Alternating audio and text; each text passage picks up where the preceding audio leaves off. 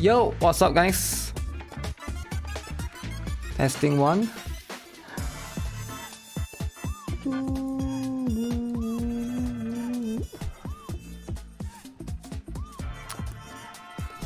How's everybody doing, man? Oh, okay, let's see. There's plenty of stuff to check out today, man. There's a lot of things. Like a lot of... oh wait. It's my category. This. What is my category right now?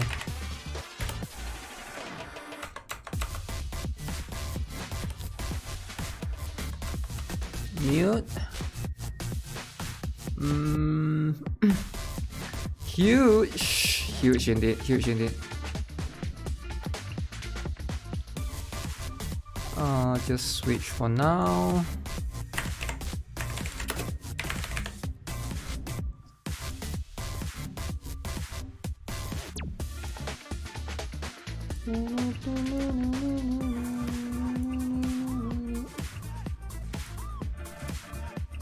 RD for counter side tomorrow?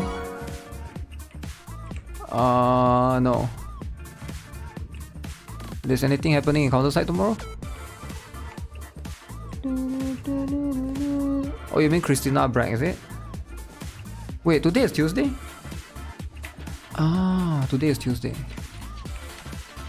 Okay, I didn't know that. Go here. Go here. Then activate it again.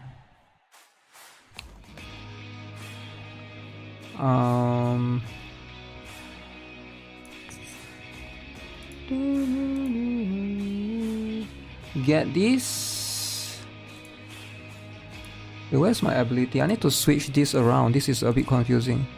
So later search, Celia absorb needs to be in the same same because they are separated. Lizardman Elta. Okay, let's see. Do you know how to scale the game display on PC? Scale the game on PC? Scale the game. I'm not sure what that means. It should be in the settings. Settings, graphics, FHD maybe?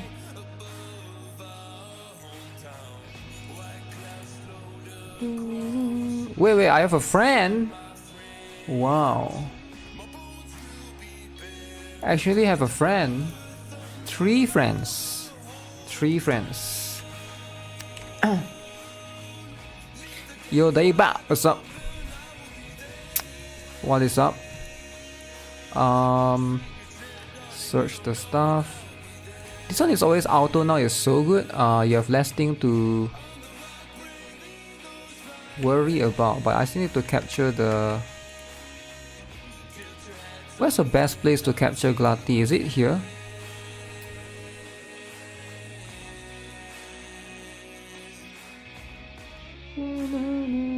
Yes, it is. Got one.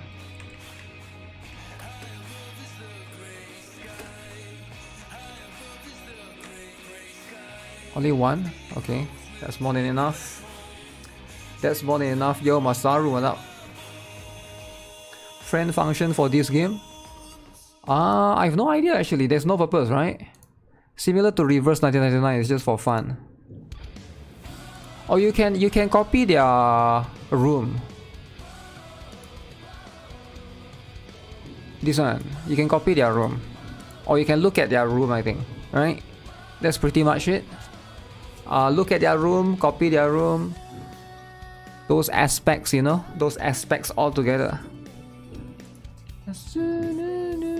Ooh, D-1. This is make sure you guys, yo, finish this, guys. Today is the last day, is it? Tomorrow. Tomorrow's the last day. So you get your free Shirazad, Dismantle, Upgrade, Refine. Dismantle, Upgrade, Refine. Alright, I'm just give me a couple of minutes. I'm just finishing up dailies, because once we jump into it, it's going to be like, holy moly, a lot of hours gone. Refine 3. Let's do this at 10. 10. Oh, that's actually good. BSB from 46 to 49%. 4 flat attack. That's actually good. Throw away something like this.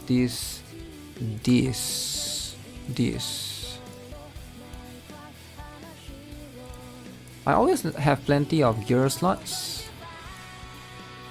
Luckily gear has no reason for me. What is this game, bro? This game is called I was about to say this game is called Hentai Dust 2.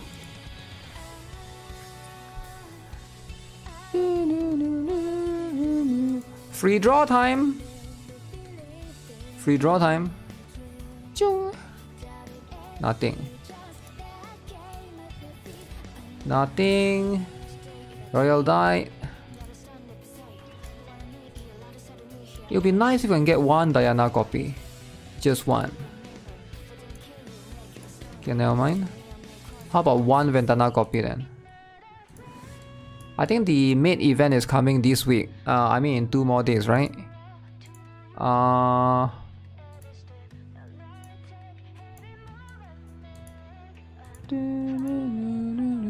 Boom.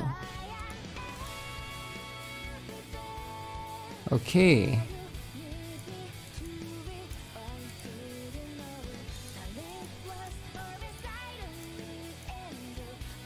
Oh yeah, I should be buying this as well.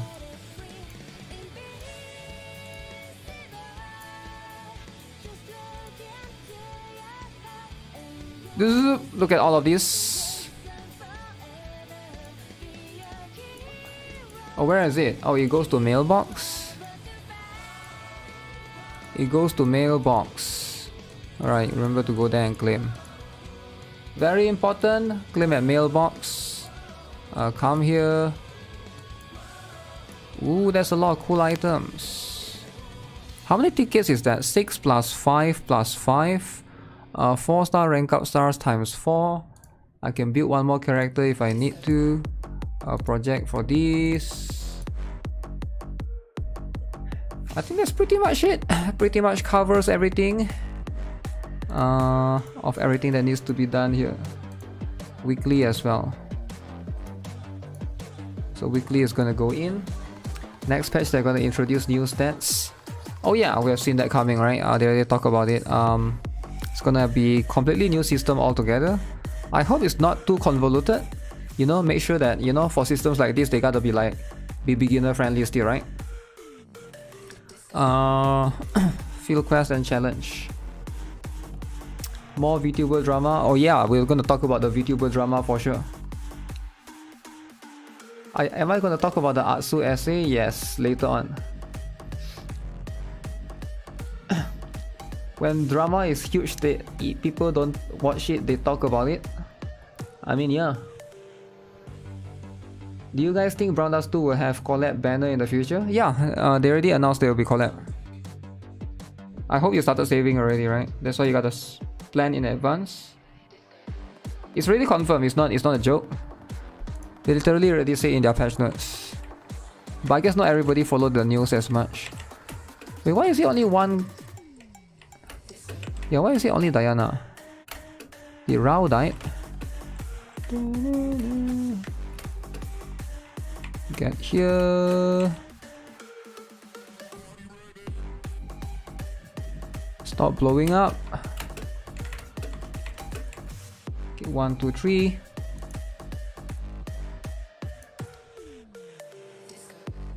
Do Fin Hunter, do challenge. That one I can just sweep. I'm gonna sweep 10. Sweep 10, we only got 5. It's so long, 13 parts. 13 parts. Damn. 43 pages though I saw, right? It's not really 13 parts. It's like I also need to do this as well. So might be in about, you know.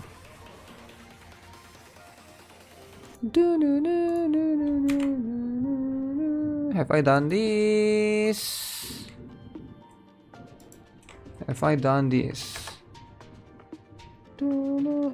What game is this? This is Honkai Star Rail. Yeah, this game is Honkai Star Rail. You know what? Let's be more efficient. While I'm doing that, I should do PvP.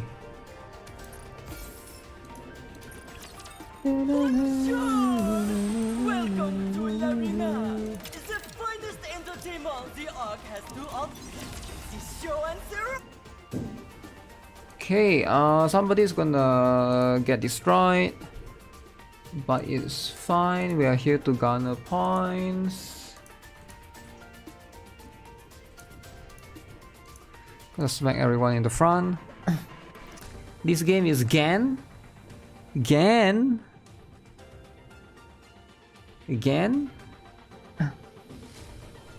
Why NIKKE creators PvP? You can't play PvP if somebody's not from the same server from you. Shield.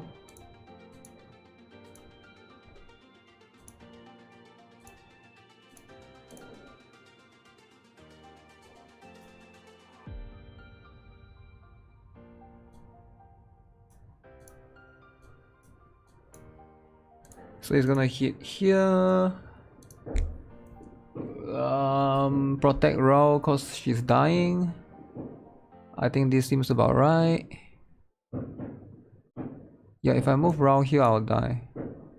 Cause he will hit here. So it should be this. Okay. I can only beat level 7 in this Fiend Hunter. That means you can beat up to level 8. Yeah, that's good. That is good enough. You still have a few days.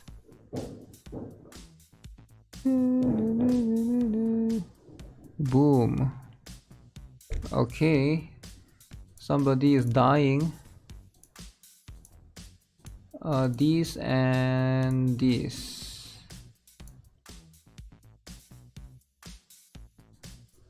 Should I just go with... Okay, somebody's gonna die now. I think Yuri is dying first. Maybe I should have do the shield later on. That didn't do any damage at all. Huh. Your best was level 2. I can't scratch level 3. You can't... Oh, wait, what? Angelica died.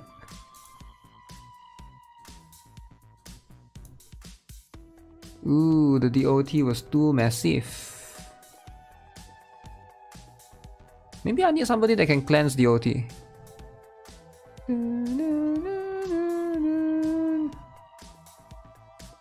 DOT needs to be cleansed.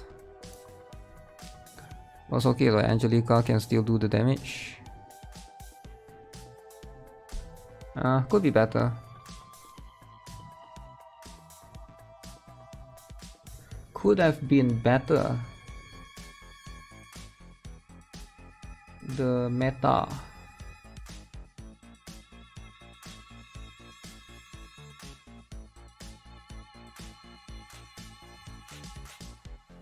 Daily reward. Oh, I'm getting my Noel today, I think. Yeah, I'm getting my Noel today. That's good. That is good. Can't wait the permanent mini game vampire like NIKKE. It's coming somewhere April, is it? I forgot when did they say that they are coming.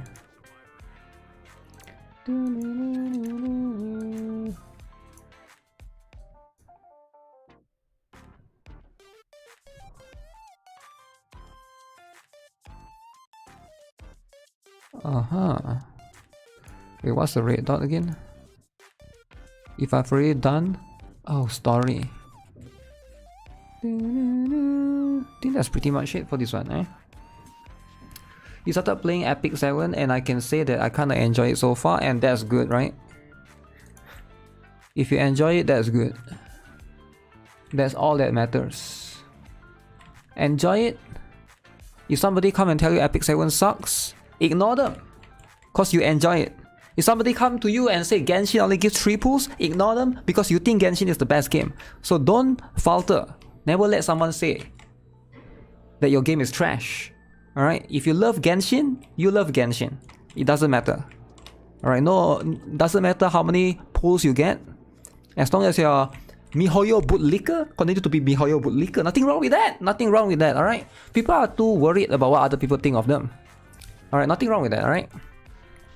Just do what you gotta do, you know? Is Counter-Strike a good game? Counter-Strike is a pretty good game, yeah, I would say. I would say Counter-Strike is a pretty good game. There's a lot of things. There's a lot of things going for it. Am I planning on the new Tower of Fantasy? November? Wait, what? What do you mean new Tower of Fantasy on November? New Tower of Fantasy on November.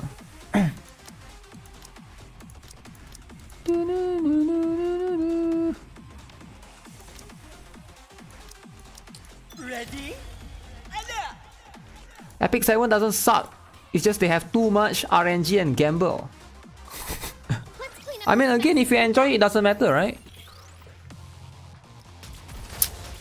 Like, don't worry about convincing others, right? You don't have to convince others. It's not your job to convince others. It's the game company to try to do that. They have to convince others by using advertisements. You're just a player, enjoy the game. Enjoy the game if you enjoy it. Boom. Get this. 4. Okay, why is the competition is getting tougher? There's something about Privacy in PvP, right? Something about I noticed her range is quite short, as in like narrow for a shotgun, which is something that I definitely noticed. So that is probably one of the more important determining factors in trying to make her perform. You're not sponsored to advertise. Yeah, people always like to do free advertisements for the company anyways, right? It's like free advertisements, and it works. Most of the time it do works. Gan is love, Gan is life. Finally, I got the chapter 17 in BA. Wow. Wow. Have I seen the new Vtuber drama? Yeah, we're going to talk about it. I saw, yeah, it was all over the place. It was quite messy. Crazy stuff actually. It's crazy stuff. Have you guys seen... Speaking of the big... I know this is all big dramas and you guys care about big dramas. Have you guys noticed the small drama recently about the Vosh being pedophile? Damn! Damn! And besides that, have you guys seen the Chainsaw Man Anya leak? And then people, the artist was extremely upset on Twitter. I think the drama is too small that only I know, nobody knows. But I will talk about it later, so that everybody knows about it. Alright, this drama needs to be heard. This drama needs to be heard, alright? I saw the Joe Biden drama as well, but that one was like whatever. I don't find it as that big of a deal. It's just a tweet, right? He posts himself in an AI red eyes picture, but I don't know why are people like upset about that. But apparently that was kind of crazy. Some people are actually upset. They dragging up small drama alongside with big drama. Small drama, big drama, everyday drama. Every day. Lolicon exposed. Lolicon exposed drama. Huh.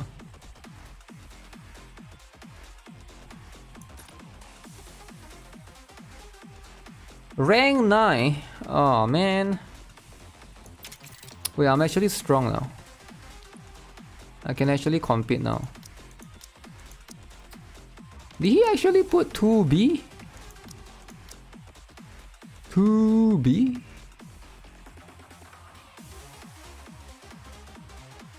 This shotgun team is kind of scary actually.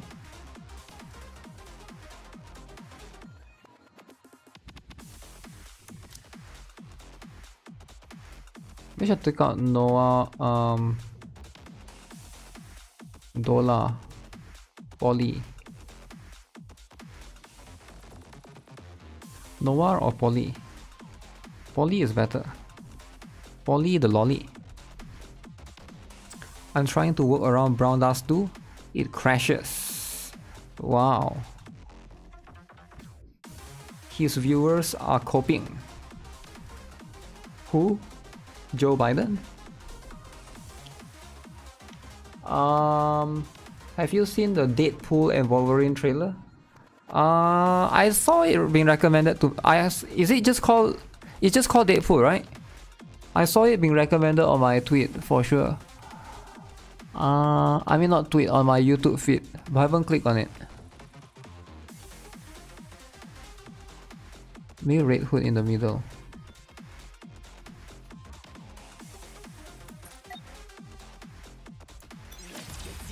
But something is off with that team. Something is off. Huh.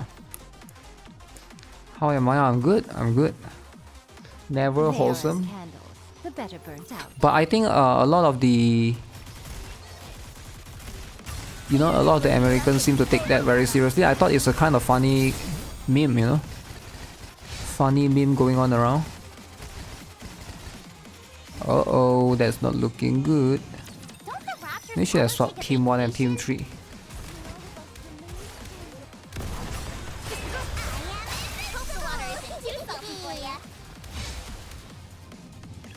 Ooh, comeback is real, man. Yeah, how is Pepper dying so fast? Oh no! What a shame! Let me try Team 1 and Team 3 swap around. Team 1 and Team 3, boom. Show and zero! If this doesn't work, I don't know what will.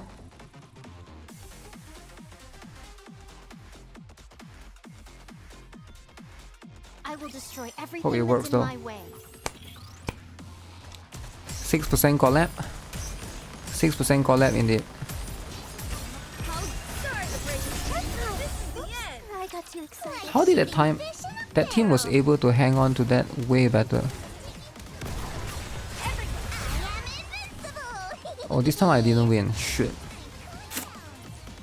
Damn. They are as Shotgun team, yeah, the shotgun team is really strong. Lady Luck is always on our Giving side. up so soon? Team 2 and Team 1 swap maybe? Only got 2 tries. 2 tries. Does anyone know when the next simulation overclock is coming? Guys, when is the next simulation overclock? Overclock these nuts. They melted? You're the only I think they did melt it. Not looking good. Enoch and I are apparently sisters, but I've never seen Enoch and I are apparently sisters. Cause they already reset the the stuff. I think it's like a seasonal thing, isn't it? They were pushing for a shotgun team. Shotgun team would never work. I said it before, it will never work. It's going to be a bore. It's never viable. The last battle is right around the corner. Even Toph herself is not a shotgun. I'm gone. By using Toph, you're already not running a shotgun team. Looking good. You're running a half hybrid team. So it's always going to be like a bit finicky, right? What is the counter meta team in NIKKE? What do you mean by counter meta? Yeah, what does that mean? Counter meta.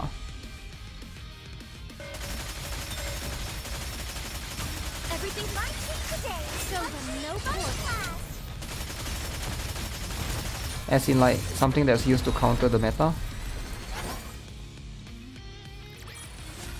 Probably Noah. No, actually Noah can't even be used to counter the meta.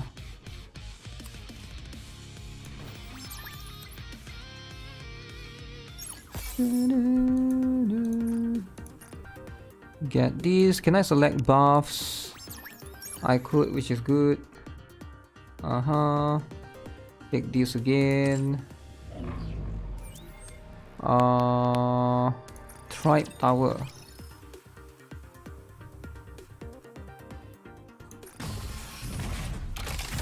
I expect your operations to be well planned. Elysian. I'll be treating this no different from real combat.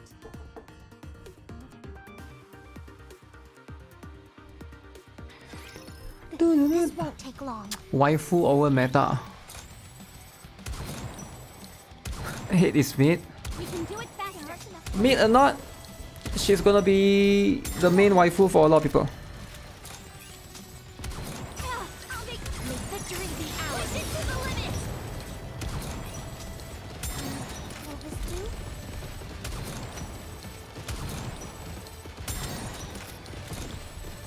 Enemy down.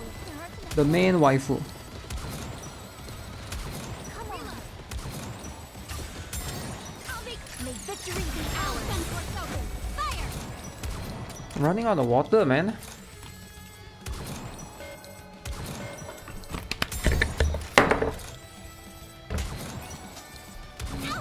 this do? Reloading. What is Squatter randomly draw? All right, let's keep going. I'll make victory be ours.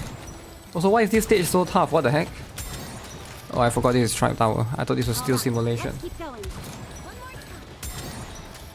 Thought this was still it. Didn't work hard enough. Have I seen Random's new video? Crosscore got censored! Ooh, censored! All the characters become smaller? Wait, really? How would they censor a hentai game? Is it the Chinese government say they must censor? Ah.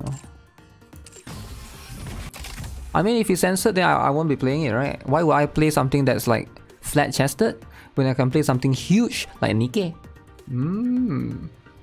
I wish I had Red Hood censor drama. I understand why companies want to censor stuff, right? Because they're trying to make more money. I mean, it makes sense, right? You're trying to make more money when you... This is like... To some of you guys, this is a game, but to them, it's like a business, right? It has to make sense. It has to make money. And if you can make more money, by staying PG is how it makes more money. But again, it's like... It's always this conversation of, oh, but kids don't have money, but it's not about kids. It's all about advertising. When you can advertise it to the public, it's easier. You don't censor, you don't launch in CN. No, even if it's in the US, if you can capture some kids as your audience, you know, why not? You get more money, you know. Look at Gan. Look at how many kids are playing Gan. Gan. If you censor a hentai game, what's the point of it being a hentai game? The point of it is not about being a hentai game or not. The point of it is you gotta make more money as a company. The companies never cared about making a hentai game. You think when a company make a game, the first thing that, okay, we gotta make a hentai game for the people. No! Nobody thinks like that. Of course they don't do it. Who thinks like that? No companies will do that, alright? With me on your team, did you expect anything else? They'll be like maximizing profit. All clear. Maximize Successful profit experiment indeed. is important. That's the part that's important. You must scam the kids. Of course. Of course. It's not illegal to scam kids. The only time that they will stop doing it is if now this is one thing that I've realized, right? You know, living in this world, if most companies, their objective, if they can try to do something that's like borderline illegal, they would. They should. And most companies are going to do that because it's going to be what maximizes profit for them. I mean, I'm not saying they should, they will, alright? It's something that most companies will do. I'm not talking about illegal, but I'm talking about borderline illegal. Something that's like very, very borderline, almost gonna get you like in trouble, but not really. It's like a gray area where the law can't do anything to you. And yeah, it just makes sense. It just makes sense. Make a hentai game for the Kumers? It doesn't matter if it's for the Kumers or not. Because the Kumers are not going to spend. The Kumers are going to be free to play, by the way. Free to play. How many of you guys play hentai game? But you're free to play. Come on, be honest. How many of you guys? Free to play in these hentai games. And it's just not profitable. It's super not profitable. I think it's a waste of time. Build you everything you need. Legal but unethical, yeah, that's what I'm trying to say, right? For example, like a lot of companies, they use like ways to like you know, use unpaid labor for some of their things. Some even using kids, right? In like China and stuff. 1, 2, boom, get this, water. Barely legal. Barely legal. Are you looking for something? Which is why the government has to regulate them, right? And I do think that it is... A lot of people don't like China because the government is too restrictive. But I do see some good in it, because when governments regulate things, it does make it like, okay, so you have the standard of something that you have to follow. If you are too lenient, you know, it's gonna be like where everyone gets scammed. Because I mean, not everyone, but the stupid ones, right? The smart ones probably won't. But yeah, it's sad. It's just how it is. Target audience are rich kids with mom's credit cards, and there's a lot of those. There's actually like a lot of those that would be willing to spend a lot. Too lenient equals to NFT. NFT never got regulated. That's why so much scams happening. And that's what I'm talking about, right? Something that's like borderline illegal, but not really illegal. Because NFT is not really illegal. You are allowed to do it, right? And that's how people get away with scams. That's how Crypto Zoo came to be. Crypto Zoo. And I don't think they can ever touch Logan Paul, right? He already got away with millions. And not just him, I know there's a lot of other, like the apes one and some stupid ones.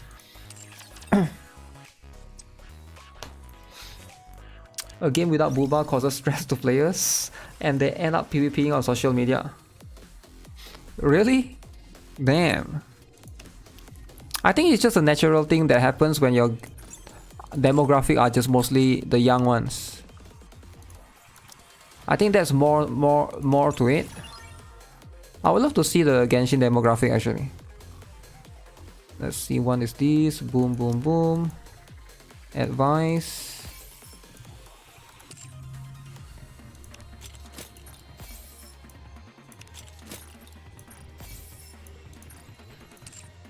I've done that. I've done this. Depends on the situation. Not all are bad. You're talking about the government regulation? Usually it's Now it's hot springtime.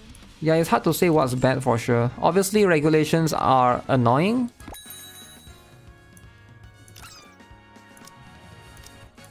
Fancy a drink. And inconvenient, but it needs to happen sometimes. Wait.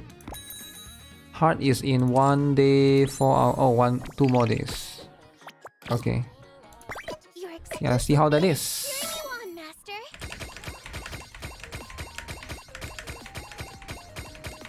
Fever time. Super fever time. Vegetables everywhere as far as the eye can see. The ultra fever. Too many orders. Why would anyone order so much dessert? Oh crap. Misclick. It's starting, Master. It's starting. Cheeky, they go and put one in between. This is amazing. Looks like all my encouragement is working. We're gonna be closing up soon, Master. Wait, what I press? A little bit of blood for my hard-working Okay, I'll take that. Soda is too big for me. Soda is too big. But you don't get to you don't get to choose how big you are. You get what I'm saying? Sometimes it's just what it is. Regulation for monetization is good, but for art it's drama. For monetization is good, but for art is drama. But doesn't those two go hand in hand sometimes? Like people make art to monetize it. So yeah, it does happen from time to time, right? Claim this last one. Claim this other one. Advice. The last thing to ever do in NIKKE. I heard there's a Pretwen drama recently, is it? Is it true? What Pretwen drama is that? I think it's for Honkai Star Rail. I saw Pretwen also has AFK Journey. I might consider playing that one once it comes out. Honey. Honey is the right choice. I cannot allow myself to be conquered by you like this. How many of you guys plan to play AFK Journey? I think AFK Journey might have some drama.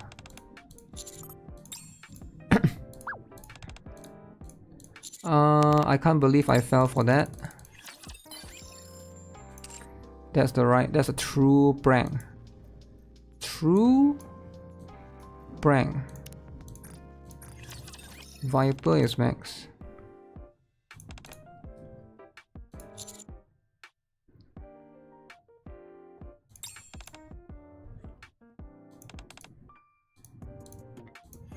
Jin is his bodyguard, right?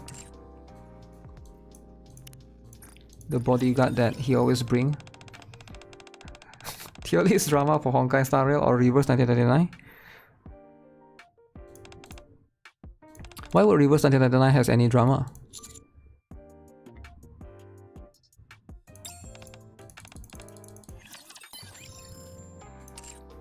Poor N102, she lost her memory and nobody could recognize her. Shower twice. I remember that one. What else? Freema. Freema is easy. Customer today difficult, annoying. Let them have it next time.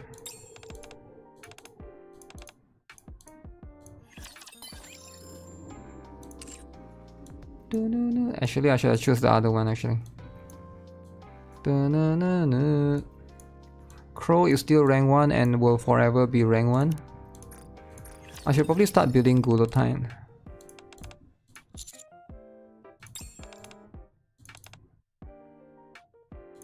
%300 salary.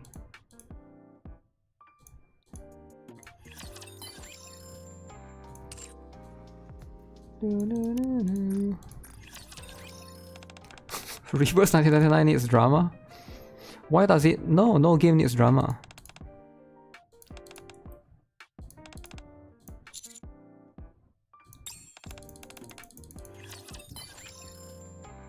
She agrees, but she disagrees. How does that work? Have I maxed out Snow White? Okay, Snow White is gonna get maxed out soon.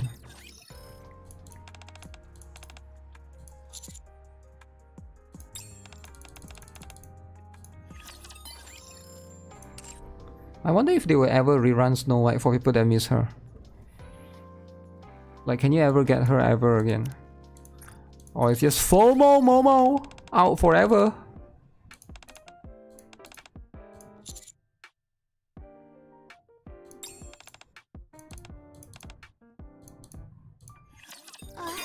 Oh boy.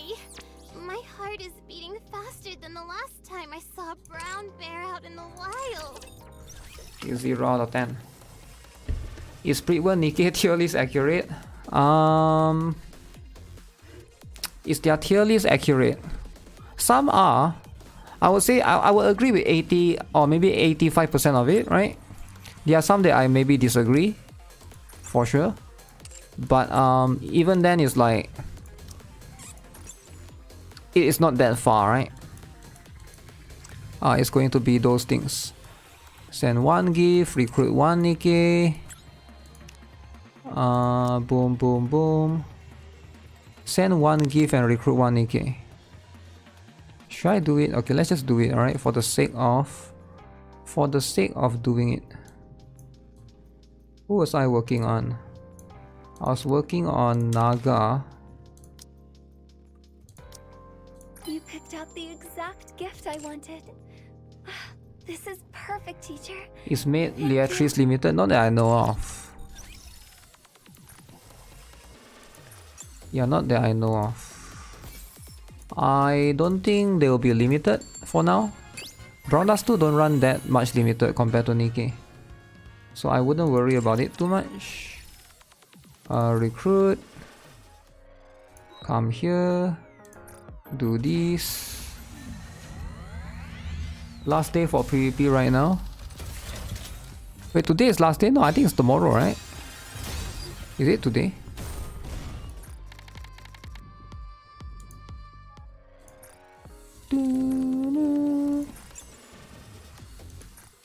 I thought we got one more day.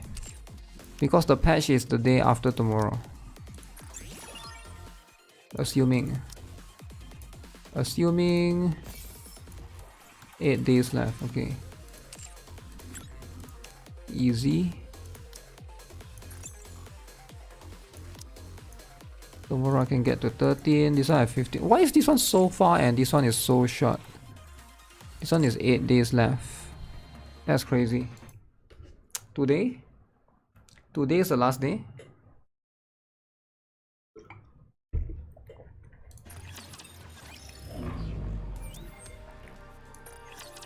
Welcome to El Arena! We have a star in our midst. Wait, then we have one day of nothing?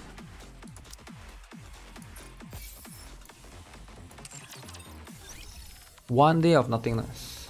Huh. You want Brown Dust 2 to rerun? 2000 gems easy. Easy 2000 gems. You started after Justy and Sherazad.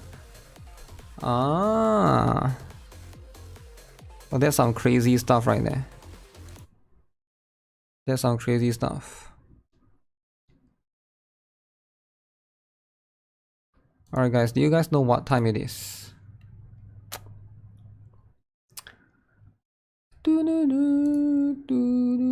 Huge. Huge.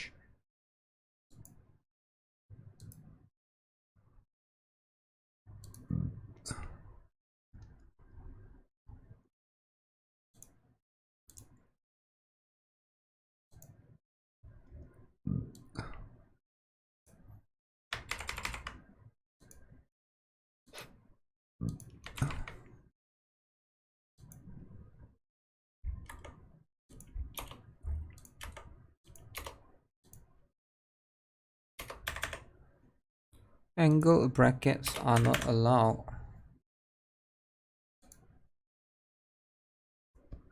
Okay, I see how that is. Time to use Thunderbolt to beat kids on CS? What? What's my opinion on the new Awakened supporter in Counter-Strike? Wait, which Awakened supporter? Christina Bragg or the other one? If you're talking about the other one, I'm not too aware of that. Is Idol Ventana worth pulling for, or is she a skip? Every character is worth pulling for in Brown Dust 2, right? But it's just if you want to pull for limited characters or not. That's just pretty much it. Wait a second. Who is this dude? Okay, we're gonna check out this particular one. This drama. Drama, guys.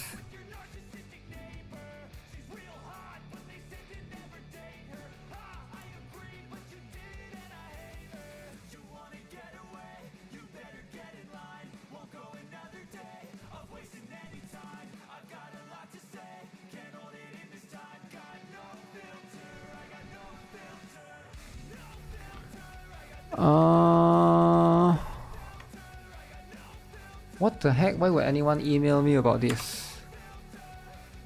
Reddit, Brown Dust 2. Skill cutscenes 1 step forward, 2 steps back. What is it about?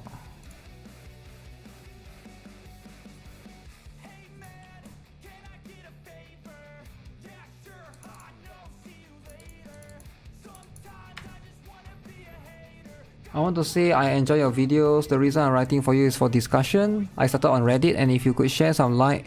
I noticed that from time to time you make videos about Reddit posts. I don't know if you'll find my post interesting enough to make a video. I would love to hear you and your friends' opinion on the topic of Brown Dust 2 skill cutscenes. Even if my post is not interesting enough for a video, I would like to hear you in this message and what are your thoughts about it.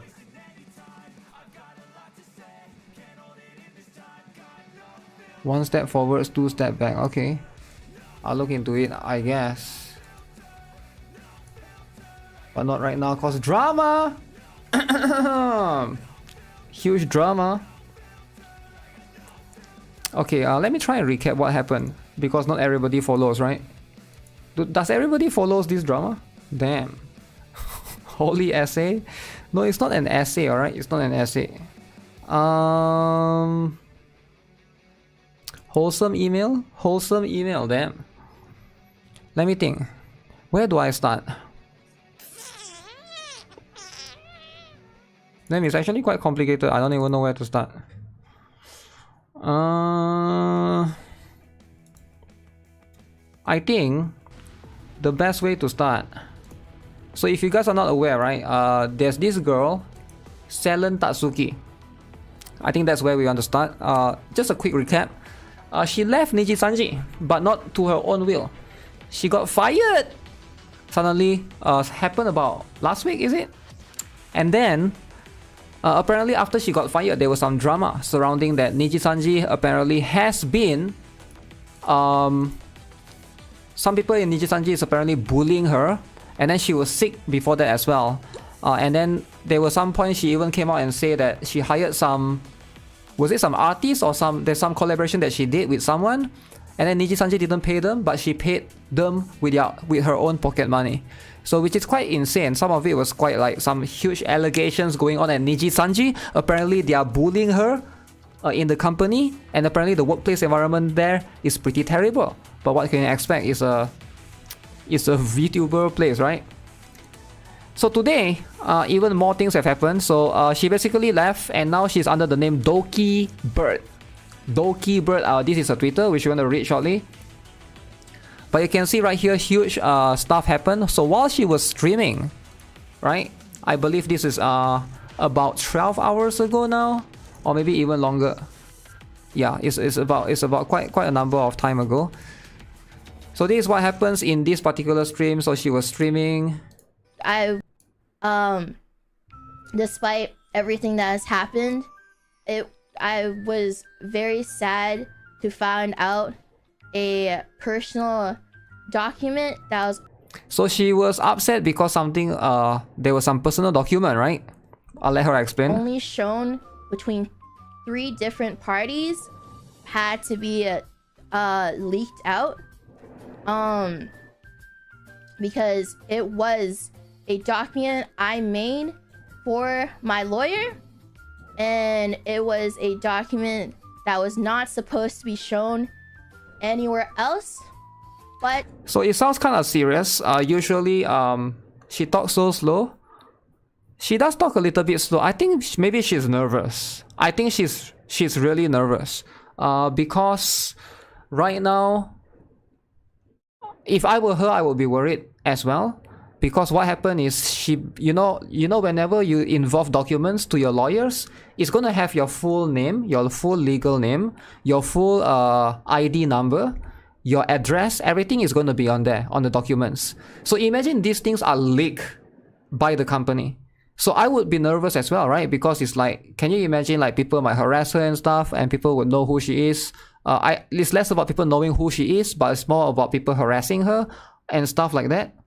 So I can see why she's a little bit nervous right now, and she's like kind of upset with this situation. If anyone were in her spot, I can see why this is extremely upsetting. Because when you are working with a company, obviously when you have any document that involves like lawyers, it should be between you and the lawyer and the relevant parties, right? It shouldn't be leaked out in any capacity, you know, in any way, shape or form. To me and my lawyer, and to the lawyers on the other side, and we were promised it was not to be shown anywhere else. So apparently they were promised to not show any of these documents anywhere else. Again, it's not about the content of the documents, but it's more about, you know, when these documents usually have the real name, the real like ID number, you know, social number of the person and their address as well. So ideally, this is going to be something that's like kind of a legal issue, I think. I think if she is in the right, she can actually sue the company, because no company should leak those things. If you guys work for a company and the company go and leak your personal info, I think you guys have a right to reserve to sue the company. I guess it depends on the law of that country you're in. But as far as I know, in most countries that's illegal, right? Am I crazy? The fact that there could be some countries out there that's like, oh, it's not illegal, you can do that. But I'm not sure, right? I don't think that in most countries that should be illegal. And this was a document that was made that was supposed to help me figure out what was going on between me and my lawyer, and to see if things that were happening. So the document is supposed to be between just her and the lawyer. And then we showed it to the lawyers just to see if like they can figure out if what was going on was actually happening. True. And we were promised it was never going to be shown anywhere else. But so the fact that this has happened really messes me up, because I have said that I felt a very lack of trust for a while, and I'm just left speechless that my trust has been broken again regarding what I've thought was kept private. Again, this is a very serious issue, right? Like for me, even as a YouTuber, sometimes when I want to like, if companies reach out to me for sponsorships and they want to like sign NDA and stuff, I also have to include like my real name, ID and everything, right?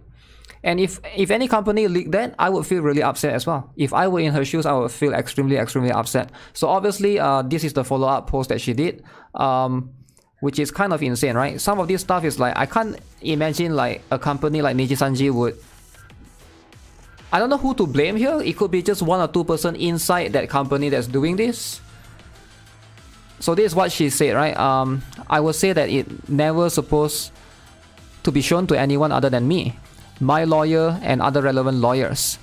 These are all the private documents with my own personal information, and was used as a legal document to help my lawyer and document my thoughts, plus was never supposed to release anywhere else to any other parties outside our legal department.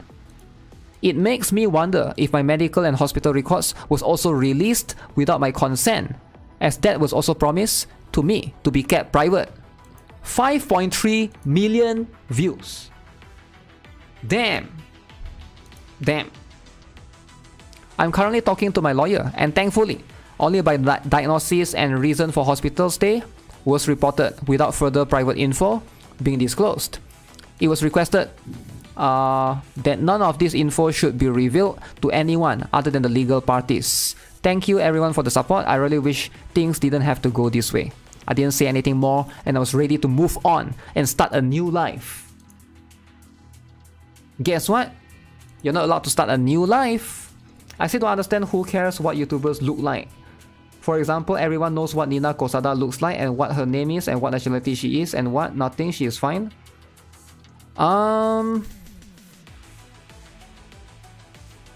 It's less about what people look like, but more about people that don't want people to know. Some people just don't want people to know.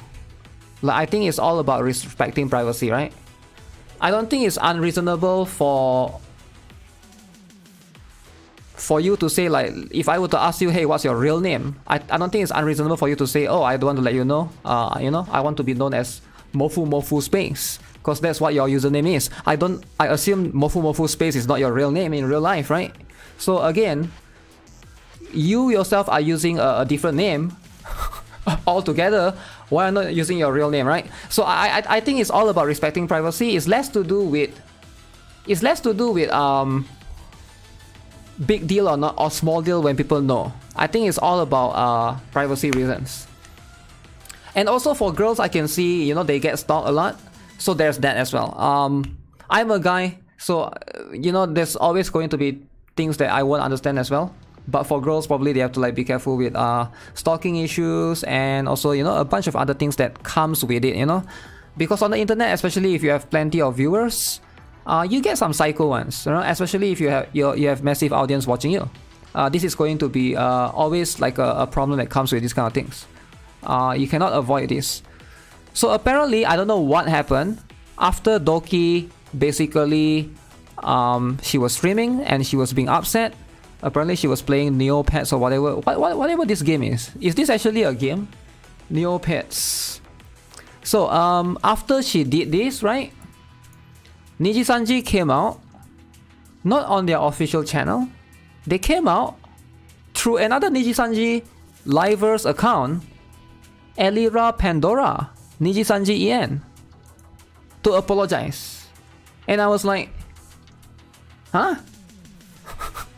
I was like, why didn't they apologize publicly on their own channel? Why are they using another VTuber from Nijisanji?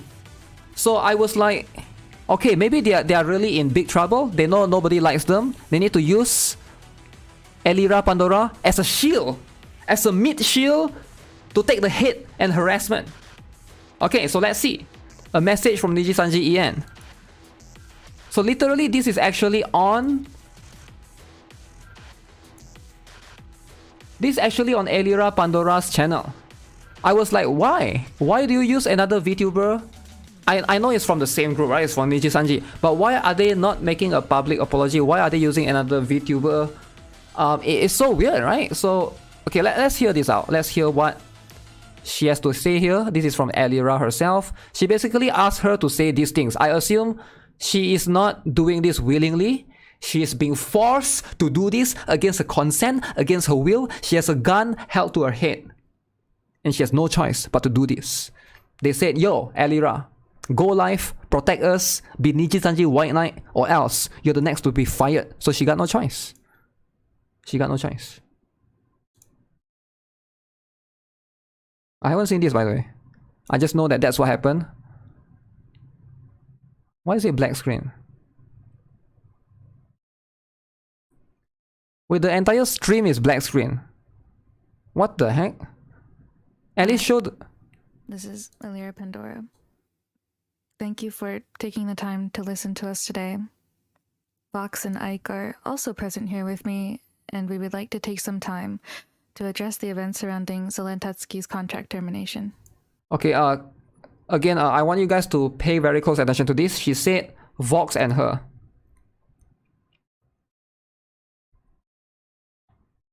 Hi, this is Elira Pandora. Okay. Thank you for taking the time to listen to us today. Vox and Ike are also present here with me, and we would like to take... So I don't know who Ike is, but I know who Vox is. So Vox is another VTuber. So let me see if I can show you. Vox, Nijisanji is this one. Another Nijisanji VTuber, right? So again, so you can see all of them are like present to try to make this apology on her channel to address the events surrounding Selen Tatsuki's contract termination. Okay, so Selen Tatsuki is Doki Bird before she was Doki Bird. So she's the one that got got kicked out, got sudden termination. Hi everyone. Hello. No to face. Preface, we have discussed with NIKKE staff and our legal team about what we are able to say. So NIKKE is the publisher of Nijisanji. They own Nijisanji. So Nijisanji is like a brand under them. I was confused as well. So NIKKE is the the team behind Nijisanji.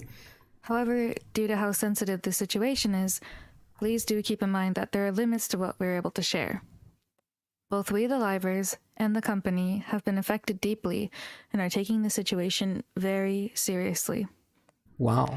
Everything that'll be discussed has been approved by our lawyers or is based solely on our personal experiences. I feel like they should have show their faces. What do you guys think? I mean, I know they are VTubers. I'm not showing their real faces, but showing the VTuber avatar faces. Why is it black screen, right? Anything is discussed. There is something very important that we, Nijisanji En, feels need to be made very clear. Okay. All of us do not condone harassment of any kind to any of the parties involved. After discussion with the members of Nijisanji En as a collective, I volunteered for my channel to be used for the stream. Additionally, I don't think she volunteered at all. I don't buy it. I don't buy it. Nijisanji En as a collective, I volunteered for my channel. She said I volunteered for my channel to be used. I don't buy it. I think somebody in Nijisanji forced her to do it. To be used for this stream. Additionally, like, why would she talk about this drama? This has nothing to do with her. Why would she volunteer to talk about this drama? Like, it doesn't make sense. It doesn't make what? Oh, I'm going to volunteer and talk about this drama. Let's go. Let's use my channel. Like, unless it's like a come on. She never talked about this before. She's all the while she's like an innocent VTuber. Suddenly she volunteered to talk about drama. We've been told that there will also be a video releasing regarding the situation from Tazumi-san directly a few hours following this stream. But what we say on this stream is our own words and our own feelings. No, it's not. I don't think it is. I don't buy it. I would like to first apologize if my silence on the matter has caused any worry.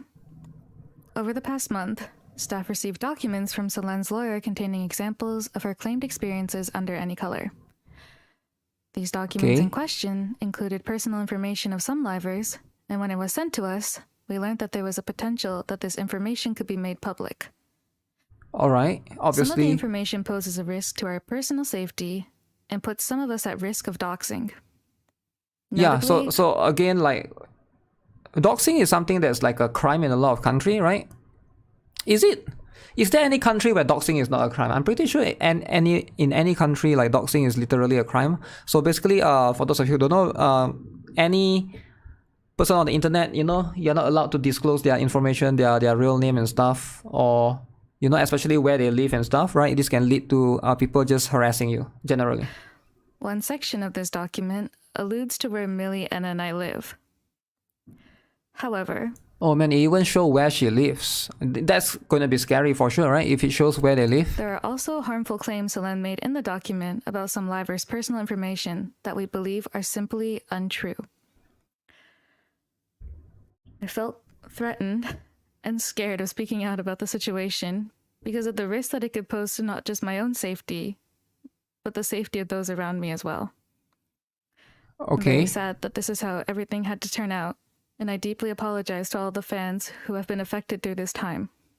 How did these documents get leaked, actually? It's just... When Selen had posted the tweet about her cover being privated, several EN members reached out to Selen, and we expressed our concerns. We were genuinely concerned, and we wanted to understand the situation, as we were all in the dark about it. By the way, the cover being... that was back then when Selen Tatsuki, or in this case, Dokibird right now, she made the cover. I believe that the cover also has a bit of drama, right? For context, it's like she basically released a cover, and then there was a drama surrounding it. Then they have to private the cover song. Cover as in cover song, right? She released a cover song on her channel. She notified all of us. I'm not sure if it's already out or still. We immediately reached out to her, each other, and her manager to confirm her safety. Her manager also immediately reached out to her and her emergency contact and kept us updated throughout the entire situation as well. It's been a very tough time for a lot of us, and I'm honestly not sure what else to say, but thank you again for everything, for waiting, and thank you. That's it? Thanks, Alira. No worries. Yeah, it has been a really, really tough time, and it's had an effect. I've noticed it's had an effect on everyone. It's had an effect on me too. So I'm joining this stream to talk about my experiences with Selen, to lend some of what I know to help Why is this people dude's voice so understand the context soft? of this a little bit better. I know that a lot of you watching are going to have your own views and opinions on the situation, and so all I would like to ask is that you can take the information that I'm going to present at. Let me see face value, if you the chat. So, Chat very respectful. this Scripted. recent situation began when Selen I claimed listen on first. Twitter that her most recent Victim song blaming? cover had been Question made mark? private by staff, and she gave no context or reasoning as to why.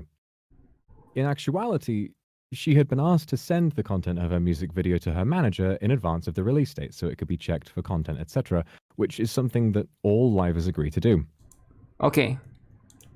So this is in context to the Selen Tatsuki's, I believe, the cover song drama. She's supposed to send it to her lawyer to check first, is it? So cover video check, 24th of December 2023. And then, hi Selen Tatsuki, sorry for the late reply on 25th. Since this video is included some of the ex-livers, it will cost some time for me to get confirmation. The audio is okay for me.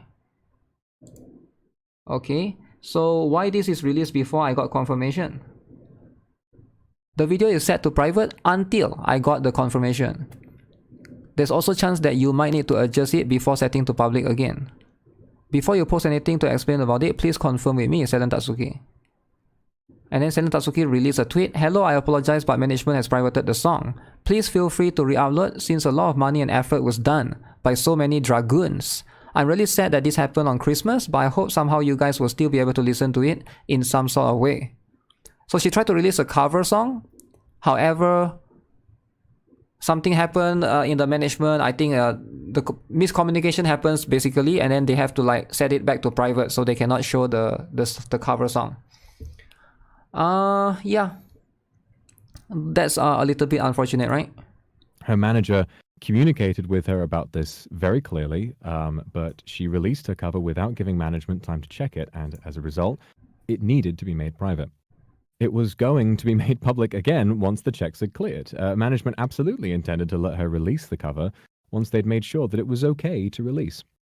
This was one of the drama, by the way, before she was terminated, right? It's very important to establish this pattern of events had happened before on multiple occasions, including her Fall Guys tournament in August of 2023, a voice pack in May of the same year, and an outfit contest also in May. In each of these situations, Selen would be working on one of the projects I mentioned. She'd be given clear communication about confirming certain aspects with staff, as all other livers receive and comply with. And each time, she would refuse to cooperate. And when staff would react appropriately, she would make public statements that would hurt NIKKE's reputation. And as these situations kept occurring, myself and other livers felt very upset and anxious. We felt that these statements harmed all. So basically, so my guess is she got bullied because of that. Maybe that's how somewhat like some of these livers did not feel like she was being fair to NIKKE, and therefore she was being bullied by them. How would he know any of this if it was between Selen and her management? Because they told him about this right now, I assume. All of us as a group. As a group. Excuse me. So, it's this context that I hope explains why myself and some other livers decided to approach Selen and ask about her handling of the latest situation. So because they approached her, which is why she felt like she was getting bullied. Is my guess. That's my guess, alright? Obviously, there's no proof of that. But it's probably this leads to the part of... I can see some conflict in between the company for sure. Was her cover being made private. So some livers, myself included, asked Selen why she tweeted about the cover in the way that she did, expressing that we felt it was unnecessary and harmful. Harmful? According to Selen's lawyer, it's this event that they claim to be a build-up of, and what they claim to be a build-up of past experiences that led to accusations made by Selen that she was bullied and harassed. Bullied and harassed. As you can imagine, this is incredibly serious, and I want to state that throughout my friendship with Selen, I did my best to support her in private and talk to her about any problems she might have been having whenever I had the chance. Having thoroughly She got reviewed the thrown under the documents bus. sent to NIKKE by her lawyer, and based on what I know personally and have been told by Selen as her friend, myself and other members vehemently believe these claims to be completely untrue. Wait, why does this guy, which is another VTuber, it's this event that they claim to be a build-up. Why is he the one reviewing these documents? And what they claim to be a build-up of past experiences that led to accusations made by listen to that this, she right? was bullied and harassed. As you can imagine, this is incredibly serious, and I want to state that throughout my friendship with Selen, I did my best to support her in private and talk to her about any This is Vox, right? The person speaking is Vox, right? Or is this a management guy? problem she might have been having whenever I had the chance. Having thoroughly reviewed the documents sent to NIKKE, So this person is the one reviewing the documents. Huh. Very interesting. So he's the one that's reviewing the documents sent by her lawyer, and based on what I know personally and have been told by Selen as her friend, wow, myself and other members vehemently believe these claims to be completely untrue. I feel very confident in saying that the way I and other livers communicated with Selen about this incident was fair and reasonable, especially considering our built-up anxiety. So why does Vox, another VTuber inside Niji-sanji, why is he the one reviewing documents? Is he also a lawyer? Is Vox also a lawyer in real life? I'm super confused. I thought Vox is just a VTuber there, but why is he the one reviewing these documents? Over this repeating pattern of behavior. In my opinion, I do not think that it was a form of harassment. Also, in they should have lawyers doing that, not a VTuber doing that. It stated that Selen had secretly recorded me in a private voice call without my knowledge or consent. Now, I have absolutely zero memory of what I might have specifically said in that recording, but we know it was on the topic of the tweet that I had made around the time of AR Live's cancellation last year. From what I know, based on this document, Selen had wanted to use this as proof of staff showing favoritism for some members over others, as at the time I wasn't reprimanded by staff having made that tweet. I followed this issue up with my managers, and I was told that they didn't reach out because they didn't want to cause further controversy at the time.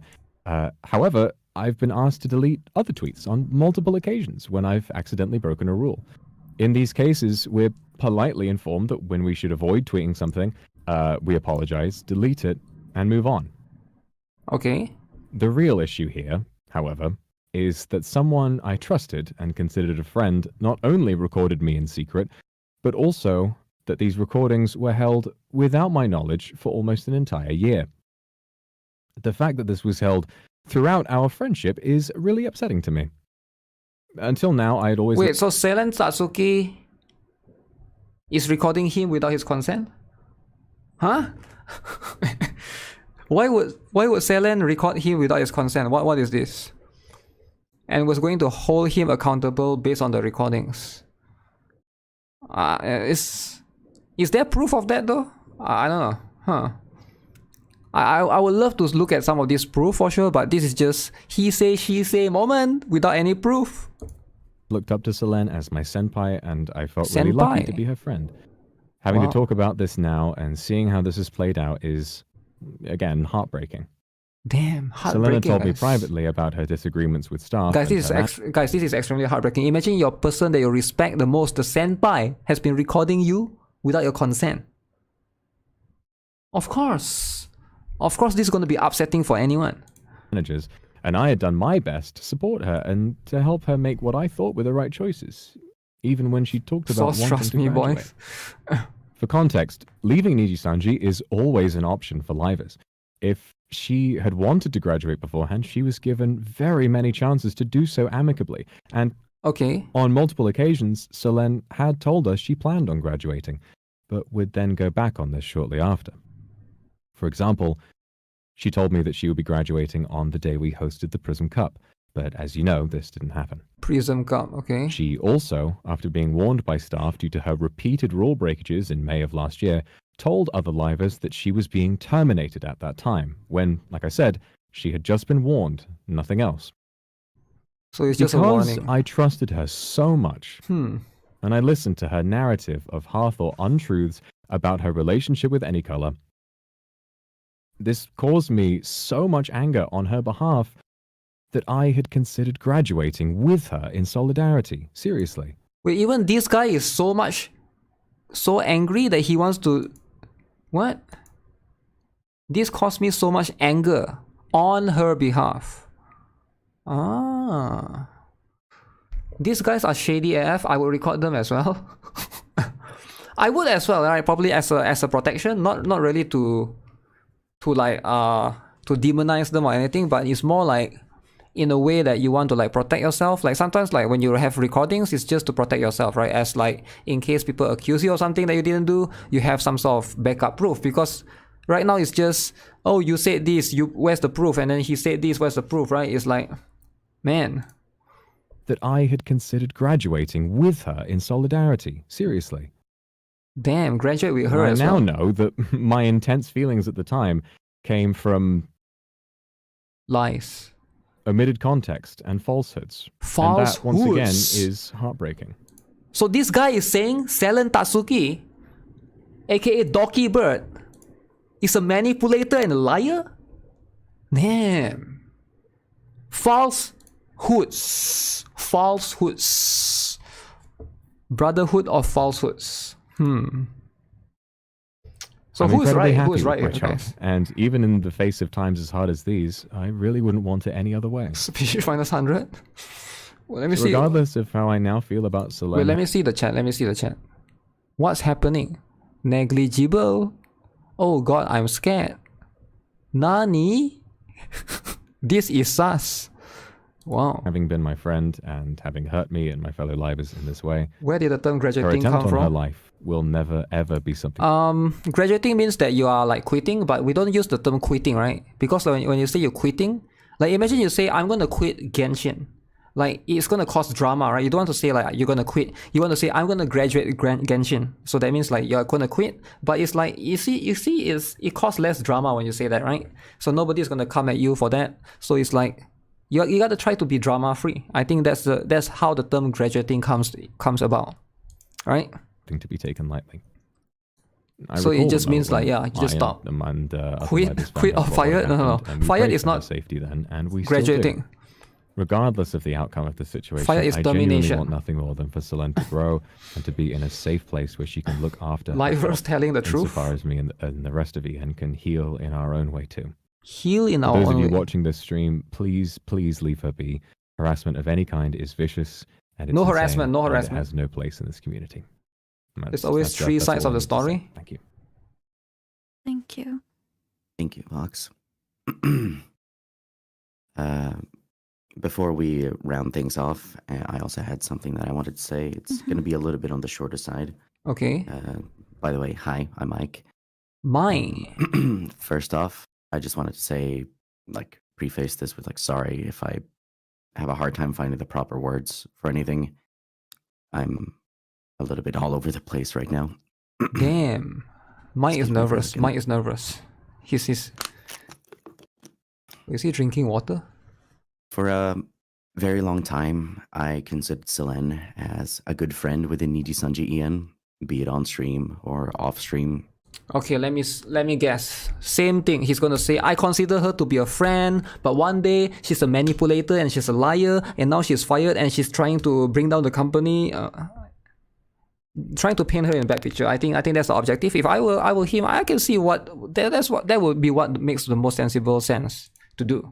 We always managed to get on really well. So that's why it was so shocking for me to learn. Okay, that she was a liar. Had received these documents from Selen's lawyer. Wow. Learning about what was contained within these documents was, to me personally, incredibly saddening. Saddening, of course. Knowing that someone that you trust said within the document doing this. Were coming from the very same person that I call my friend. Was hurtful and I knew he was gonna say that. He's gonna say this person used to be my friend, but now this person attacked my company. Of course. I can see why they're upset. In a way, disappointing. I Disappointing. really don't know how to describe. Not only because of it made me now re-examine our The other entire one's trying to friendship, manipulate. No. but His primarily friendship is being because manipulated. The document contains some information that we believe is incorrect, that could be harmful for us, and it's just private information that is very terrifying to Comments disabled for the video? being, No, it's not. shown before you like that. Yeah, it's not. Right now, we're all very stressed. Very But stressed. In spite of this, I feel like the public deserves to, at the very least, be aware of the existence of these documents, as well as of some of its contents, for the sake of transparency and honesty. We understand that the past week of radio silence has been really difficult for all of you, but please rest assured that we have been working very, very hard to try and understand what it is that we can and cannot say about this. But we wanted to make sure that what we shared was as much as we were able to share. Within Nijisanji En, everyone always makes an effort to make sure that anyone who wants to be included in something has the opportunity to do so, whether that be online or offline. They're trying to be persuasive? Huh. And all of us will continue to do our utmost to provide a safe and fun environment for fans Safe to and enjoy fun? together. Let's go. And lastly, to round this off, I want to reiterate, please Do not harass. spread hate I knew to it. anyone involved in any way, shape, or form, or anyone in general, honestly. Yeah, guys, stop it, alright? Stop We ask spreading. that in these hate. times you allow us to continue Let's our just take the activities popcorn. without asking and us just eat for it any yourself. additional information about Okay. the situation. At this point, it's an issue for the lawyers, Okay. and we ask that you Is do he not reading a pressure script? any of I us think to he discuss is. the I matter think he beyond is. this point. Please reach out to any color for contact regarding anything else. And I think that's everything from me. Thank you all for your time. Thank you, everybody, for your time. Thank you. Okay, this is a pretty interesting apology video, right? Usually when I see apology video, you can see them crying and stuff, but this one is like just black screen. I'm looking at black screen the entire thing. So I'm just listening to their voice. And I get it that they are VTubers, so they can't really show their real face, but why not just show the VTuber avatar? But okay, let's have a look. The whole don't spread hate, but screw F Selen is kind of a weird path to take in a stream. Jesus. Legal documents concerning my contain my legal information. This is obviously an attempt to dox me, despite the fact that those documents were only supposedly to be seen by the relevant lawyers. I don't think Nijisanji could have handled this situation worse at any point. It's kind of impressive. 19,000 comments. Damn. Hello. Oops. But yeah, I'm surprised. Why did they ask her to do this? I'm very, very surprised. Why Nijisanji is asking a random... I mean, not a random, right? She works for Nijisanji, I get it. But why Elira Pandora is the one that needs to do this? I think she's gonna... I think people are gonna hate her now. I don't believe them. There's no ukulele. Ukulele. Look, she's here playing Final Fantasy XIV, Valorant, Sleep Deprived, Yippee! Apollo Justice, Ace Attorney, Monster Hunter World, Grand Blue Fantasy Relink, Dead by Daylight, Grand Blue Fantasy Relink, Pokemon Violet, Little Company, and then suddenly, a message drama from Nijisanji. Ooh, serious stuff out of nowhere. Okay, very, very serious. Everyone is disgusted because their intentions are obvious. She was in the legal document probably because she's one of the bully. So Elira Pandora is one of the bully. Is the one bullying Dokibird? Actually, based on what I disagree, right? If you watch the entire, we just watched the 15 minutes live stream. She was the one that's she used to think Dokibird as a friend. Selen Tatsuki used to be the friend. Didn't you hear what they say? They used to think of her as a friend. But now she betrayed them. So it's just like, it is what it is, you know. Okay, let's look. There's more update, is it? So let's see. I'm gonna read that, but apparently they even came out. Nijisanji EN official came out and made a statement. Okay.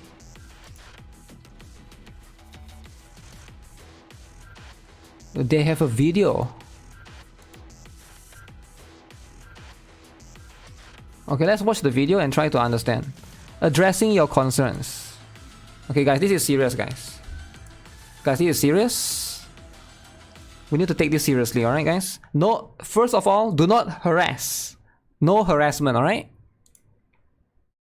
This is very important, no harassment. Is this on YouTube? It is on YouTube. Can I just go to YouTube?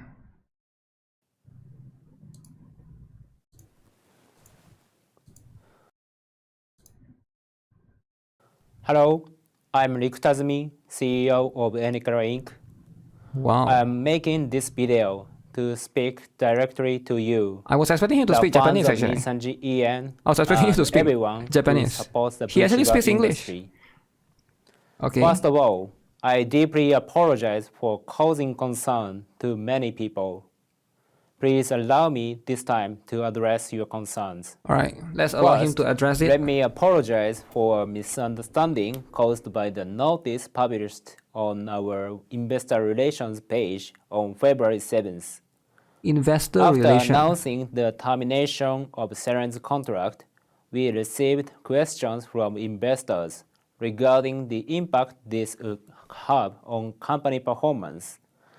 Oh, I saw this. A lot of people keep showing this. If you go to the, you can look at some of the stocks, right?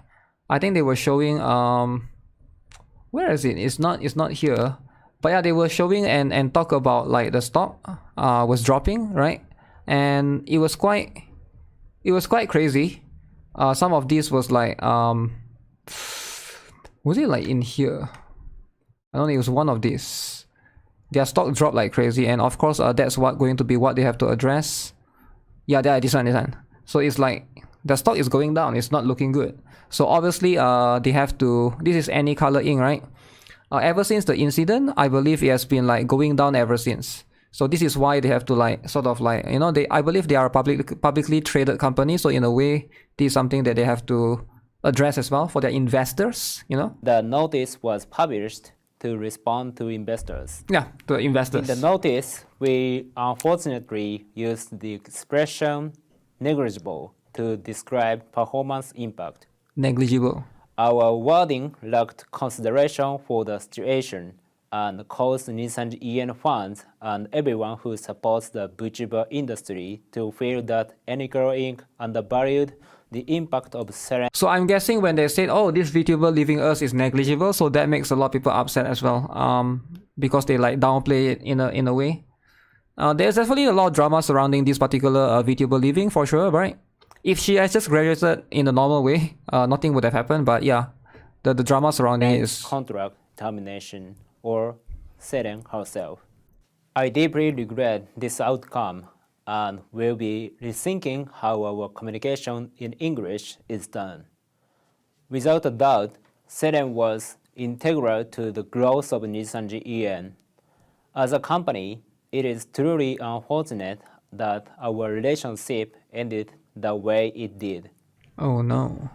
We regret that the notice we published on February 7th was worded this way. We made it sound like our company does not value the hard work of our rivals. I deeply apologize. Next, I will address the feedback to our announcement which led to the idea that NIKKE Inc. may not be providing a safe environment where the rivals can maintain good mental health. Okay, so this is the part where they were accused, you know, like the bullying environment or the working environment in the Nijisanji is not, you know, it's not good for mental health. We take full responsibility for this situation, where not only NIKKE Inc. but also our rivals are receiving hurtful messages. Damn. I deeply apologize to our rivals and to everyone who supports them. Company actions have led to the distress of our rivals, and we are taking this situation very seriously. Very seriously indeed. Please understand that some rivals may choose to temporarily step back from social media. The management team continues to communicate with rivals to provide any and all support in every way they can. We will be implementing several new internal systems to ensure that the rivals can resume streaming activities while maintaining their well-being.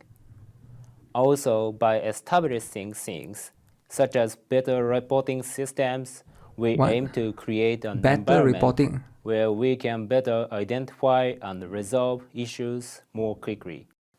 Next, I would like to address the concern that has been raised by fans who have been supporting the Vtuber community regarding whether NIKKE Inc. has been supporting Nisanji EN. So this is for the EN division, right?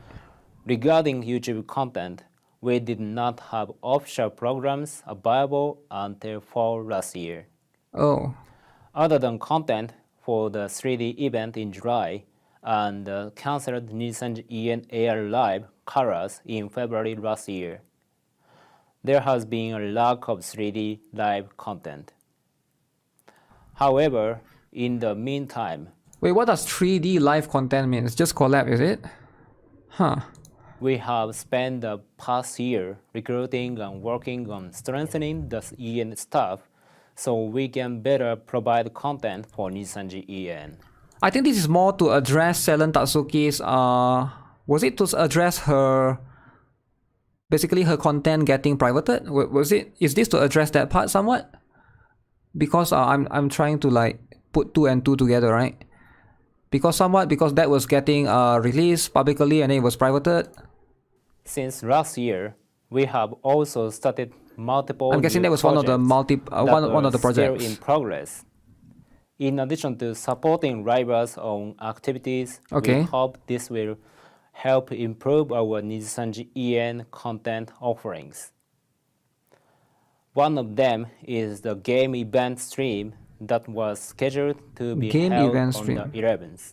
However, considering the situation after recent events, this event is being delayed so that we can properly direct our full attention to reviewing and ensuring the quality of our rivals' well-being.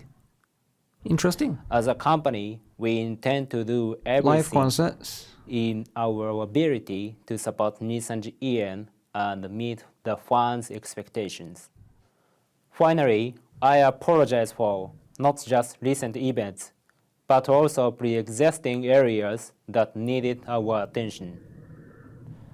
Our rivals are irreplaceable, each and every one of them. Wait, how many livers are there for Nisanji EN? Are there like more than 20? I assume they are, right?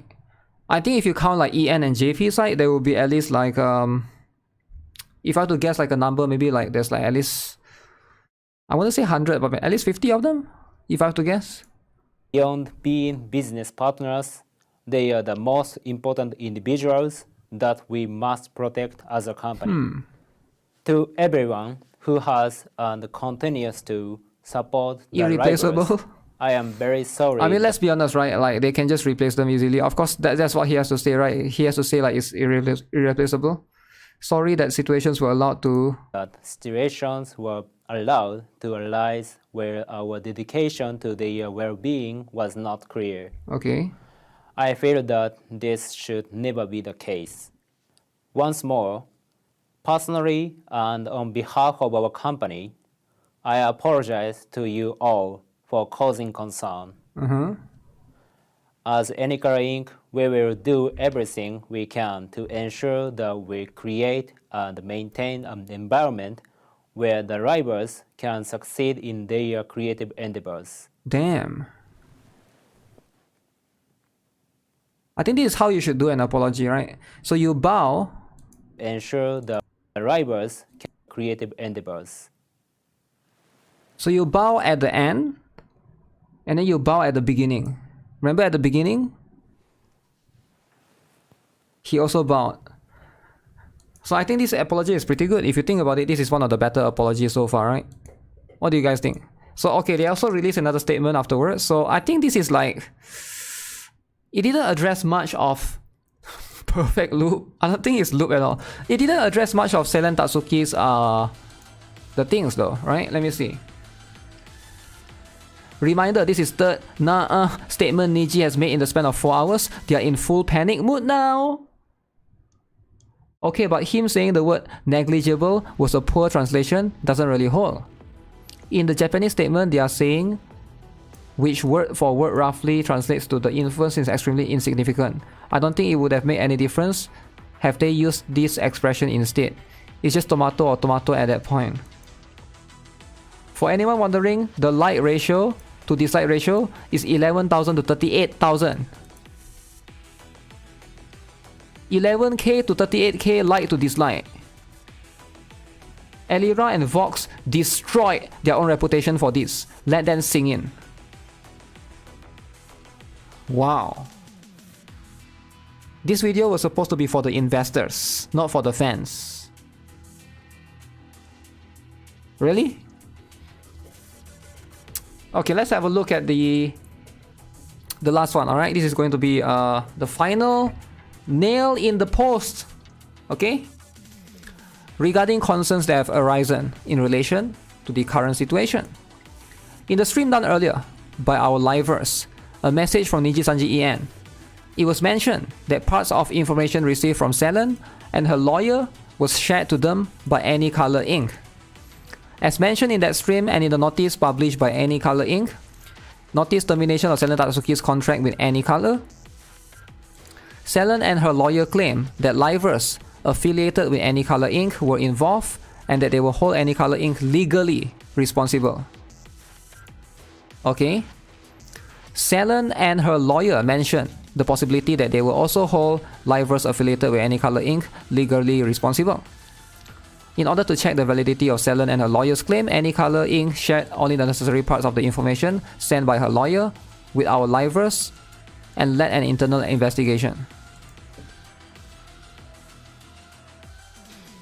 Why would they need to share any wait, what? Share necessary parts of the information? I mean, it's fine if you need to share certain parts, but I don't know, it seems like they are sharing some of the documents as well, which they should. But this is definitely very serious. To begin with, NIKKE Inc. has not made any confidentiality violations regarding submitted documents for legal claims, such as this. However, regarding the specific information and documents which Selen Tatsuki's lawyer requested that we do not share with our livers, with utmost consideration of this request, NIKKE Inc. has not shared any such information. Then who is leaking it then? Who is leaking it? In addition, our livers are not held to any confidentiality obligation regarding the information shared to them from NIKKE Inc. Thus, there are no legal issues regarding the information shared to the public in the stream made by our livers. Wait, what?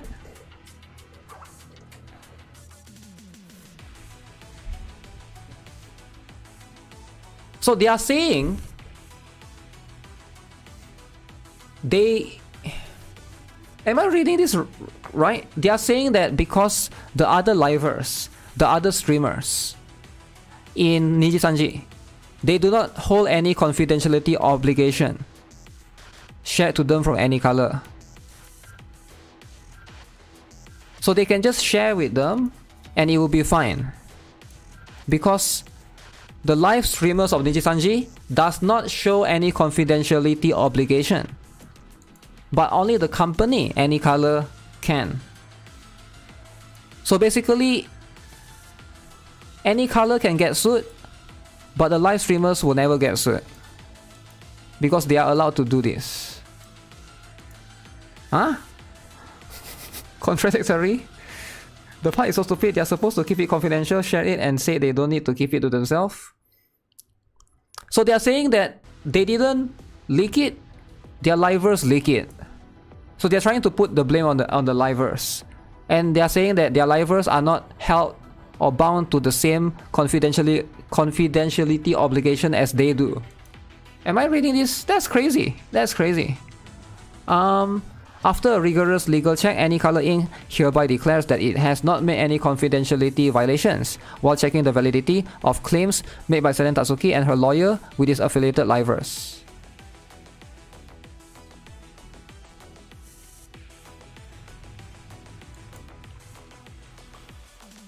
Our livers are not held any confidentiality obligation regarding the information.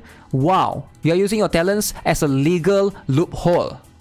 I'm honestly just stunned. Holy, what is wrong with you? Damn, they are so smart. Yo, they are so smart. Oh. I mean, that's like saying if you guys work for a company, right? That's like saying that your HR didn't leak the documents. Your HR is allowed to give the documents to anyone else in the company, but they don't hold the same confidentiality obligation as the HR. So anyone else in your company are allowed to leak your stuff, and there's nothing to do with your HR. I don't know, man. Mid shield, they really play with the words. They just want to twist the law. I mean, to be fair, maybe they can get away with it. I don't know. Maybe they can get away with it because it is actually a gray area, a loophole. And, you know, maybe they are actually not wrong. But it's still very scummy for sure. I mean, it is definitely very scummy. They shouldn't do this. As long as you're not HR, you can leak. That's the thing though. It is so dumb, right? I feel like, why are they trying to give this to other livers though? I'm not the one who leaks it, they are. Isn't leaking confidentiality one of the reasons they terminated one of the livers' contract? It's not a loophole if there is signed documentation or email stating that the info was never going to go public. It then falls back to management to make sure it didn't happen. It's not even a loophole unless they decided their talents, which is also a crime. The talents knew these were confidential documents that they are not allowed to read. So either Kuro-sanji committed more crimes or the livers are implicated as accomplices as well.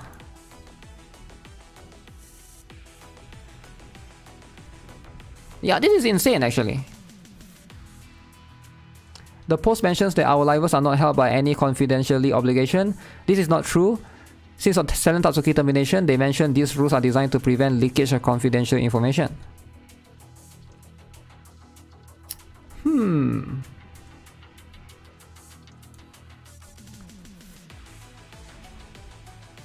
Not only do you slander Selen following a suicide attempt caused by harassment and bullying that Niji-sanji itself has admitted to allowing, but you use your own current employees as scapegoats to take the blame for what was an obviously company-mandated script.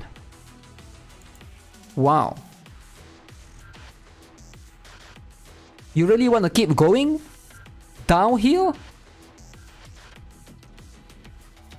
Quickest response: the place must be on fire. Activision Blizzard investigation finds no widespread harassment at Activision Blizzard. Damn. Do not use talents as your public relations team. Let a professional PR team to deal with this. Yeah, I feel like this is how it should be. You should not let... Right now they are literally asking her, Elira Pandora, to be the scapegoat or to be the mid-shield pretty much.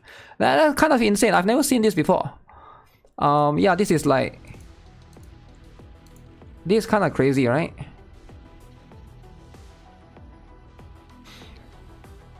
This doesn't seem right at all. Yeah, this entire sentence doesn't seem right.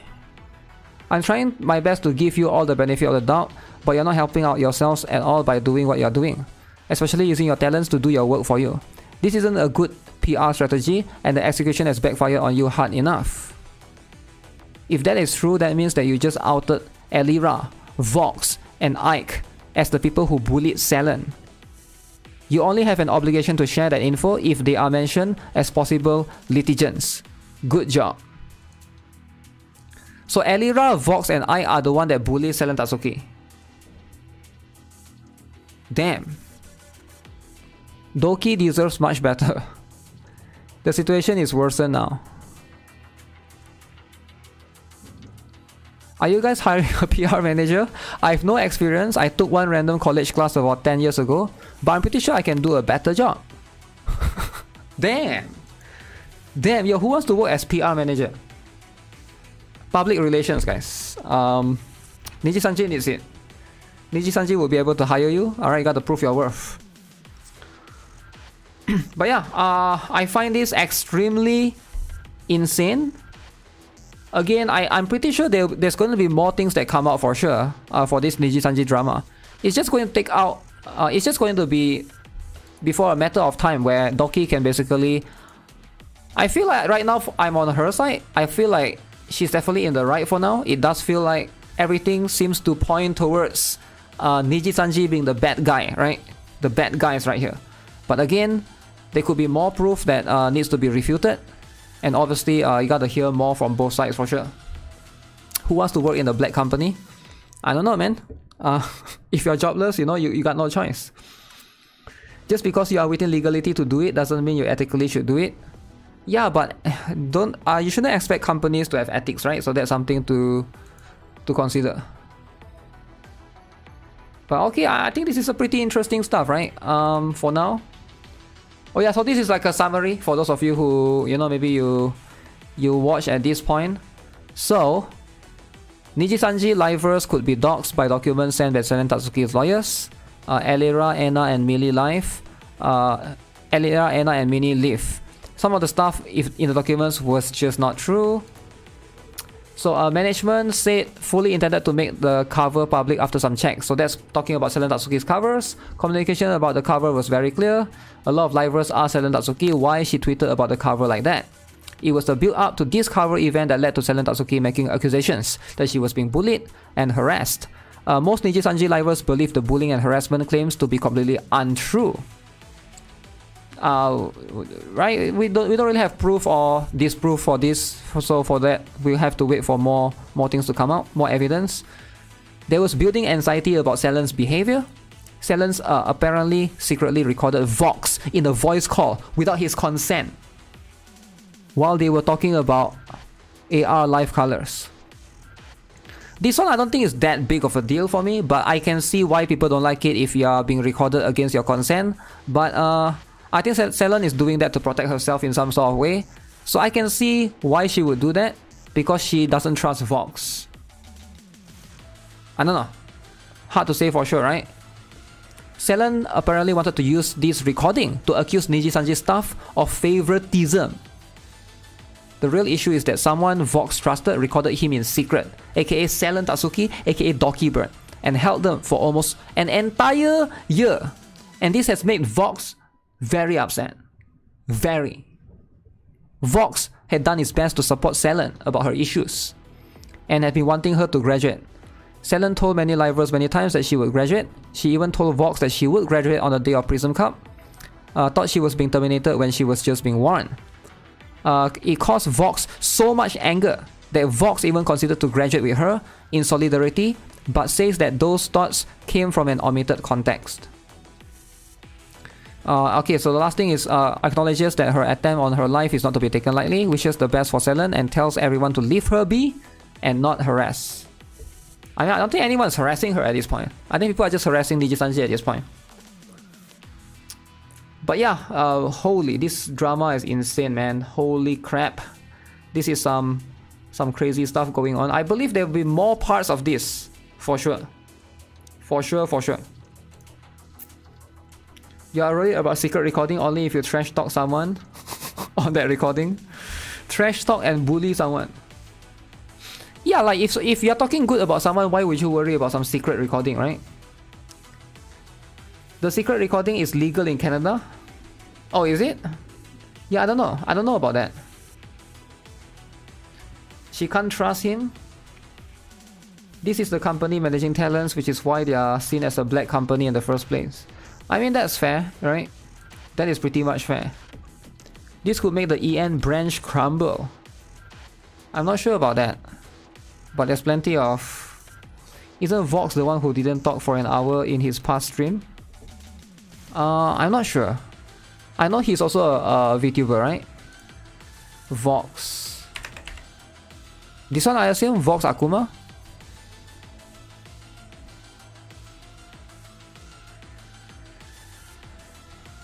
Thank you for your patience. This situation has been incredibly hard on all of us. We are going to share as much as we can in this stream, so please come and watch it if you can. Dude Vtuber. How many of you guys watch Dude Vtuber? Damn. Now you call him scum? Alright guys. We gotta move on. We gotta move on to the next more important drama. But before we move on to this more important drama, I need to get some water. And this is going to be a long one. So do you guys know what this is?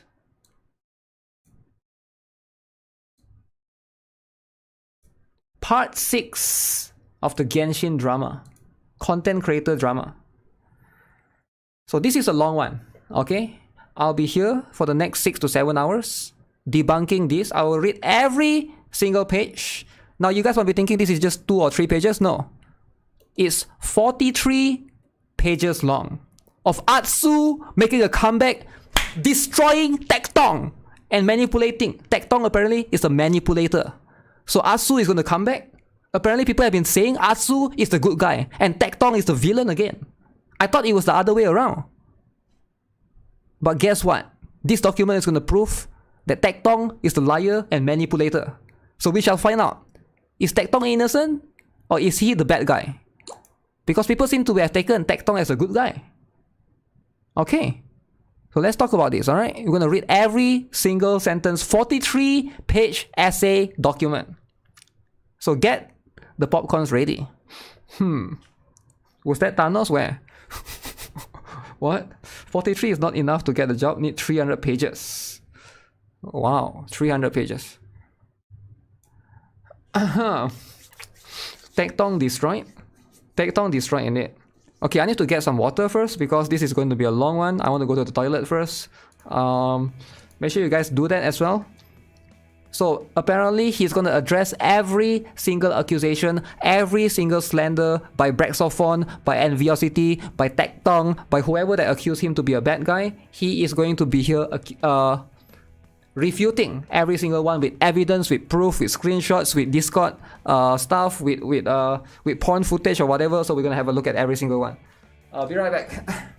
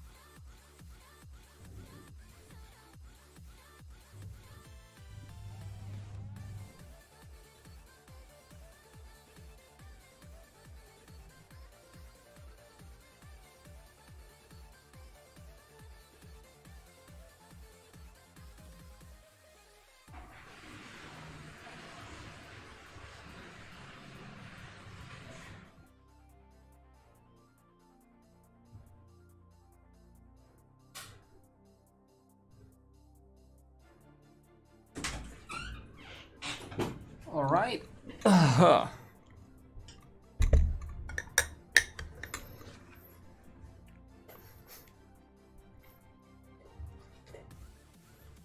Watch this is a ploy for hoyovers to distract them from the shitty rewards. Some say Atsu was not Asian. Damn. Atsu is 60 plus years old. I saw this on the website. Wait, really?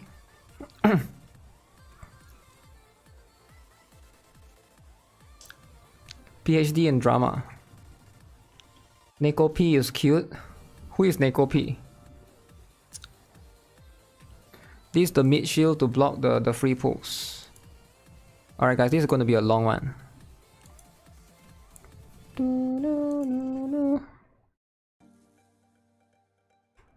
This is going to be an insanely long one.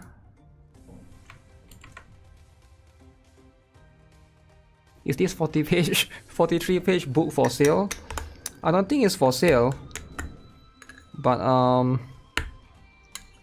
you know, probably it could be documented in a sale soon.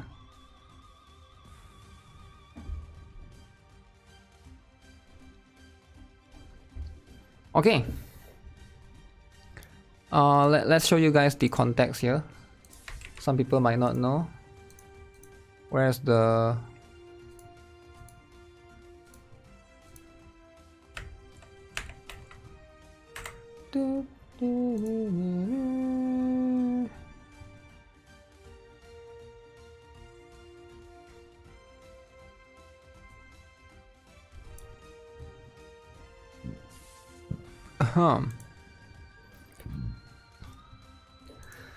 So yeah, basically Atsu did release this response. Sorry is overdue, right? Document is long, but I think it's important to provide evidence. The main purpose of this document is to put to rest the many false allegations made about me. Brex and I are fine. I've lost what? I've lost many friends and community members over these allegations and this drama. And I can only hope the right eyes will see the document. I know many will not read to the end, but my truth is out there now. I've apologized to those I wanted to apologize to and made my peace. I will be moving on from all of this drama and continuing with my life. Thank you to those that waited for my side and kept me going through one of my lowest points of my life. Atsu's document. Alright? So, this is it. 43 page document with evidence. He's gonna refute every single allegations made against him.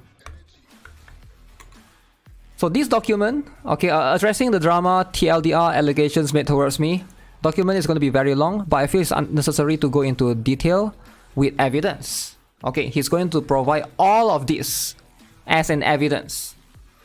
So Braxophone and I have spoken privately. We have apologized to one another and cleared up any grievances and misunderstandings. So Braxophone is the one that accused him. Okay, just to give you guys a very brief TLDR. So Braxophone is another content creator. Apparently this other content creator accused Atsu of not wanting to be his friend, which is not that big of a deal in my humble opinion. If somebody doesn't want to be your friend, it's like whatever, right? But one more accusation, that more serious accusation, is he accused Atsu of gatekeeping or not getting him the Hoyoverse sponsorship. Because apparently Atsu knows people at Hoyoverse. Apparently Atsu knows a lot of people at Hoyoverse and is an Hoyoverse employee. So that's going to be the thing.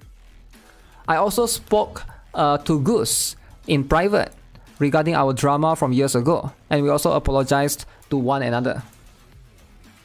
Brax's document had many allegations, some very serious ones and others less so. However, there was little evidence provided to back up these claims. That's actually true, right? If you read Braxophone's documents, some of it is like, he claims Atsu is gatekeeping him, right? And saying that Atsu knows like a Hoyoverse employee, but there's no proof of that. And also he claims Atsu is protecting a sexual assault victim or whatever. There was also no proof of that, right? There was no screenshots, there was nothing about that specific one. It's just he's saying stuff, alright? So again, some of these were pretty huge allegations for sure. Assumptions were made, and I understand why Brax thought everything led back to me. However, that doesn't change that my words and actions caused pain for Brax. Okay, so we have found out that there is someone else that has been gossiping about Braxophone. Oh, so apparently there's another third party. There's a second person that has been gossiping, that's been instigating the drama between them. There's not Braxophone, there's not Atsu. So who could this someone be? Damn, there's so many parties involved. This person shares the same circles Brax and myself have. So naturally, from Brax's perspective, it's going to look like it was me.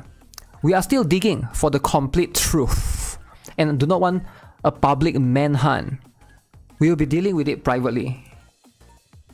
So guys, who do you guys think is this person? Damn. Tectong? I do not for a single second think Brax's intention was to assassinate my character or to ruin my career. This is a dude that felt cornered by my words and actions, and regardless of true or false, I was the one that subtweeted him. Okay? Many parties have come out to speak negatively about me. Some of them are related to Brax and are only trying to defend their friend. Several others are completely unrelated to Brax and I, in my eyes, are done completely in bad faith, as they have seen an opportunity to attack me. I will be providing receipts and evidence of those people to back up my claim, and I feel those are done in bad faith. So you know who he's talking about? Do you guys know who he's talking about? He's talking about Tech? Is he talking about Tectong? I feel like he is. Who else is attacking him in bad faith? So clearly it's between him and Brax, but there's a few people that came out to take this opportunity to pile on him, to dogpile on him, right? So I feel like I know who that is. Actually, could be Tectong, could be someone else, right? He didn't really say it here, but we'll see. We'll see, right? Okay, what else? There are two major out of context clips being circulated by Tectong. Okay, he's bringing it up. He's bringing it up, guys, by Tectong. Okay, so the creators that circle Tectong and Tectong's audience, I'll be addressing why these are attempts at painting a negative narrative about me and why they are false, again, with evidence.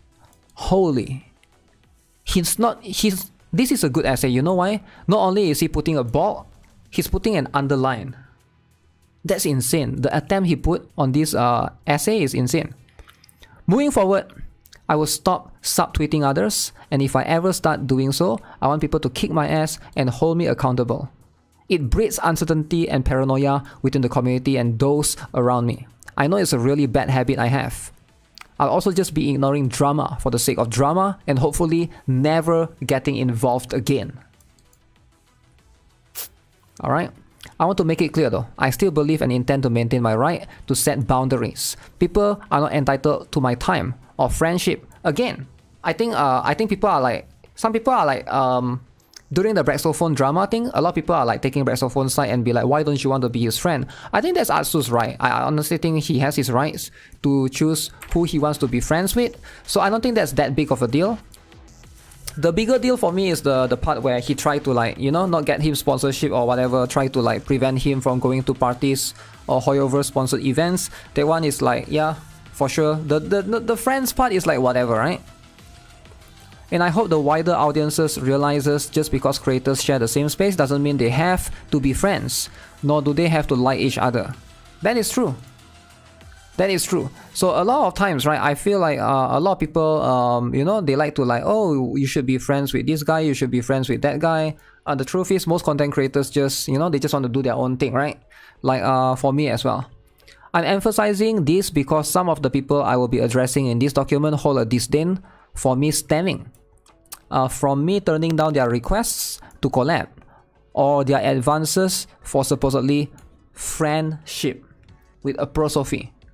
Wow. I'm not referring to Brax here, by the way. I'll be providing receipts and evidence of this. Okay. Alright. So far so good. Alright, we have read the first page. We still got 42 pages to go. So, contents page. Use the sidebar to jump around the document. Before talking about Braxophone and I's situation, I would like to address statements and claims coming from other creators, as well as certain clips of me circulating online, which people are using to reinforce a certain narrative or using as a gotcha or Atsu exposed moment. So I will be addressing the other creators in alphabetical order. You can click the sidebar or links directly below to be directed towards the part of this document that you want to read. If you want to skip ahead to the Brax related stuff, you can click on the relevant blue text below. Of course, I would appreciate it if people could read the entire thing, but it's 43 pages, so I understand that most people won't.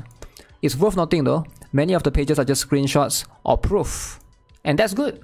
That's good. As long as you got proof, that's going to be the more important thing, right? At the end of the day, it's just work. What? He has a best friend though, his wife. True. Braxophone related statements. Amtash, photo, Braxophone. Okay, other creators that call me out. Bab the Law, Bab Shoku, Dolop of Daisy, Perk Army, Goose Egg, Seka Puko, Sip Sip Stefan, Tectong, Tuner, Conclusion. Okay. So many people are going after him. So he's going to go after and try to refute, try to shield against all of this every single one of these allegations. Okay. So let's have a look at this. Alright, let's have a look at this. This is going to be very, very serious. TLDR of other creators or allegations of clips. But this person was actually cloud chasing. He even provide proof that this person is cloud chasing. So cloud chasing is not a crime, in my humble opinion. But okay, he has proof to provide that this person, this scummy person, Bab, is a cloud chaser. Which I don't... it's not that big of a deal, but okay. Let's see. Maybe he did something more than cloud chasing. Daisy Ame check-in. Uncertain about this situation, receipts provided. Goose, we had a great talk. No resentment towards one another. He had a history of literal scamming. Proof provided. Okay, okay. So some of these are pretty serious for sure. What else? Sip Sip Stefan, disinformation, defamation, and libel. Proof. What the heck? Libel? Damn. Okay. Tectong is Tecton. Tuner, I'm uncertain about this situation. Amtash clip. The committee needs to know this secret that isn't a secret. Photo clip. Brax himself can tell you the edited photo clip is completely unrelated. Braxophone, we have talked and quash our grievances. I hope he retracts a lot of the allegations which are proven to be false or are not even related to me. Okay? Okay, this is some serious stuff, guys. This is some serious stuff. Holy moly. Alright. Alright. Let's start off with this person known as Bab the Law, Bab Shoku, Bai Bab, Bab VT, Run Shoku. So this person has like 6 different names. Damn, I have no idea who this is. But let's see. Let's see what is this guy all about. As much as I wish I could deep dive into this, much of this situation is not for me to disclose. But I am essentially cornered into doing so with Bab's exposed posts. Bab was dating a friend of mine. Okay? Bab was dating a friend of mine. Both her and I know my friend does not ever wish to be involved in a drama. And as much as I dislike what happened, it's not my place to reveal what happened between them. Maybe they're no longer together, is it? However, this was my biggest reason for avoiding her. Okay? Ironically, even prior to the relationship, I was warned about her and was told she would repeatedly self-promote her own content in people's streams, which is a huge red flag. So I watched some of her streams to gauge her character for myself. The first time I typed in her chat started spamming for us to collab, and all she did was encourage it and put me on the spot. I ignored the demands of the chat, and she did not seem to take it very well. So basically, Atsu go and type on this streamer's chat called Bab, yo, what's up? And then she tried to force Atsu to collab with her. Is it? After this, Bab would then proceed to follow me on Twitter, unfollow me, follow me again, unfollow me, in what I can only imagine is an attempt to get me to follow her back. Weird, but interesting. Follow, unfollow, follow, unfollow. So you want to follow or you want to unfollow? From what I watched of her streams, I did not appreciate her language and sense of entitlement. to Twitch subs, bits, donations, etc.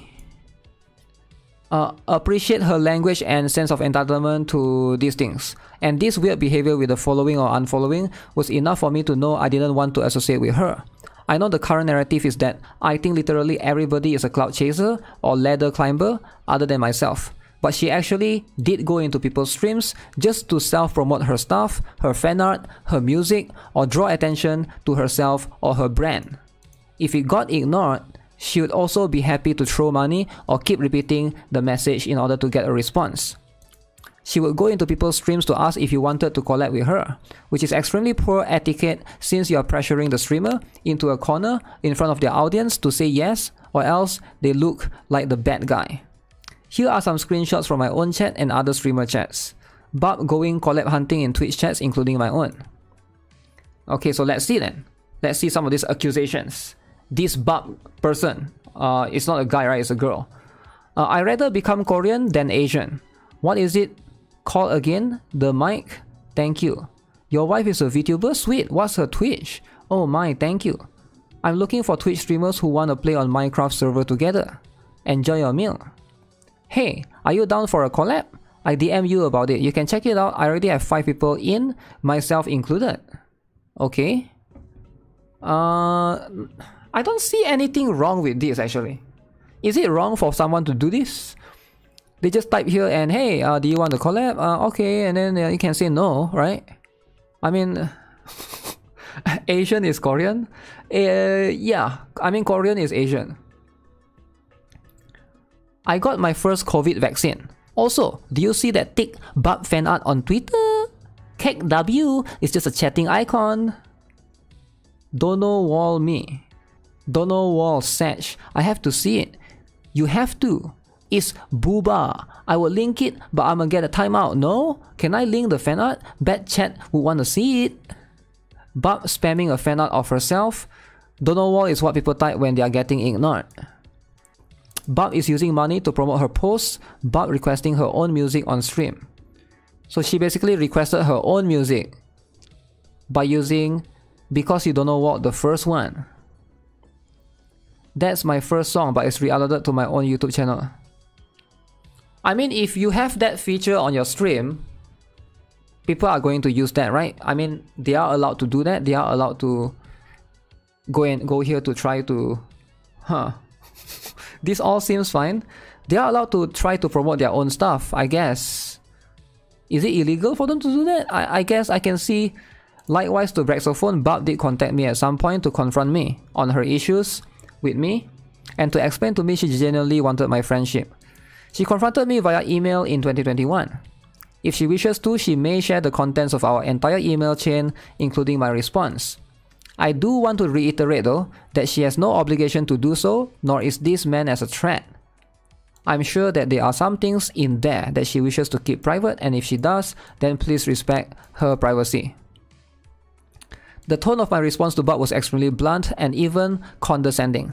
I explained to her why I didn't feel her approach to me was genuine, and pointed out other problematic behaviors she had displayed towards me, such as spamming my notifications with the follow and unfollow, or pressuring me into doing a collab. At this time, I was also aware of that aforementioned private matters, though I did not tell her. I made it clear to Bob that I did not want anything to do with her in my email. Personally, I do not wish to interact with you or your community, at the very least in public, on Twitch, Twitter, or YouTube. But I do not mind remaining civil should we cross paths, for example in someone's chat.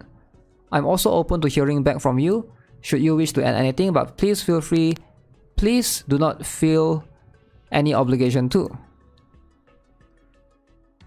Okay, so Bob explained to me why she did the follow-unfollow thing and why she let her chat spam the collab message towards me. She also explained why she behaved a certain way she did in other people's streams. She closed off the email by apologizing to me and saying that she would respect my wish to not interact. So I thought that was the end of that. Okay. Alright. However, she then started to subtweet me on her alternate account and even came back into my stream. I would share the screenshots of the emails, but I can't do so without compromising private information about her. Unfortunately, I let this situation with Bub going back on her word impact my judgment on how to communicate with others, including Brax in 2022. I toned down my bluntness and used language that didn't make my feelings explicitly clear to him. I told Braxophone I could not trust him under the impression he would do the exact same thing that Bub did. But that is not fair to Brax. He is his own person and completely unrelated to Bub. While I can see direct parallels to her claims with Braxophones, I have provided evidence to denote her character, and there are further receipts should it be necessary. I want to move on from Bub, because this is petty. We supposedly quashed this beef in private years ago. Please respect her privacy, if not for her sake or my sake, but for the sake of the people that don't want to be dragged into this. Okay, so that's so far the first case. Atsu versus Bub, which I have no idea who that is, but okay, that's settled for now. That is settled for now. Very interesting. What do you guys think so far? Damn. So far we are 6 pages in, guys. We are 6 pages in. So do you guys think Bub was doing something that's illegal? I feel like it's not that big of a deal, right?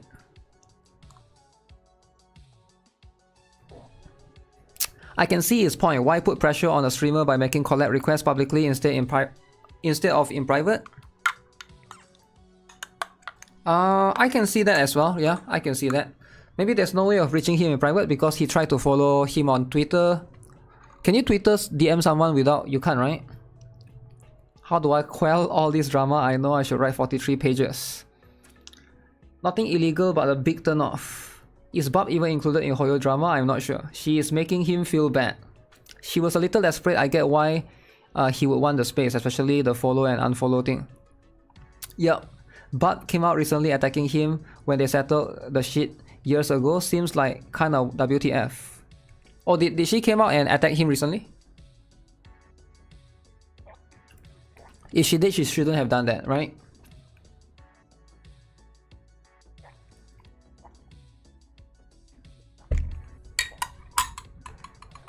Alright, next. So this is going to be for Dollop of Daisy Perk Amy cosplayers with Braxophone. ANYC Anime New York City, is it? 2021. So Daisy's statement. Okay. This is going to be interesting. I was with Brax and our other Genshin creator at Anime New York City 2021. We were leaving the convention center and Atsu and his friends were all near the front entrance. One of our friends knew someone in the group, so they went to talk to them while the rest of us waiting at the lobby. Atsu approached us, presumably because we were in Genshin cosplay, and started treating us like we were fans. We didn't really know him, but he started saying things like, I actually want to take a picture with you guys, as if it was an honor for us.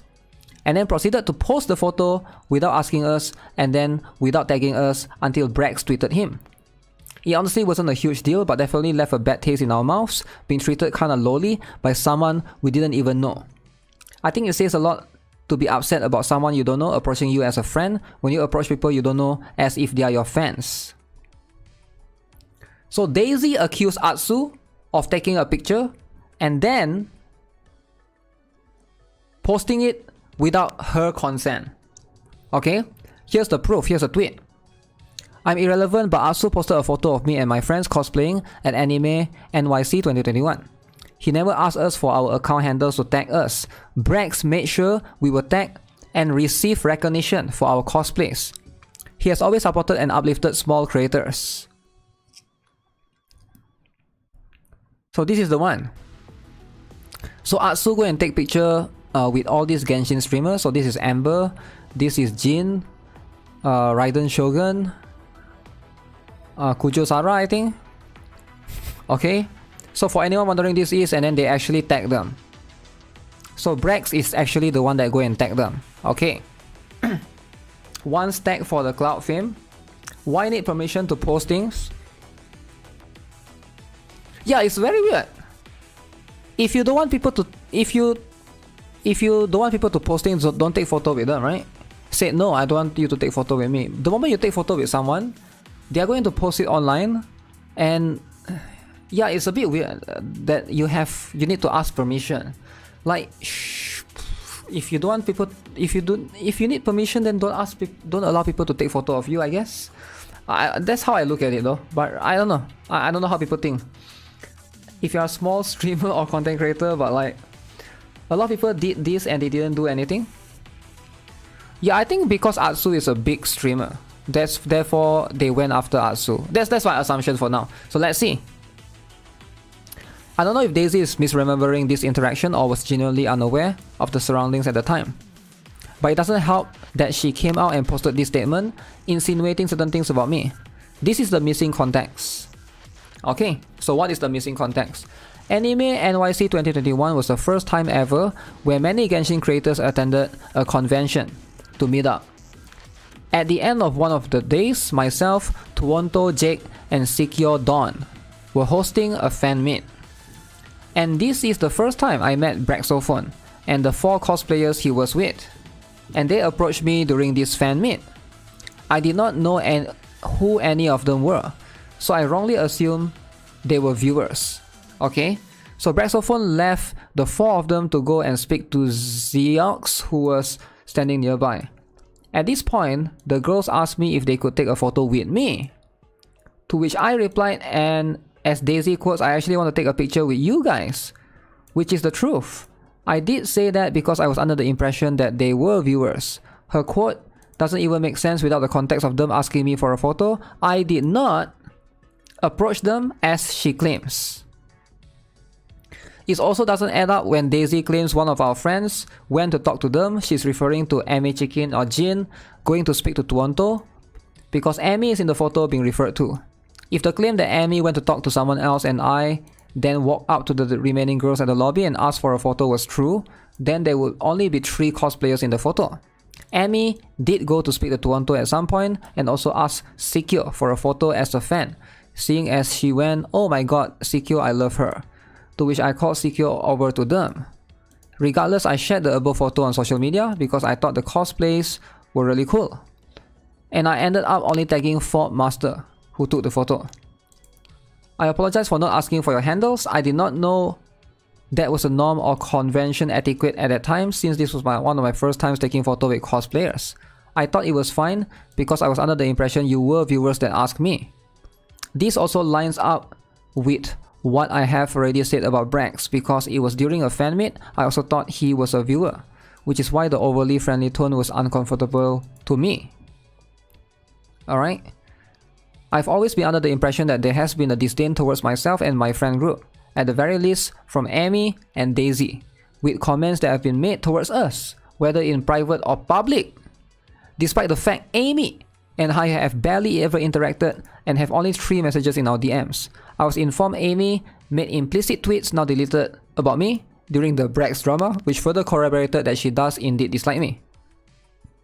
Hey Atsu, let me know if you got the anime NYC badge or not. I applied legit day and I still haven't received confirmation. Okay, got the badge. Considering she is a Hoyoverse staff member that works with creators, this is at best unprofessional. At worst, extremely concerning, knowing she had held negative biases about myself and other creators. Wait, what? Amy is a Hoyoverse employee. Oh, okay. Negative biases. I'm not saying that Brax can control or influence Amy into blacklisting creators on his behalf. I recall Daisy egging one another friend's rude comment and quote tweets towards myself and Tuonto.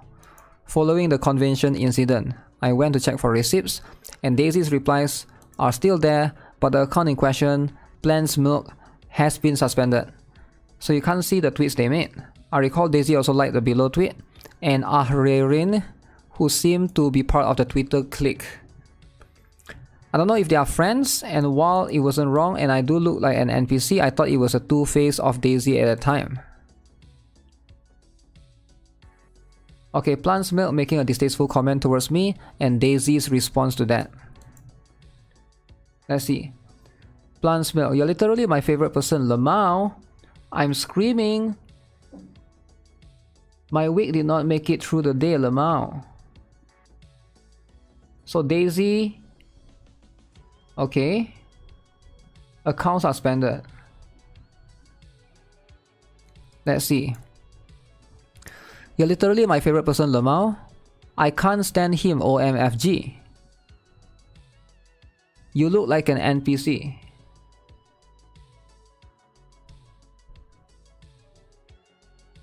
Oh, she went and said Atsu looks like an NPC. Huh. Okay. That's kind of rude though, right? So Atsu basically just posted this picture. And then it's like, oh, you look like an NPC. I mean, that's kind of mean, kind of rude for her to say that randomly. And then this person, Daisy, said, you're my favorite person. And then she replies, I can't stand him, OMFG. Okay, so clearly this person doesn't like Atsu, right? Which is fair.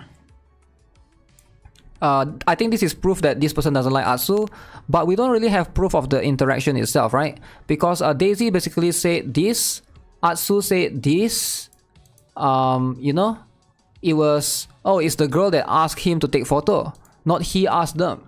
But this girl said, he asked her or them. So like, it's like he said, she said, there's no proof, and of course it's hard to prove these kind of things, right? It's just like, this is what happens when you unless there's a vlog or video footage, but it's just not something that's like possible or viable, right? But yeah, this is going to be something that's like, it could be just a joke. Really? Is it going to be a joke though? Huh? If you're already biased towards something, you're going to have a negative connotation to what you're looking at. Yeah. Definitely. Red Soul Phone.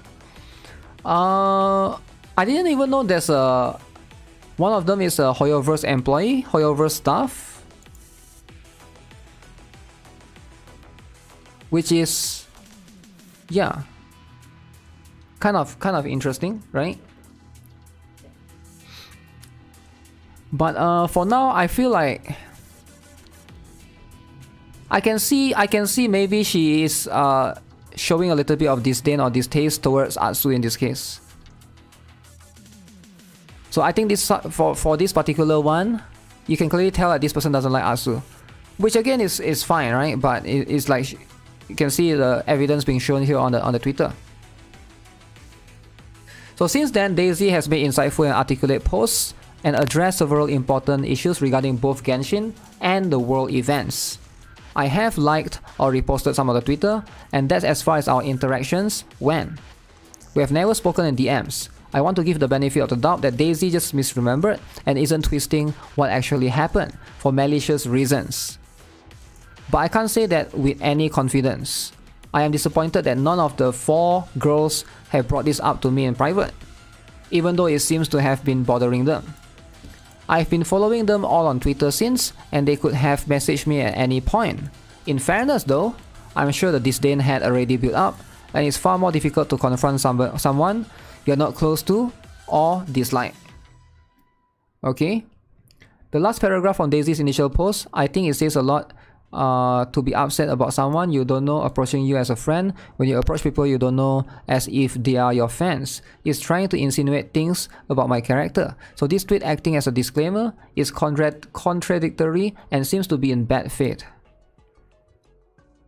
I was really only talking about this one interaction, and I don't know Atsu personally or any of his friends, and I can't make any claims about their characters. I just think the way Brax was misrepresented in that story was really unfair, having seen how it actually happened. This is a complicated situation because they are directly connected to Brax, and I can understand that they wanted to stand by their friend. I'm not implying Brax can or has influenced Amy regarding Hoyover's work. Okay, that's pretty much it, is it? But I thought Daisy was the good person. Daisy is the one that liked him, right? You're my favorite person. Oh no, that's replying to Plant's Milk. Ah, okay. No, it's replying to Plant's Milk, not to Atsu. Okay, so I can see that. If a stranger is too friendly, I would assume he wants to sell me stuff or want me to do him a favor. Yes, that's what I would assume as well, right? If somebody comes to you and be like extremely friendly with you, it's just like you just gotta assume there's some malicious intent going on, or there's some I wouldn't say malicious intent, I would use the word ulterior motive, or there's like another hidden motive that they are trying to, you know, maybe sell you insurance or trying to scam you. It doesn't really matter, right? But it's just, usually you can tell, right? For me, like I'm able to tell if somebody just approach you for that kind of reason.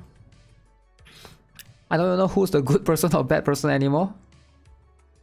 When it comes to business, you should expect that though. I feel like, yeah, I feel like you can always expect that. But it's because you can always expect that, that means you are able to also see it as well. Trying to get your credit card number? Damn, trying to get your credit card number. Okay, so this has pretty much been settled. So let's move on to the next topic about goose egg. Goose egg. You're from C, so it's norm here. I don't think it's norm. Just because there's a lot of people like that there doesn't mean it's norm. Selling insurance? Huh. Selling insurance.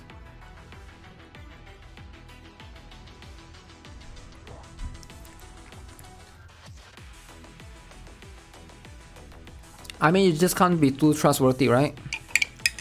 How can you be too trustworthy nowadays? Brex didn't even know who Amy is.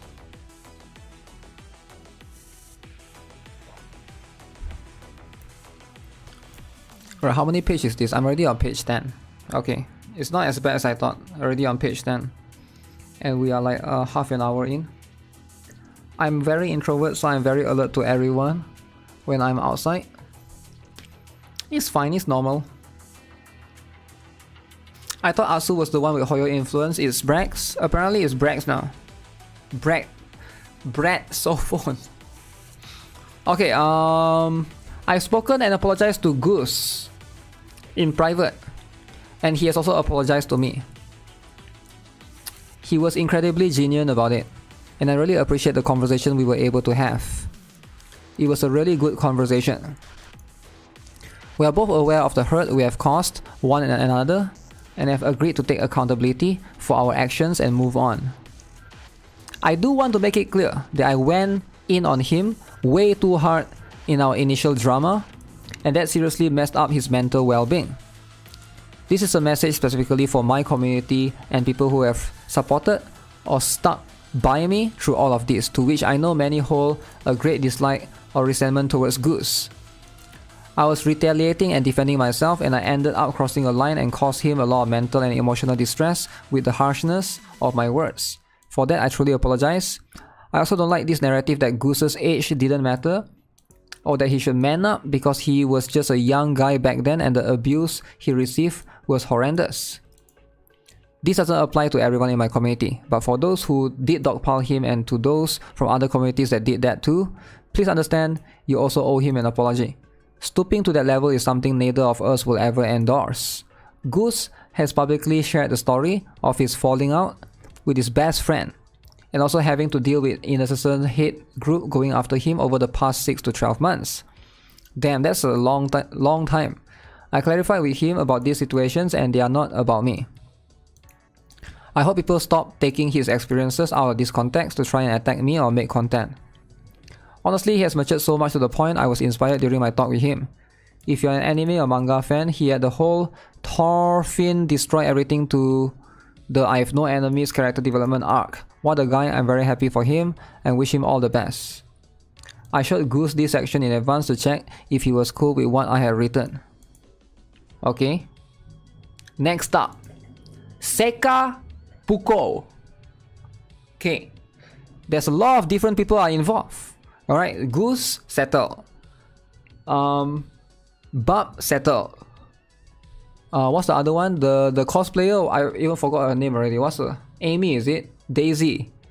Daisy, settle. So now, Seka Puku. Seka Puku's beef towards me dates back all the way to 2017 or 2018. Damn, that's a long drama. Dude, that's like 6 years ago. The drama has lasted so long. The beef go all the way back. Sekapuku who? I'm genuinely surprised he chose to get involved and even went as far as feigning ignorance over the things he's done and the way he treated me. Okay, let's have a look. Let's have a look. So this is who Braxophone is. I believe he's another Genshin streamer. He's playing Genshin, right? So let's see, what did Sekapuku say? Oh, why is it? Okay. What did Brock say? At Asian guy stream plays me what I did wrong. Atsu hates me and I don't know why. That was my experience with Atsu. Okay. Atsu spreads hate of me to other creators and industry professionals. Yeah, he did that to me too. Why is his mic so echoey? His mic was so echoey. I don't know why. Me neither, bro. Me neither, bro. Yeah, me too. Yo, that laugh is a bit too loud, okay? Why he laugh like Joker, man? Man.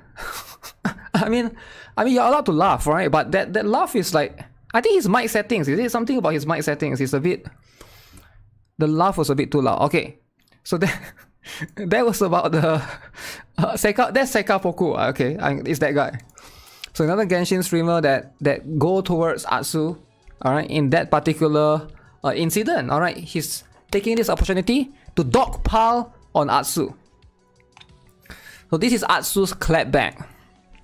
Apparently, these two has been beefing all the way back to 2017. Dude, this is like 6-7 years ago. Insane. And they are still enemies. I'll be sharing our conversations from the past and then concluding with his scandal. As a scammer, his true character should be something everyone should be made aware of. So this guy right here. First time? Oh, okay. Me too. Atsu uses people to climb social. Is a scammer. Yeah, me too. Me too. Yeah, me too. So this guy is a scammer? Okay, let's see. Why is he a scammer then? Let's see. So prior to Genshin Impact, both he, in this case Sekapuku, and I were content creators for a game called One Piece Treasure Cruise. Okay, that's very interesting. His legend we met Australia. One Piece Treasure Cruise. Is that Bandai Namco? It is, right? Because I know Bandai has two. Because there's two One Piece gacha games. I'm aware of two different One Piece gacha games. So, it's another gacha game revolving around the anime One Piece. Okay, how many of you guys here played that game, right? Let me know. Because it's like, I believe that game, this game, if I'm not mistaken, I'm pretty sure I've played this before. This one was the portrait game. That you can play, like, you have to play in portrait. Similar to the Dragon Ball game, right? I want to check his original. I want to check and he deleted his original Discord account. But our conversations still remain. So this is his original deleted Discord account. So Atsu went all the way to check Sekapuku's DM. And this guy has a deleted Discord account, okay? Deleted user. Monetization update. Same, Sekapuku. Okay. Sekapuku's first messages to me was sent to me on 3rd November 2017. That was way before Genshin, right? That was way before. This is a very, very long history between these two. While I was still streaming. And at this point in time, I still had my DMs publicly open. Okay, we were not friends, but I was aware he was another streamer in the space. Okay, so his opening DMs to me was sent to me in response to things I was talking about during my live stream. Okay, that's fair. I don't remember the context for there since it's been over 6 years already. But I assume it was something to do with wanting to make a YouTube, a full-time thing, and my predictions for a future character coming to the game. I would never had anyone reply to the things I'd say in Twitch chat directly towards me in Discord DMs. So it was a bit strange, especially coming from a creator or content creator that I didn't know very well. But I kind of just ignored it and carried it on with my stream.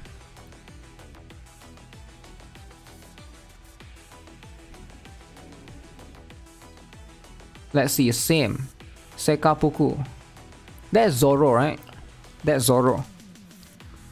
Yo, hit me back when you get on tomorrow. I want to talk about doing like a collab talk on the new power creep. I think it would go really well because we always have two respectively different viewpoints on things which could be fun to watch.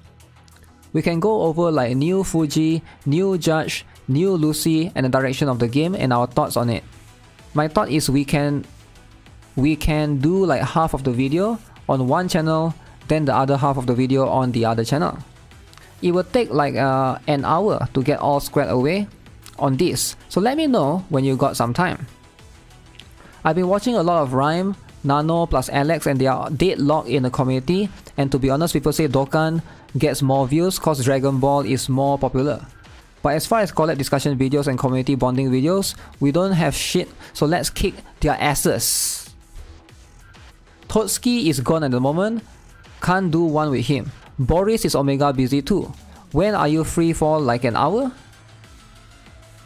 I won't be able to do something like that till late January, early February next year. Final quarter of the year, always super busy for me with work. Then on 21st of November 2017, he DM'd me again proposing a collab. Okay. 2 days to reply. Again, I don't know him very well at this point, but in fairness, the One Piece community or One Piece Treasure Cruise community was extremely small and there were only 5 content creators with over 1000 Twitch followers at that time. So I don't blame him for reaching out. I didn't see his message on the 21st of November since he sent it while I was already sleeping. 22nd November was my birthday and it was a weekday. So I was busy and when I became free I went to celebrate. I didn't see his messages until the 23rd. I think it's fair to say the wording of this message sent on the 22nd wasn't very subtle about his sentiment. Tatsuki is gone, can't do one with him, Boris is Omega, when are you free? Okay. So where's the scamming though? There's no scamming, right? This is just them talking. This is just Sekapuku trying to do a collab. There's no scamming yet. Also, this is like a deleted account. I don't really know if this is actually Sekapuku. Maybe it's someone else, right? But okay, let's just assume it is based on this one. Because he did put his name Sekapuku here, right? Okay? So let's just assume it is. So Tatsuki and Boris were 2 other content creators in One Piece that were larger than me. Essentially, he was saying that I was the backup to the backup plan. Seeing as the other 2 had already rejected him. So this guy, Atsu, was the backup plan. So of course, he reached out to the bigger content creator first, the bigger YouTuber. So for me, if I want to collab, I'll reach out to PewDiePie and MrBeast first. Alright, if they fail, then my backup is Tectong, right? Obviously, Tectong will be the backup. Of course, I want to reach out to the bigger content creators first. No offense, right? So I was the next largest creator after those 2. So he was working his way down the chain. In hindsight, the lack of self-awareness and tag in this message is actually quite funny. Okay? Alright? Either way, it didn't really matter. I didn't know him very well and I didn't really care about collaborating in general. So I blew him off with a generic excuse, hoping he will let it go. So what is this generic excuse? I won't be able to do something like that until late January or early February. Final quarter of the year is always super busy with work. Okay, so that's his response, right? So again, Sekapuku is going to say, no. Yo, I just had an idea. You got a second? What's up? Sweet, I caught you. Are you doing pulls this Sugo? I have a fun idea for a clash if you're down. Me and you are definitely blowing up on YouTube versus Boris, Toad, and Zine at the moment. And I feel like a clash could boost both our viewer bases considerably. Also hype for other Sugo vids we do etc. I was planning to do just one big Sugo vid. Which day? Haven't decided either 1 or 3. Depends on how my first few multis go. If you go in on day 1 and wanna do a set on day 3, with me I'm down. Like what is this? Is it a PvP or something? Like what is this? I don't see anything wrong with that. Sounds like a logical way to go about it. I guess so, eh? So far I don't see anything crazy yet. It's just 2 of them talking, right? So he called this guy a scammer, which I want to see where's the scam going. So 27, I hope the scam is not just this guy said, okay, let's do on this date and then he didn't appear. 27 December 2017, he asked me for another collab. This time for a video pulling for the new characters. I think it's funny how he tried to word this as Sekapoko and Atsu versus Boris, Toad and Zin, as if it was some sort of competition, or even more so with his previous messages were him trying to collab with those exact same people. Okay, to be fair, I don't think it's unreasonable for creators to be direct with wanting to collab and increase viewership or revenue. I personally didn't and still don't care about making lots of money nor competitive growth of my channel. But these conversations were just overbearing coming from someone that was not my friend. Okay, alright. So, alright, I can see these are not friends, right? But I don't see this being unreasonable. I think this is like whatever. It is a little bit weird, but it is whatever, right? It's not that crazy yet. So let's see.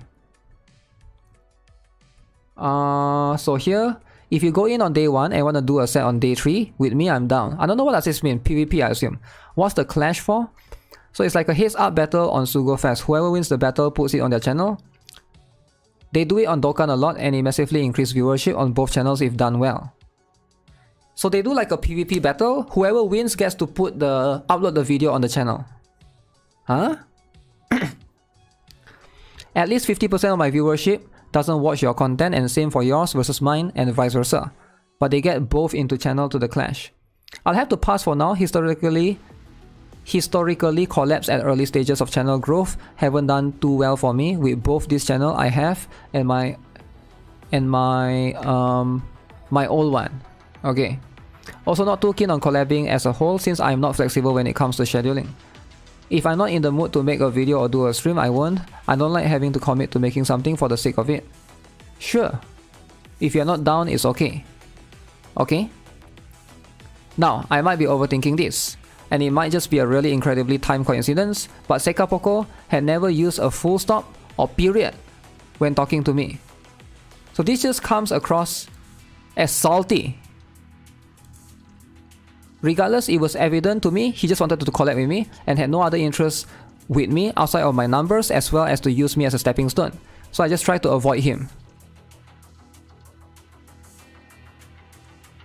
Damn!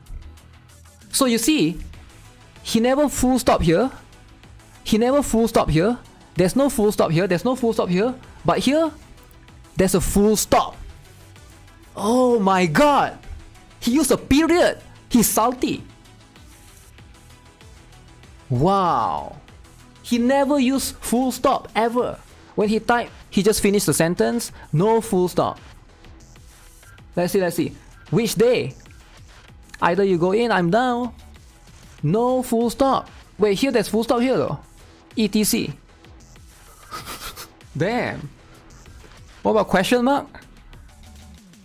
So the full stop is what gives it away that this guy is a salty manipulator. Okay. So the period gives it away. I can see where he's coming from. This period, man. This period be too much, okay? This period really being too much. Okay, so what else? So it was evident that he just wanted to collab with me, okay? The cheap gems scandal. Every gacha game has an in-game currency which you use to pull or roll or summon for new characters or items. For One Piece Treasure Cruise, this in-game currency is called Rainbow Gems. Cheap gems was essentially the third-party equivalent, okay? Where you would pay someone to take your account and load it up with lots of rainbow gems at a massively discounted rate. Except the reality was these cheap gems would come from people using stolen credit card or PayPal information, or by abusing the Google Play refund system, which was easily exploitable back then. In other words, it's fraud. It's a scam. Okay. Sekapuku proceeds to promote this cheap gem scandal, fraud on every single stream and video. On his YouTube, I assume. Where the demographic is mostly kids and teenagers who are fans of One Piece. So he's promoting this method to kids to try to Google Play refund it. Ah. Of course, no gacha creator is clean. We are playing and promoting gacha games. For me, gacha game is just another type of game. Right? I don't see how is gacha game different than let's say FIFA 2024, which are all a form of gambling.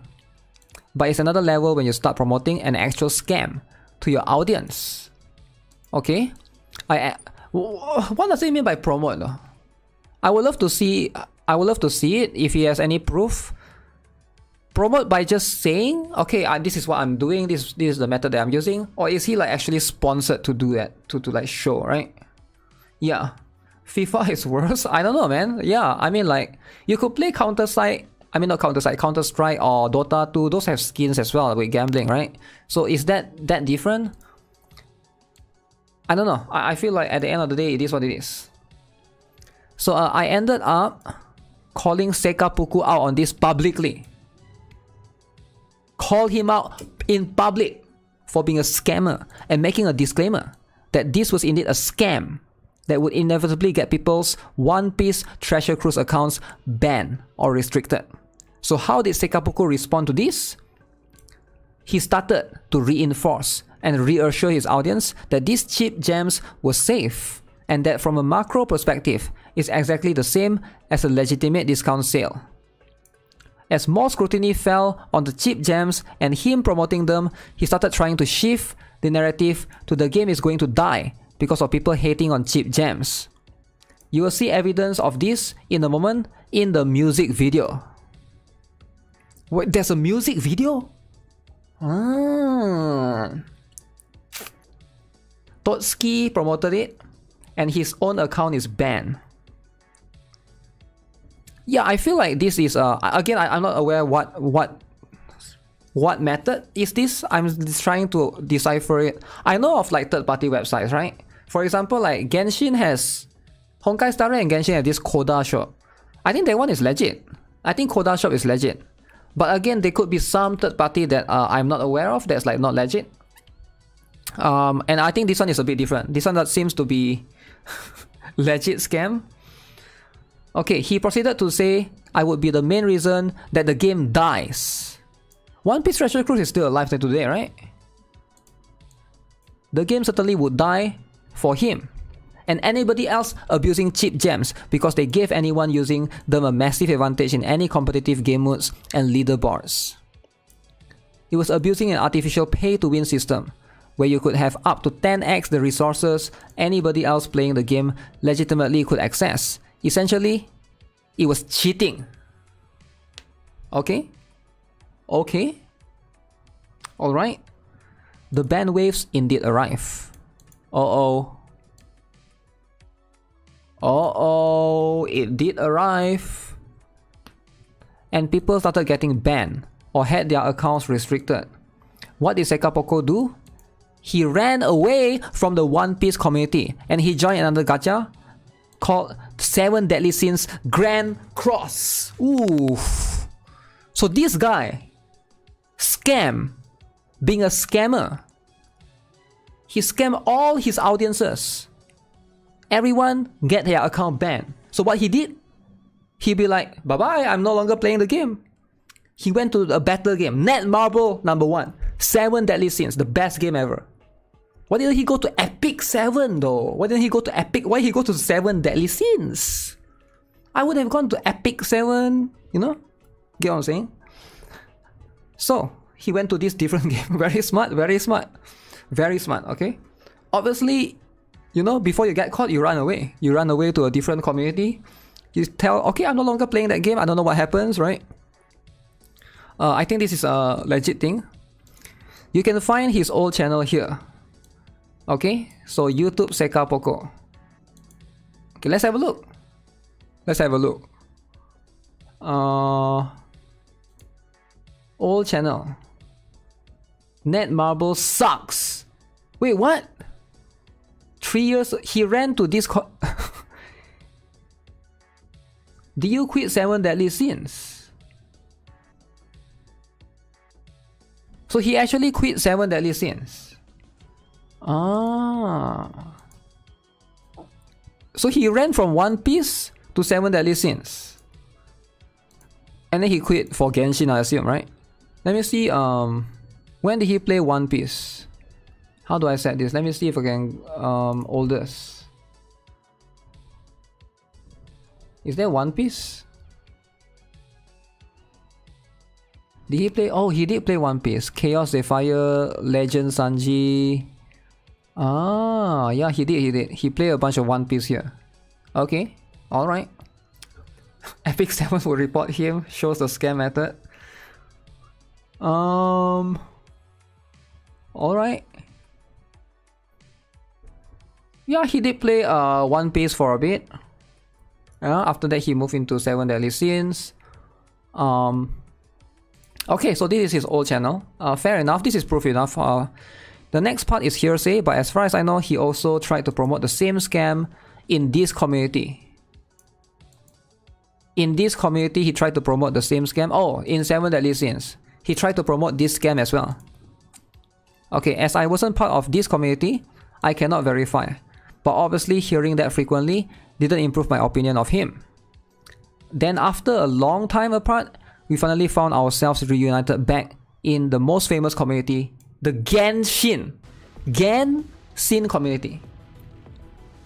From One Piece, split into 7 Deadly Sins, and then now back to Genshin. He would throw shit at me from time to time, so I would just respond by bringing up his past as a scammer and playing the music video. It's kinda ironic in a funny way that my meme brand has become the scammer when my supposed arch nemesis, this is what my old school community refer to Sekapoko as, is actually a scammer. Here's the music video in question, which has video footage and quotes directly taken from Sekapoko's stream itself. It's your fault. Okay, I'm not gonna watch the music video because this document is a bit too long. But okay, assuming this is the proof, I hope that clears up why Sekapoko has a grudge against me and why he would lie on my name. The fact that he's trying to act like he has never done anything wrong, let alone ethically wrong, is incredible. The reason he doesn't get any Hoyoverse work is not related to me at all. It's because he has done content based on leaks! Leaks! Never talk about leaks! Okay? Genshin leaks, Star Rail leaks, NIKKE leaks, Blue Archive leaks, Lolly leaks. Stop it. Stop it with the leaks, guys. Stop it, okay? No leaks, no leaks. This how, when you do leaks, see? Hoyoverse doesn't want to do work with you. Don't talk about leaks.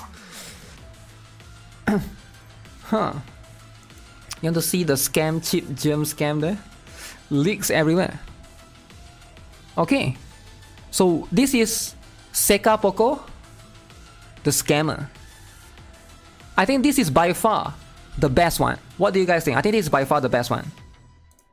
The other so far is like, let's recap a little bit, right? This one is like, Goose Egg is whatever. I don't even know. He didn't like provide much context. Daisy is like, sure, the cosplayer, but this one is more like he said, she said situation. We don't really know the full context. But Sekapoko one by far was the best one. I think there's a lot of proof that Sekapoko seems to be a scammer. Scammer? I think this is enough evidence that he tried to promote some of this scam and he ran away to a different community. This have a lot of proof. The longest one, Moist Critical talking about Vtuber drama. Oh really? I haven't seen it. Goose Egg, I know. I don't know about the Goose Egg drama as much. There's not much context here. 2 years ago, is it? Scammy Poco. That's true, he do leak video. So Sekapoko did leak video. Of course, Genshin wouldn't sponsor him, right? Atsu haters are now losing. I think Atsu haters are now being converted into Atsu believers. I think people are starting to doubt. People are starting to doubt now. They are more believers than haters now. Are you guys still a fan? Oh shit.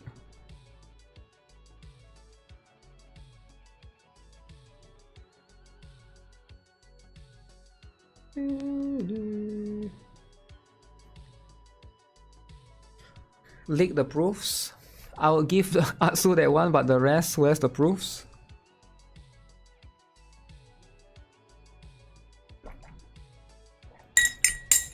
There's still plenty, so we'll see. Okay, next one. Where is it? So the next one, this one is called Sip Stefan. Okay, Sip Stefan.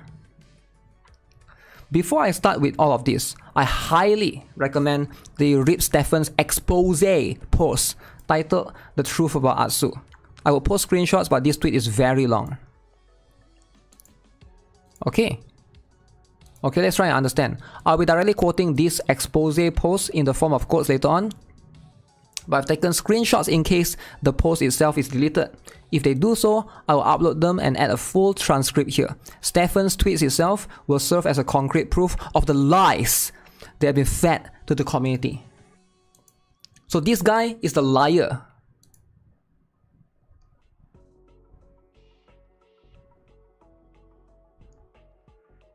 Holy moly.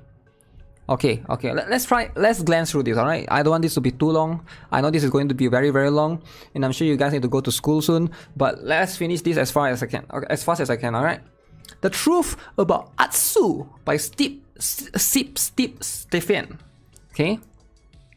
I didn't think I would actually bring this incident up, but with Tectong's recent tweets, back and forth, and Braxophone's huge posts, I would just like to add my personal experience. Before I get into this, I want to say my experience is rather minor, okay, when put in comparison to Brax's and Tecton's. Regardless, I still think the way I was treated was extremely unfair and rude, especially being another content creator in this space. So Sip Stefan is being treated unfairly, extremely rude. Okay, let's see then.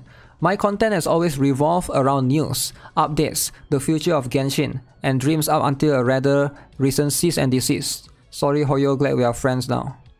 Back in July, I'm sure we can all remember the incident between Hoyoverse Formosa and the NA voice actor of Genshin Impact. The story dropped out of nowhere, and as usual I created a video TikTok covering the news as it unfolded. I was passionate about the situation, and looking back, maybe I was too passionate. I was angry. I've never been the type to defend $1 billion companies, and I was also disappointed with Genshin after Sumeru. So he tried to defend Hoyoverse. Okay? What made it even worse was the fact that I felt guilty at the time for making a wage of a game and its content that couldn't even pay its own voice actors. Okay, I felt obligated to cover the incident and drive attention to it, in hopes that more attention would at least get answers or a solution. It was the least I could do for people who to some degree allowed me to have a job as well. Okay, so I made tweets and eventually a video explaining the situation. These tweets were mainly directed at Genshin and Hoyoverse, as when the news first broke, Formosa was not mentioned and I had no idea of its existence. Eventually, once more news came out, I created a TikTok breaking down the situation. TikTok. Why TikTok to break down situation? Why not YouTube? Is TikTok better? I thought TikTok only short form, right? The video was extremely critical of Hoyoverse, but did mention Formosa and their involvement. Okay? In my eyes, the goal was simple. Bad press for Hoyoverse, even if they were not directly at fault, would drive Hoyoverse to put pressure on Formosa and get the VAs paid. When my video went up, I cross-posted it to Twitter in hopes that more eyes would see it and it would get more attention on the situation. For the most part, people responded positively to the video, sharing it, proof shown in Atsu's tweet saying people were eating it up. But there was definitely a decent handful of people telling me I was spreading misinformation by involving Hoyoverse at all, as Formosa was the one to blame. I agreed that Formosa had the blame. I stuck to my position because... Okay, so where does Atsu come in? TikTok is better? Wait, really? TikTok is better. As time went on, more people found issue with my video. I began to worry if I'd taken it too far. I looked towards content creators. I looked up into the community to see their takes on the matter, to see if I was going hard at Hoyoverse. As I scrolled through the creators I respected, I looked up Atsu to see his take on the matter. That's when I realized I couldn't look up to Atsu. I thought it was odd, and maybe an issue with my account, so I jumped on and out and looked him only to see it worked perfectly fine. I went back to this account, typed in full Twitter, and realized I was blocked. I was confused immediately as I didn't recall doing anything directly to him or any of his friends. As usual, I assumed maybe the block happened due dreams, but then I remembered that a few days prior, I seen one of his tweets on my timeline. I investigated and quickly found a subtweet about me a few hours before talking about spreading misinformation, with a reply further calling me the Keemstar or drama alert of Genshin, and getting mad that people were reposting and sharing my content. Guess he was mad that the tweet was popping off. I don't know. Okay. I never reached out to Atsu after this moment, cause it was clear he wrote me off rather quickly, and then related me to the absolute scum of YouTube. I think it's hilarious now to see him reply to Tectong and cover the most recent Genshin drama, but I guess it's only okay when Atsu does it. I'll never really understand Atsu's reaction in this situation. It seems rather extreme for something that could have been as simple as reaching out to me and explaining to me your perspective. But why would he do that, right? Why would he reach out to you to talk about anything when he can just block you? Is simpler. Which is why I don't fully believe this is the only reason why Atsu blocked me, but I'll never know what else I did wrong. I don't know, am I crazy? Like, why do people seem to take block very offensively on Twitter? I find that very concerning, that people view it like, oh, this guy blocked me. This is very offensive, like it's a crime. You should never block me. You should reach out to me first to talk to me first. Like, what? Is it that big of a deal? I don't know, maybe like some of them are kind of soft, but what? It's just a block. Who cares? It's just a block. Who cares if somebody blocks you? I don't get it. I don't know. Block first, ask questions later. I'm rather quite reasonable person, and let's be honest, if one of the biggest Genshin creators reached out to me telling me to take down the video, I would have done it pretty quickly. Maybe Atsu didn't think I was worth the brief at that time, since I was a smaller creator. It seemed rather obvious since he instead blocked me while shit talking me on my main. Huh. Is Twitter so yeah? He did a horrible take video blaming the wrong thing, should have taken the L. I ended up deleting the video shortly after realizing I had been subtweeted. I was worried if I left it up longer that Atsu would have gotten more angry and eventually called me out, and I knew I wasn't in the mental space to deal with another wave of hate towards me. What? So if he left the video longer, Atsu would have called him out? Okay. I wish he had just reached out to me instead, since at the end of the day, if he actually took the time to get to know me, he'd have known my whole goal was just to get Paimon paid. And the other VAs that just sounded too good to not. Anyways, I'm just sharing this cause it really angered me reading Atsu's recent tweets. From my perspective, he loves to paint himself like he's the good guy that does nothing wrong, when that's clearly not true at all. Also, F you for calling me Keemstar. I'm nothing like him, and if you knew anything about me, you would know that. Of course, he know nothing about you. You're not friends with him, right? Assuming. Okay. So this is a tweet. This is that particular tweet. Alright. Seems like the bad take video is why he got blocked. I don't know. I feel like it's not that big of a deal, but again, let's see. I want to say that using someone's legitimate pain and suffering as a stepping stone to farm engagement and interactions is something that should be condemned immensely. So basically, Stefan is trying to take advantage of the situation, as in like the VAs are not getting paid, so he's trying to use it to farm engagement, is it? Okay, that's fair, alright. There are no reparations that can be made here from Stefan to me. This is a matter of libel and defamation. I'll start with recollections I have of Stefan and why it led me to develop a negative opinion on him.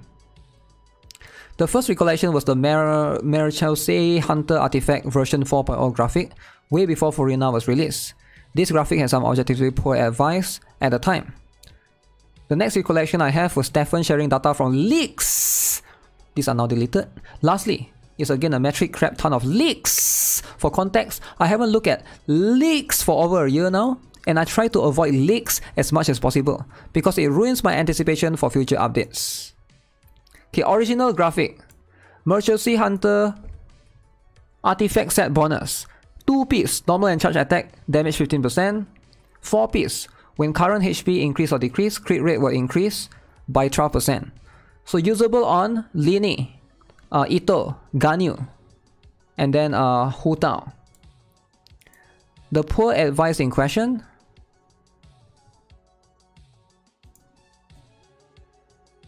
So what's the difference between these two pictures? It's just so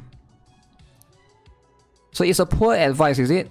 This artifact is not good for Ganyu and Hu Tao and Ito. Ah, okay. To be fair, it's not Stefan's fault that Twitter keep putting those tweets on my timeline. However, at this point, I'd seen enough. I decided to mute and block Stefan. To preface the next segment, I would like to make it clear that misinformation and especially disinformation are a big problems within the community that I hate seeing. Of course, everyone is going to consume misinformation at some point, and it's impossible not to in the social media age. Spreading disinformation, however, is a completely different matter and is far, far, far more sinister. We move on to the voice actor drama, Stefan's largest controversy. Okay? Voice actor drama. On the 13th of July, 2023, some EN-dubbed voice actors under the Formosa agency started making noise on social media about not getting paid for their work working for Genshin Impact. Stefan reported this later without clarifying any facts and made a video to post on TikTok as well as Twitter, now deleted. Okay. Considering Stefan claims to be a news person, posting news without fact-checking is unprofessional and only comes across as interaction farming and spreading propaganda. This is an earlier deleted tweet Stefan made regarding the situation. This is while Genshin isn't paying voice actors while profiting 2 billion last year. Okay, so basically it's not Genshin that's not paying the voice actors. We already talked about this incident. It's the third-party agency company, the voice acting agency company that Genshin hired. Genshin has no... Genshin paid this agency, but this agency did not pay the VAs, right? So it's like a bit different.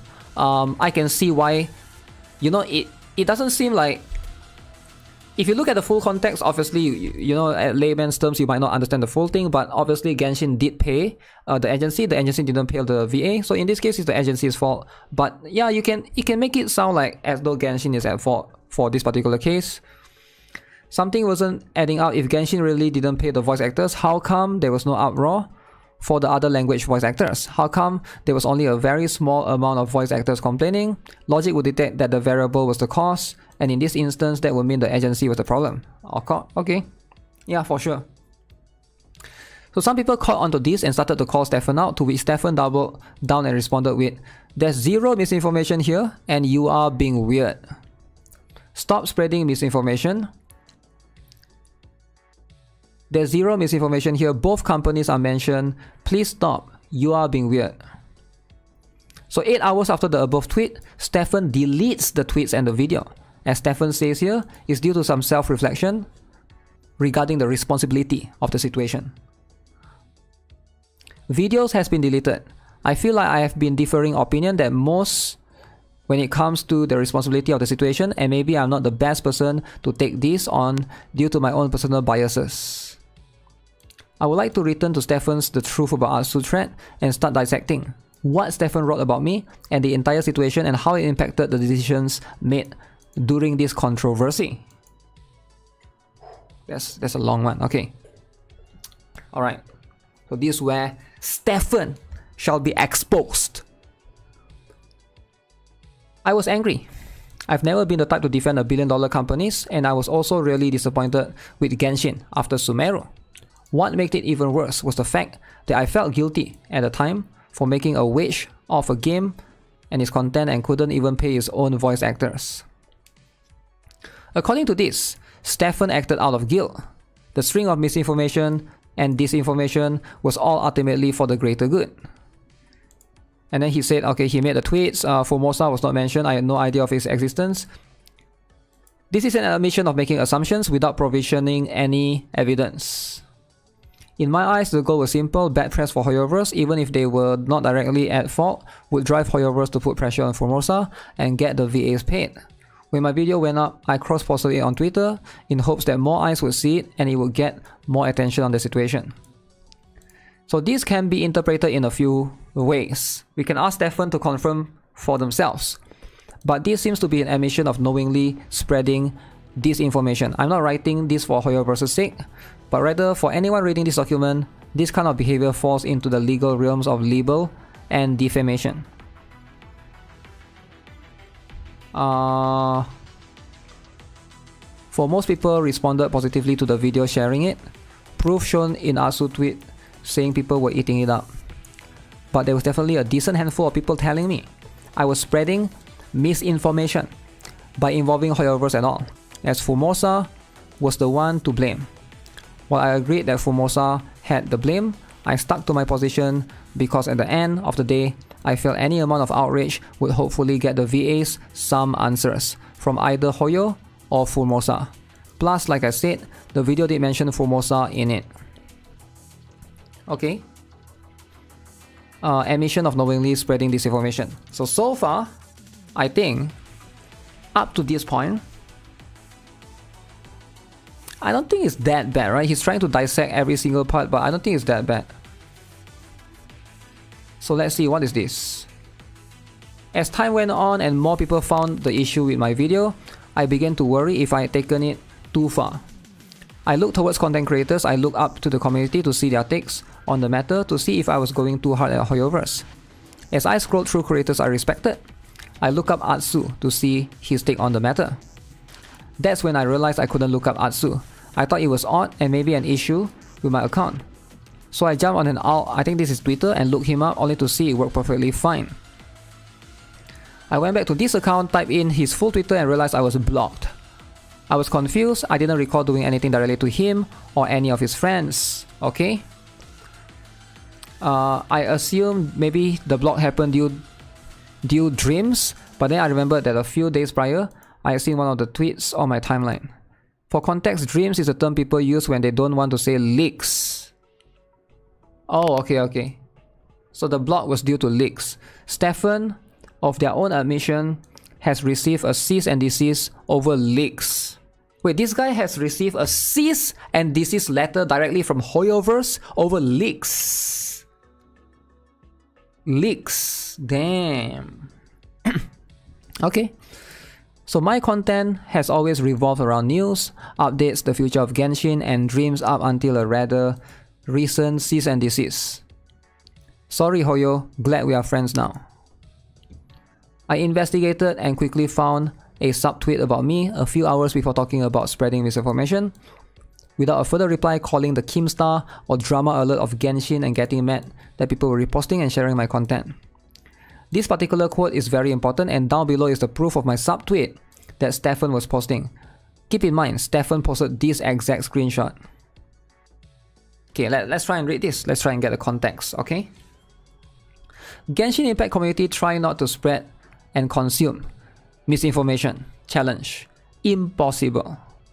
I see people think that this is referring to the voice actor drama, but it's actually about a Twitter account I unfortunately stumbled across, which is like a Genshin Keemstar drama alert wannabe, and some of the BS people were eating up and sharing from it was crazy, including the VA stuff. I never reached out to Atsu after this moment, cause it was clear he wrote me off rather quickly and then related me to the absolute scum of YouTube, referencing Keemstar. I think it's hilarious now to see him reply to Tectong and cover the most recent Genshin drama, but I guess it's only okay when Atsu does it. I think some disingenuity is starting to show here. My history with Tectong is very well documented, and I'm sure Stefan was also aware of what the timeline of events were. Holy moly. Holy moly, damn. It's still going! Damn, it's still going. This is going on forever, man. This is like crazy. This is longer than I thought. Okay, let's see. Maybe Atsu didn't think I was worth the brief. Okay, the brief. Ooh. at the time since I was a smaller creator. I mean, it seemed rather obvious since he instead blocked me, was shit-talking me on main. I ended up deleting the videos shortly after realizing I had been subtweeted. I was worried if I left it out longer that Atsu would have gotten more angry, eventually called me out. I knew I wasn't in the mental headspace to deal with another wave of hate towards me. I wish he had just reached out to me instead, since at the end of the day, if he actually took the time to get to know me, he'd have known my whole goal was just to get Paimon paid. That's the end of Stefan's thread. We are almost at the conclusion. I'd like to remind you of some very important quotes from Stefan's thread. Okay. Let's revisit this quote. I investigated and quickly found a subtweet about me a few hours before talking about spreading misinformation, with a further reply calling me the Keemstar drama alert. Maybe Atsu didn't think I was worth the breath at the time since I was a smaller creator. It seemed rather obvious. He instead blocked me while shit-talking me on my main. Okay? And F you for calling me Keemstar. I'm nothing like him. So it is my belief that Stefan told a half-truth and really did delete the post because of the wave of hate that they were dealing with at the time from the Twitter community. Alright? However, everything Stefan included about me is a lie. I know this because Stefan claims they deleted their tweet after they saw my Keemstar subtweet and after they saw that I had blocked them. The thing is, I blocked Stefan many hours after they had deleted all the tweets, but I can't prove that. Thankfully, Stefan did that part for me. Wait, what?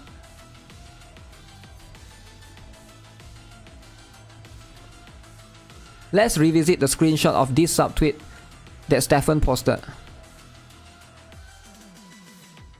Okay, July 14, 2023, is it? Now here's the fully uncropped version of the exact same subtweet. Okay, July 14, 2023. 6:49 PM, okay. Lastly, here's the tweet of Stefan confirming they deleted the video. Video has been deleted. Just feel like I've a differing opinion than most when it comes to the responsibility of the situation, and maybe I'm not the best person to take this on due to my own personal biases. So Stefan deleted the video at 9:29 AM in the morning. 9:29 AM in the morning, July 14. I made my Keemstar tweet at 6:49 PM in the evening. 6:49 PM in the evening. So he deleted the video first. Only he made this tweet. It's not that Atsu made this tweet, then only he deleted the video afterwards. So, Stefan did not delete the video because Atsu made this and called him a Keemstar. Stefan deleted the video prior to Atsu calling him Keemstar, drama alert, wannabe Genshin. I think I see what's the difference here. I think I see the reasoning here. There's over a 9-hour difference between these two events. So how can this be? Either Stefan time traveled into the future, or you have just seen someone completely fabricate an entire story to smear my name. That is again libel and defamation. Okay. This is getting interesting. This is getting actually interesting. So he didn't delete the tweet or the video because Atsu called him out. He did that before, right? Plot twist? It is a plot twist for sure. Stefan was in the wrong regardless. This didn't need an essay. But would the time zone matter though, right? Because this one is 9:29 AM for Stefan's time zone. This is 6:49 PM for Atsu's time zone, right? I don't know how Twitter works, but does it, like, could it be like because of difference of time zone? Maybe actually, you get what I'm saying? Like, are they both in the same time zone? Is what I'm trying to say. Maybe it's not as, I don't know how this works actually. Convoluted story? Snake Stefan? So So he's no longer Sip Stefan. It's Snake Stefan. Atsu is in UK. Both pictures are from Snake Stefan. Both pictures are from Snake Stefan.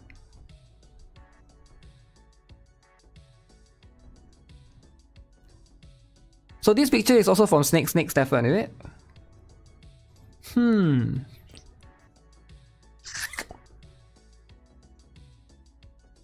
Okay.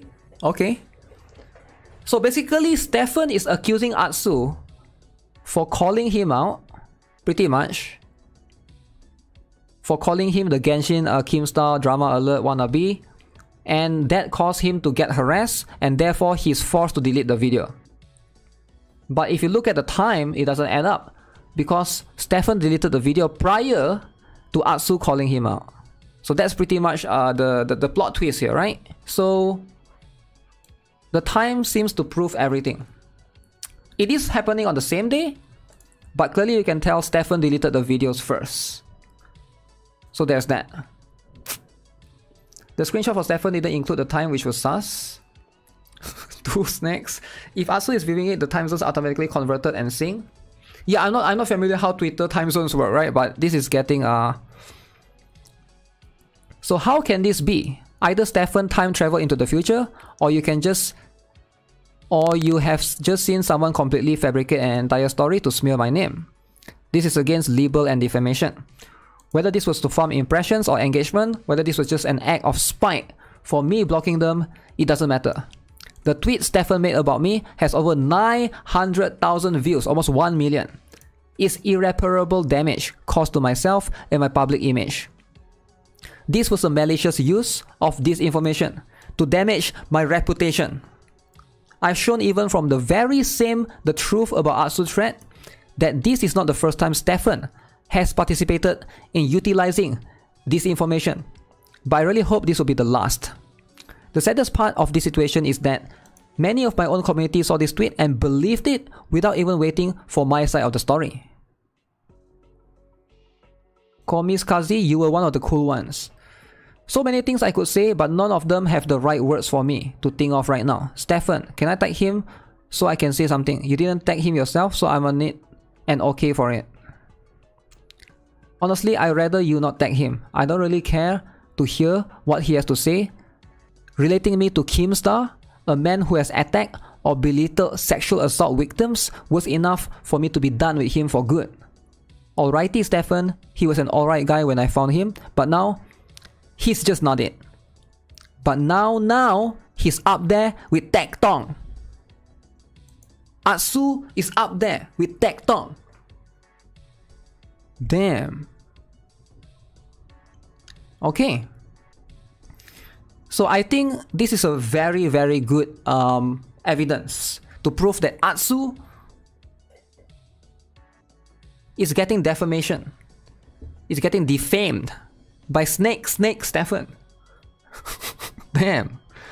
So this guy is piling on him, attacking him while he was being attacked by Snake Sophon. Okay? So yeah. I can see based on this proof. So this one is by far one of the better ones. I don't know which one is better between this and the Scamka Poco. The Seka Poco scam seems to be quite insane as well, but this one is also quite insane, right? I don't care about getting back at Stefan. The only thing I really care about is having the right eyes see this document in the hopes they will make a conclusion based on reading or hearing directly from both sides. I've lost friends and community members over this drama. My name has been dragged through the mud this past week. And don't get me wrong, some people have been legitimately hurt by my words or my actions, and it's fine if some people dislike me. But I will not stand for complete and utter lies written about me. There are plenty of opportunistic individuals like this Snake Stefan guy in this community, waiting for their chance to capitalize against someone they dislike or simply to farm interactions and garner attention. Stefan is one of those people, and they have absolutely nothing to do with Brax, nor are they even friends with Brax. But instead, they take this opportunity to attack Atsu while Brax is attacking him. So, ooh, double angle attack. Atsu didn't see this coming. Damn. Damn. This is insane, guys. These allegations is insane. How many pages is this? Guys, we're halfway there. We're page 24. Snake-ka Poco? Which one is better? Between Scam-ka Poco or between Snake Stefan? Which one is better? Snake-ka Poco is just a scammer, right? He's just trying to scam by promoting some Google Play refund system. Nothing to do with Genshin as a whole, right? Atsu has denied he has influence over Hoyoverse. I'm not sure. Both are pretty interesting. Right, both are pretty interesting for sure. Snake pincer maneuver? Huh. Sip Poco?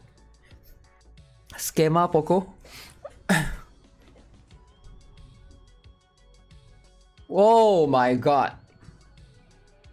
The next one. Oh my god. The next one is Tectong Omega Lul. Okay. This is where it gets serious, guys. This is where the allegations, Tectong, has been brought in. One word. Omega Lul. Thanos? Wait, why did he put Thanos on Tectong's page? Wait, just one page? Wait, why is Tectong only one page? But Snake Stefan gets 10 pages. Tectong only got one page. No way he only gave Tectong one page. I thought he would have written more. Okay. Tectong is Tecton. I could write one word, I could write 1 billion words, the end results will always be the same. You can take my word, you can take his word, the public court of opinion's words, none of it matters at this point. His fans would defend him to the death. His haters would chase him to the death. It doesn't even matter who is right or wrong. My beef with Tecton is well documented and all over the internet now. If you wish to find it, it's all there. I can promise you that Tecton will never stop speaking about other people in a negative manner. Whether that's me, my friends, people from his past, or people who are yet to hit his radar. I'm sure he will make content out of this document too. Of course, there will even be times where we cross paths online or even in person. And I intend to just go about my day. You could say when it comes to drama, Tecton is inevitable. Wow. Wow. Is it true, guys? Guys, is it true? When it comes to drama, Tecton is inevitable. He will always be there. Tecton will always be there, is it? Anything drama, Tecton will be there. Any game he plays, is it? What games does Tecton play? Genshin? Arknights, is it? Genshin and Arknights, I think, right? What other games? Honkai Star Rail is pretty chill, right? Genshin, Arknights, Honkai Star Rail? I mean, it's pretty chill. Atsu versus Tecton. Balance. Tecton is loud, so he will be heard everywhere. So why Thanos though? Why Thanos? Just Star Rail now? So it's just Thanos for now, huh? I wish he would put more context into this, right? Tecton is Thanos. Okay, next up. Tuner. Okay, this is a different person that I didn't know of. Okay, so this is going to be a weird one. For context, Tuner was part of a channel called Jin Jinx and Tuner. Matalos Gaming was one of the two people on that channel. The drama that's been documented in the past was that Jin Jinx ended up quitting because of Tecton. And from my understanding of this tweet, Tuner had also quit later at some point. The insinuation here is that I was also the reason they had both quit, which is out of the left field for me. All I'm going to say is we didn't quit because of one person. It might have Bintu. Brax is a homie. Support him. Okay. So this guy quit Genshin because of Tectong and Atsu, is it? Huh. Alright. Okay. So let's provide some context on this then, of what we do know and what the public also knows. Okay, so let's talk a little bit more about this. This is going to be very, very complicated. So back then, in the very early days of Genshin, there was a huge drama over the character called Zhongli. So I believe you guys have heard of the drama, so I also know of the drama because I did pull for him back then. So for those of you who didn't know, Zhongli was kind of weak, and he was kind of, for an Archon, he's quite bad, right? He's quite bad. Back then, like, his shield is like whatever, and then people were like trying to, you know, trying to get Zhongli to be buff. I think that was what the CN players were trying to do, right? Jingjings and Tuner were on the anti-Zhongli side, and I was on the opposite side of pro-Zhongli. Okay? Typing this out honestly is quite cringe. Yeah, I mean, it's just a character, right? But a lot of people were like unhappy of how weak he was back then. But definitely he did get buffed like crazy. It's like explaining Genshin politics. Anyway, just like real politics, people of opposing beliefs tend to not get along. And that's definitely what happened within the community. Pro-Zhongli people will go and harass theory crafters, and anti-Zhongli will come and harass non-theory crafters. Naturally, Jingjings and Tuner, myself and other content creators that voice their thoughts, receive flack from people of opposing beliefs. Oh, I'm guessing they think Zhongli is good and doesn't need buff, right? And then, you know, people were trying to get him buff. If I recall correctly, I was a much smaller content creator back then, less than 15,000 YouTube subs. And Jingjings and Tuner were one of the biggest channels with over 150,000 YouTube subscribers. I received a barrage of hate, including hate raids into my Discord, comments, and Twitch. I don't believe there was ever any direct beef between myself and Jingjings and Tuner. I also never attributed the abuse I received to them. To me, that was just a natural consequence of content creation. When there are multiple opposing opinions, especially strong ones, the community feels. It's worth noting this Zhongli drama wasn't just Jinx, Tuner, Tectong, and myself. The entire community was involved on virtually every single platform. Okay. This was kind of crazy back then actually, now that I think of it. To my recollection, the reason this drama started to even spiral into creator versus creator drama was when Tecton and Tuner started going at each other. Did they started going to each other though? I remember following a little bit of this drama. I think Tecton just did a Discord call or voice call against Tuner, or was it one of them? I can't remember.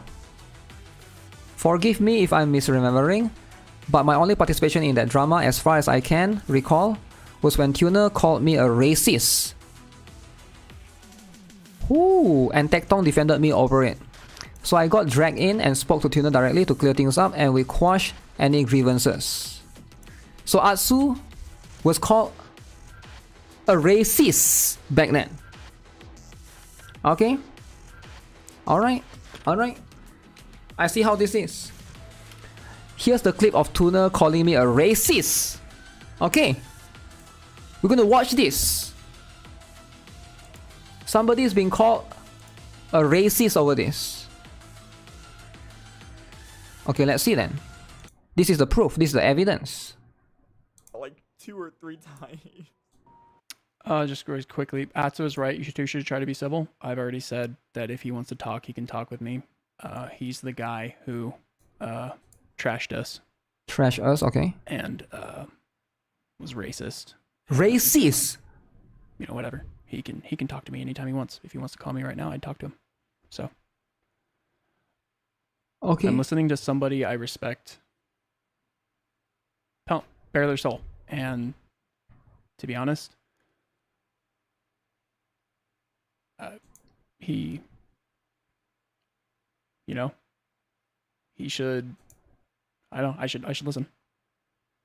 Racist? Yeah, racist. When he said that you shouldn't listen to us He said, you shouldn't listen to us. You should listen to the Asian guy. Jinx had a real big issue with that. But about like 2 or... So it's racist. So shouldn't listen to them because they are white, is it? And should listen to the Asian guy. Ah. So the race is brought into this. Wow. Well, I didn't know that. They are crying over that. Racist because he's Asian? I don't even know what their race is. There's no face cam. I don't know. So again, so Atsu called them a racist and they weren't happy about that. No, they called Atsu a racist, my bad. They called Atsu a racist because of what Atsu said. But again, this is all... I mean, it could be a joke, I don't know. Is he actually racist though? Because that would imply that... Yeah, it's hard to say for sure. It's hard to say for sure for these kind of things. But okay, let's continue, right? Acting racist with Ferrari. For context, my handle at the time was Asian Guy Genshin. And I went by Asian Guy. Okay? So is that where the racism comes? So I'm referring to myself in whatever Tuner is talking about here. What's more bizarre is that Jinx, who was Tuner's channel partner, is literally Asian. And I still don't really get it to this day what the issue was. I don't believe I was even trashing Tuner or Jinx back then, because I didn't even know who they were at the time of the Zhongli drama. Not saying this in an ego way, I didn't watch any theory crafters. However, I don't recall my exact words, but I don't remember saying a joking sentiment, something along the lines of everybody in the Genshin community sucks except for me. Again, this was sarcasm. Okay, so again, it was a joke being taken out of context. So you can see, when you joke about stuff like that, when you say stuff like, oh, you guys shouldn't listen to me, you guys shouldn't listen to them, you guys should listen to me because I'm the Asian guy. So obviously, it's a joke, it's a sarcasm. But again, some people take sarcasm as, you know, some very serious crime against racism. That you're racist. Okay? When you say stuff like that, racist. So never joke on the internet. Never joke, okay? Don't listen to me, I don't know the game literally. But yeah, again, stuff like this, you know, when you take stuff out of context, it gets very complicated. So here's a clip of Tuner's chat telling him I'm clearly being sarcastic or joking. I don't know, man. Okay, let's see. More proof. More proof of racist. I don't know, man. It's clearly sarcasm. Yeah, sarcasm. I don't know why people keep doing this shit where it's like, it's just a joke, dude. It's just a joke. Okay. Yeah, but it's just a joke though. It's just a prank, right?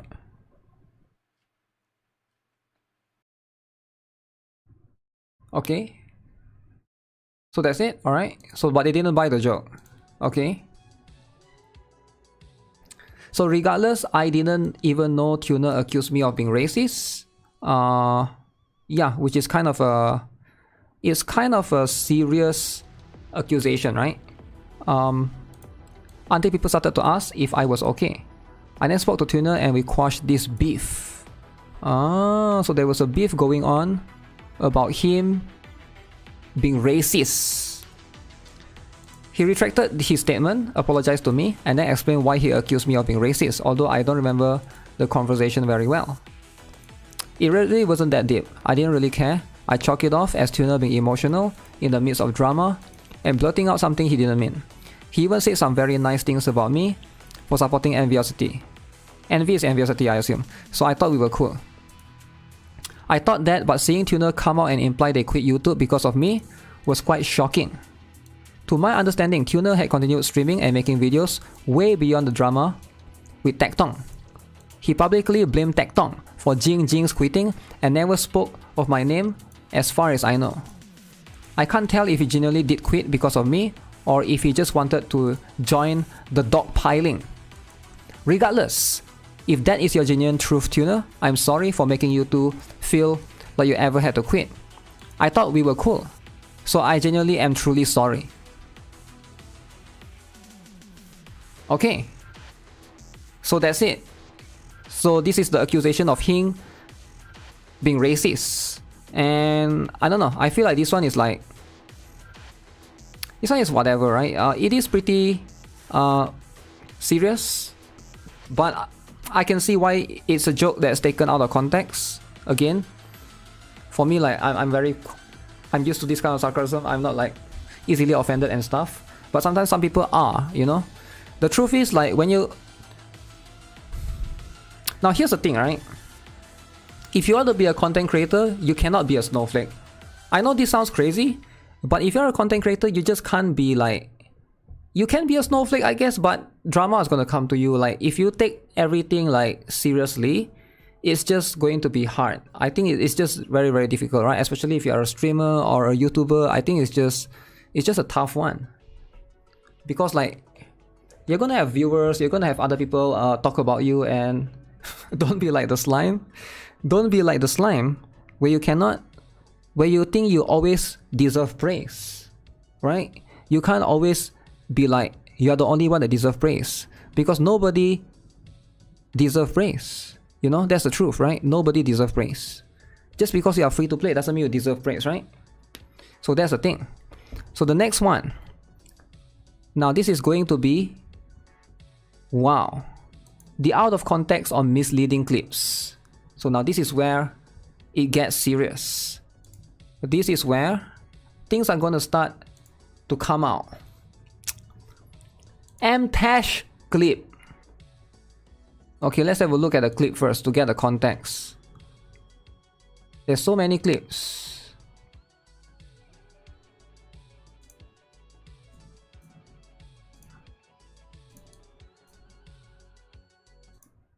So what is this about? Here we go. I mean, I know so yeah, that's fine. Okay to say that publicly. publicly. Yeah, because I mentioned it the other day. Is like, I think I talked to you about maybe the content Why creator is it from server, one and side? you reached out to Hoyoverse and you tried to patch it up. And I ended up talking with Sunmilk at TwitchCon and stuff, and I said, like, you know, I'd love to just make content on the game and not be blacklisted. Like, I've tried to patch it up, and like, So I've why had does conversations Atsu with have them. the ability to patch up those relationships? All the DM says is, I tried to patch up your relationship with Hoyoverse. I have the Discord logs, kind of thing, and I know that. So I've already why does he discussed have that ability? And the guy who has the ability to made a patch comment things about up how you went to bat also for has me, the kind of thing, ability but to it's fucking just ruin like, things. So they are saying that Atsu has the ability to patch up relationships between Hoyoverse employees and Hoyoverse content creators. I think that's the context here. And then Tectong is assuming just because he has the ability to patch things up, does that mean he also has the ability to ruin things?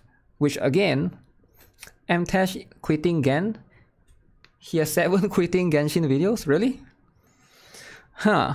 Okay, so this is the clip. Okay, let's watch it in full context. and that's fine. But did you go to bat for any these other people? Or like, I don't know. It's hard to.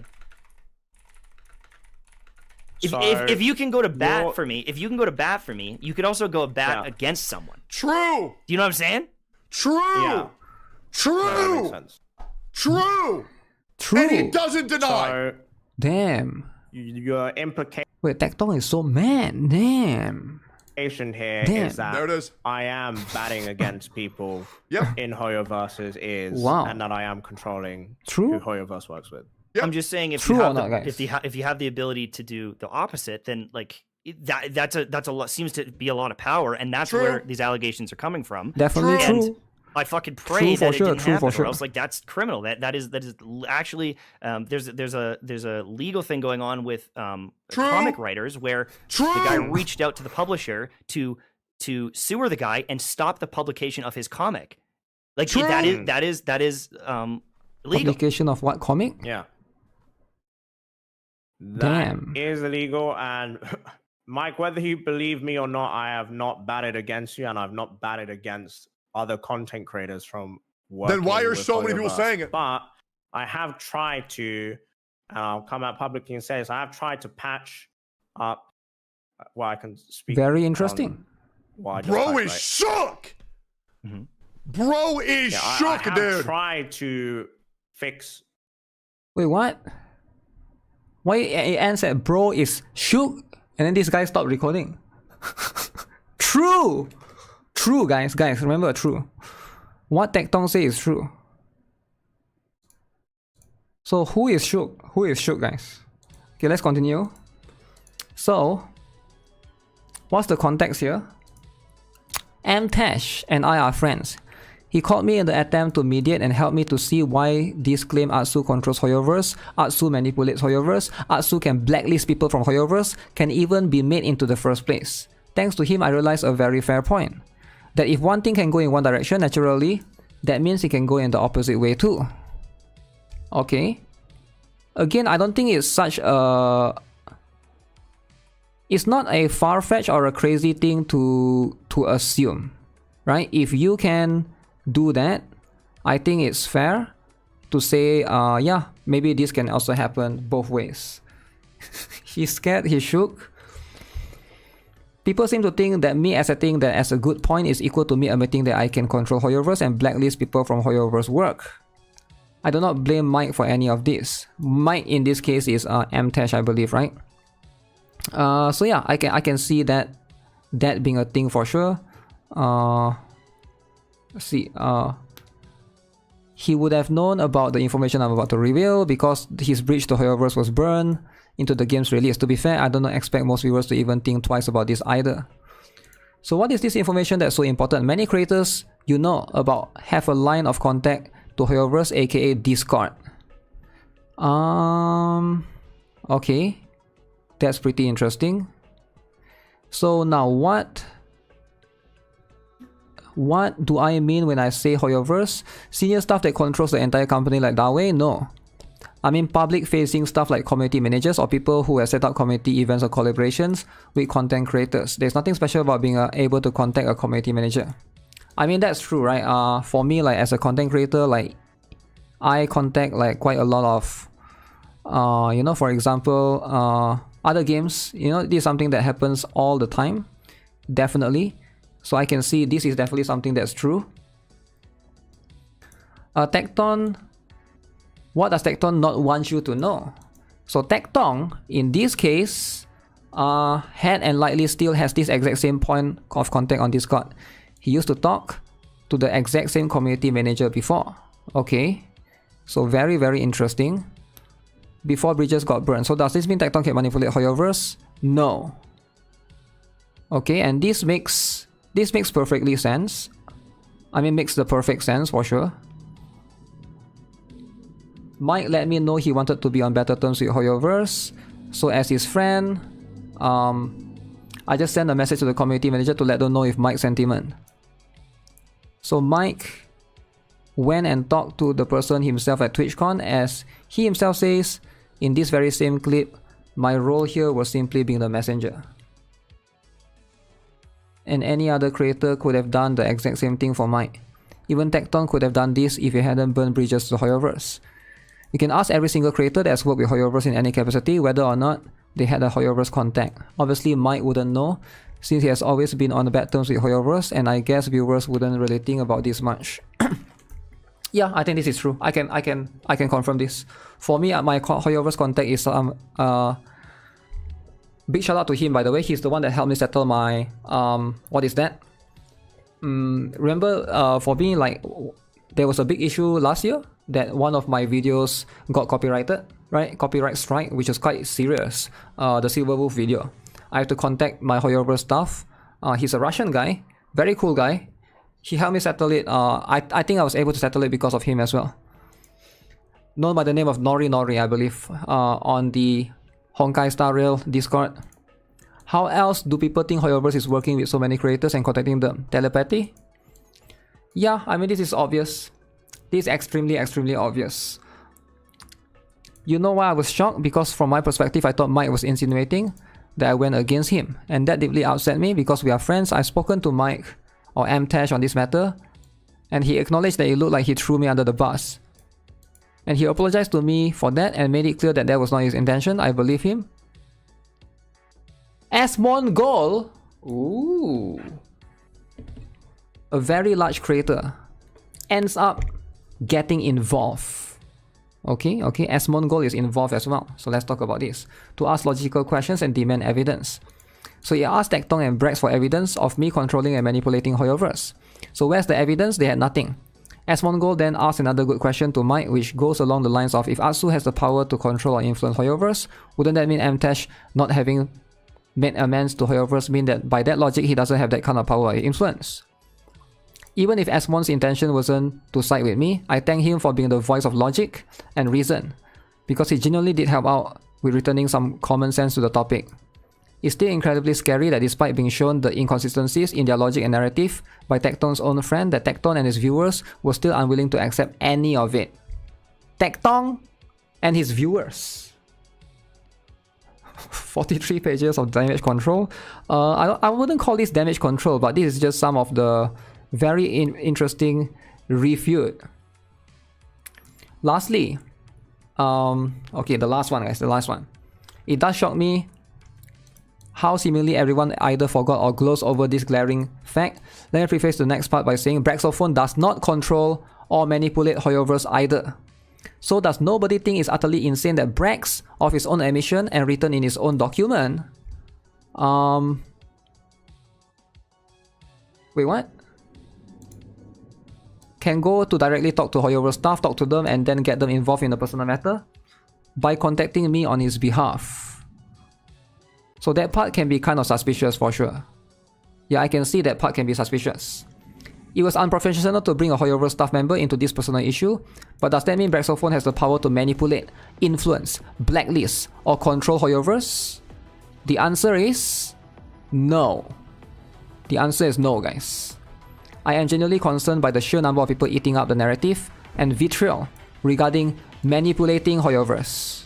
Because if that was the case, why am I the master manipulator, blacklister, CEO of Hoyoverse, and for Braxophone is a completely different matter. It's falling into the territory of tinfoil hat conspiracy theorists, and that is scary. Brax was able to get Hoyoverse staff to act on his behalf for a personal matter. As unprofessional Brax approaching Hoyo staff was, this is just literally just a dude that was hurt and confided with another human being who is their friend, in the hope that they could help find him a resolution and good community manager and would try to manage problems in the community. It is literally their job. Alright. There's no truth, only drama. Oh. Alright, give me 1 minute, guys. My eyes kind of hurt. There's no dark mode for this Google document. Man, this drama is long, man. This drama is so long. Speaking of which, let me log into BA and see if there's anything that I need to do as well.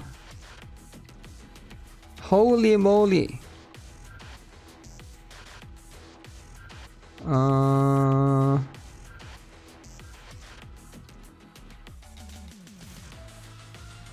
Shit, I forgot that there's a drill. Too much reading. Yeah, that's a lot of reading, man. That's a lot of reading. My eyes is like kind of strenuous right now. Have you been on this drama for 3 hours? Yes. I've been on this drama and the other drama for 3 hours. I'll definitely post the drill is nice. You can buy the new materials. Okay, let me see. Yeah, give me a quick moment. Let me see if there's anything that I need to do on this drill.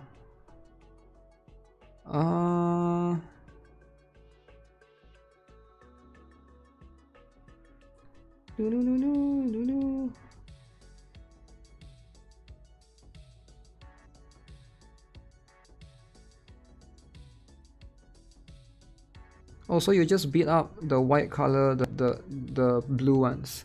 Mtesh also uploaded a video of this. Yeah, why wouldn't he, right? Why wouldn't he upload any video? Because I'm sure he also want to, like, you know, speak from his perspective as well. and it's just I'm also going to upload a video for this because I just think that it's natural for me to want to finish the entire thing, right? Because I think the previous one was like halfway through, and I don't think it's, for me personally as a content creator, right? I think it's fair for me to want to look for both from both persons' perspective generally. I don't think it's fair for me to just look at one side and just dogpile on Atsu, and I think that's a narrative that a lot of people have been calling him Ratsu. And I get it, right? For a lot of people, they don't care about listening to his side. But I think now that I see more on his side, I understand, like, yeah, some of the things for sure. It's crazy people think 1cc can have big pull with Hoyo when he is much smaller than some of the bigger ones. I'm not sure as well, right? Because like, who is actually the biggest content creator? Because the truth is, yeah, there's quite a lot of them for sure.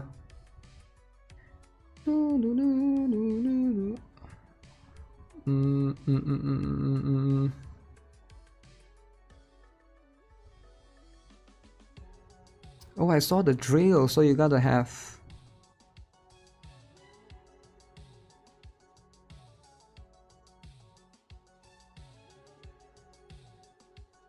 I guess you just need to bring a tank.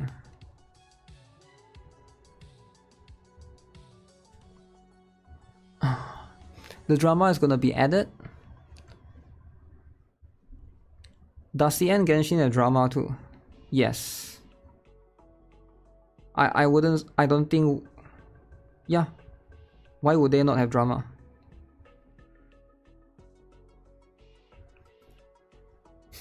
No way you can control the company. No way you can control the company. Okay, let me do one drill and I'll get back to it. But holy, this drama is so... So, what is finishing in... BA is finishing in 3 minutes. I mean 5 minutes. Or 4 rather. I'm just gonna use Ui.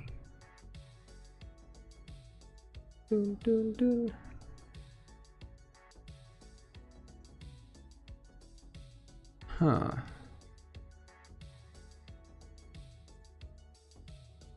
Oh, you need to heal that thing.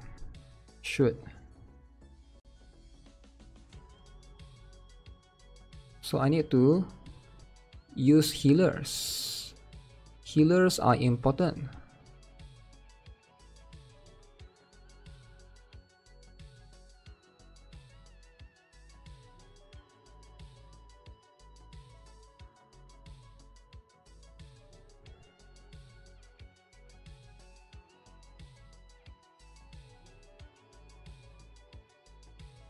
Healers are important. Okay. Let's look at this. We are almost nearing the end. Actually, no, still got 13 more pages. Photo of Braxophone Atsu caught lying about editing the photo. Okay, this is going to be important. Manipulating the photo was one of the biggest accusations of Atsu being called Ratsu or Ratsu, right? So this is going to be, the context here is people have been accusing him of doing something like editing or manipulating. You guys remember, right? He edited somebody's face out. And that was apparently very, very offensive. I don't find that super offensive particularly because it's like when you own the photo, you're allowed to edit it. But apparently some people find that extremely offensive, which is, again, I think that's fair narrative, right? Completely fair narrative altogether. So let's look at this then. So what is this all about? Forgive me for patronizing tone in this section, but please know I will not talk to a normal human being like this. This part is directly for the Tecton viewers, the creators orbiting Tecton and Tecton himself. Tecton. I can't find the clip in question, but here are some tweets regarding it. I will break down the context of these images one at a time. Okay guys, take full context of this one at a time. So this is the part. Let's see. Please remember, this tweet originated from a Tecton viewer. Ooh, Tecton viewer, guys. So keep in mind that Tecton viewer is the one that did this. Did any of these creators think for 1 second to fact check, okay, Wait, what? To fact check if Brax or ask Brax himself if this were accurate. So no one actually fact checked. So that was the issue, is it? Because nobody actually fact checked, which is going to be really, really unfortunate. Drama interactions first, facts never. That speaks volumes. So what do you guys think? I think this is kind of a insane accusation. So this is what Braxophone put in his document. Okay. This is the one. Right after taking this photo, Atsu brought back everyone for a photo session. So this is what Tecton viewers made it seem like Brax was talking about. So Atsu is lying continuously on his stream, misconstruing the chat, literally said that these two pictures are different. And later admitted to editing them. You need to be missing brain cells to even think he's speaking the truth. Okay. Alright. So again, I remember this photo in particular. I don't think it was that big of a deal, but again, you know, some of these could be like... I would love to listen to his side of the story for sure, right? Some content creators that were milking and spreading misinformation. Mind you, these aren't the only two trying to feed off Tecton or feed off the drama. There's plenty more. Yes, Atsu needs to go. Box twice, okay? Mujin. That's actually insane. Brax was literally just trying to make friends. And they took another picture without him, but decided to use this one and Photoshop him out anyway. Lemao! This is so bad. Woo! Okay. Okay, it does seem bad. It does seem bad, right? But you gotta listen to both sides of the story, I think. So here's the photo I posted from the OTV party that Brax was in. That was actually talking about. OTV party. Okay, what is this all about? OTV party, this was glad I got to meet amazing people in person. And yes, I only know. So what is this photo about? I'm trying to understand. So this is a different photo altogether, right? So isn't OTV that... I don't even know... Do I know? No, that's OTK. Tecton is OTK. I confused. I'm super confused. OTV is a different one altogether, is it? Okay, so this one is a different one for sure. Oh, so this is the photo. Why is there a whale? Huh. Why is there a whale right here, right? Okay, it doesn't matter if there's a whale. Oh, it's trying to cover somebody's face, is it? Is Braxophone behind there getting covered? Two different photos with different people in the photo. So when the chat was asking me about whether or not I edited Brax out of the photo, I assumed like any other normal person reading Brax's document would, that the chat was referring to what Brax was actually talking about. The above photo I posted without him in it. Oh. I can see why people are confused. Yeah, I can see why people are confused. Wait, is this in the same place? Cause the background is like the grass thing. Why is it the same? It's the same place, but different people, isn't it? So Atsu is here, Atsu is there. This guy is here, this guy is here again. Alright. He edited the photo. No, these are two different photos. So I didn't edit the photo other than the dummy big whale to cover some VTuber faces. When people showed me the conquest photo, I then said, yes, I edited that photo. And people took this and ran with it, thinking they just secured a, aha, gotcha, caught you lying. I even explained the difference between the photos in this exact same stream. But facts don't matter to these people. If you don't want to take my word for it, you can ask Brax himself if these are the correct photos. I've already confirmed it with him, and he felt bad this spiraled out of control. So why is this edited photo, and why did I edit Brax out of it? Well, believe it or not, Brax isn't the only person edited out of this photo. I edited two people out, Saki and Brax. Saki is... So Saki is the braid girl, right? The braid VTuber.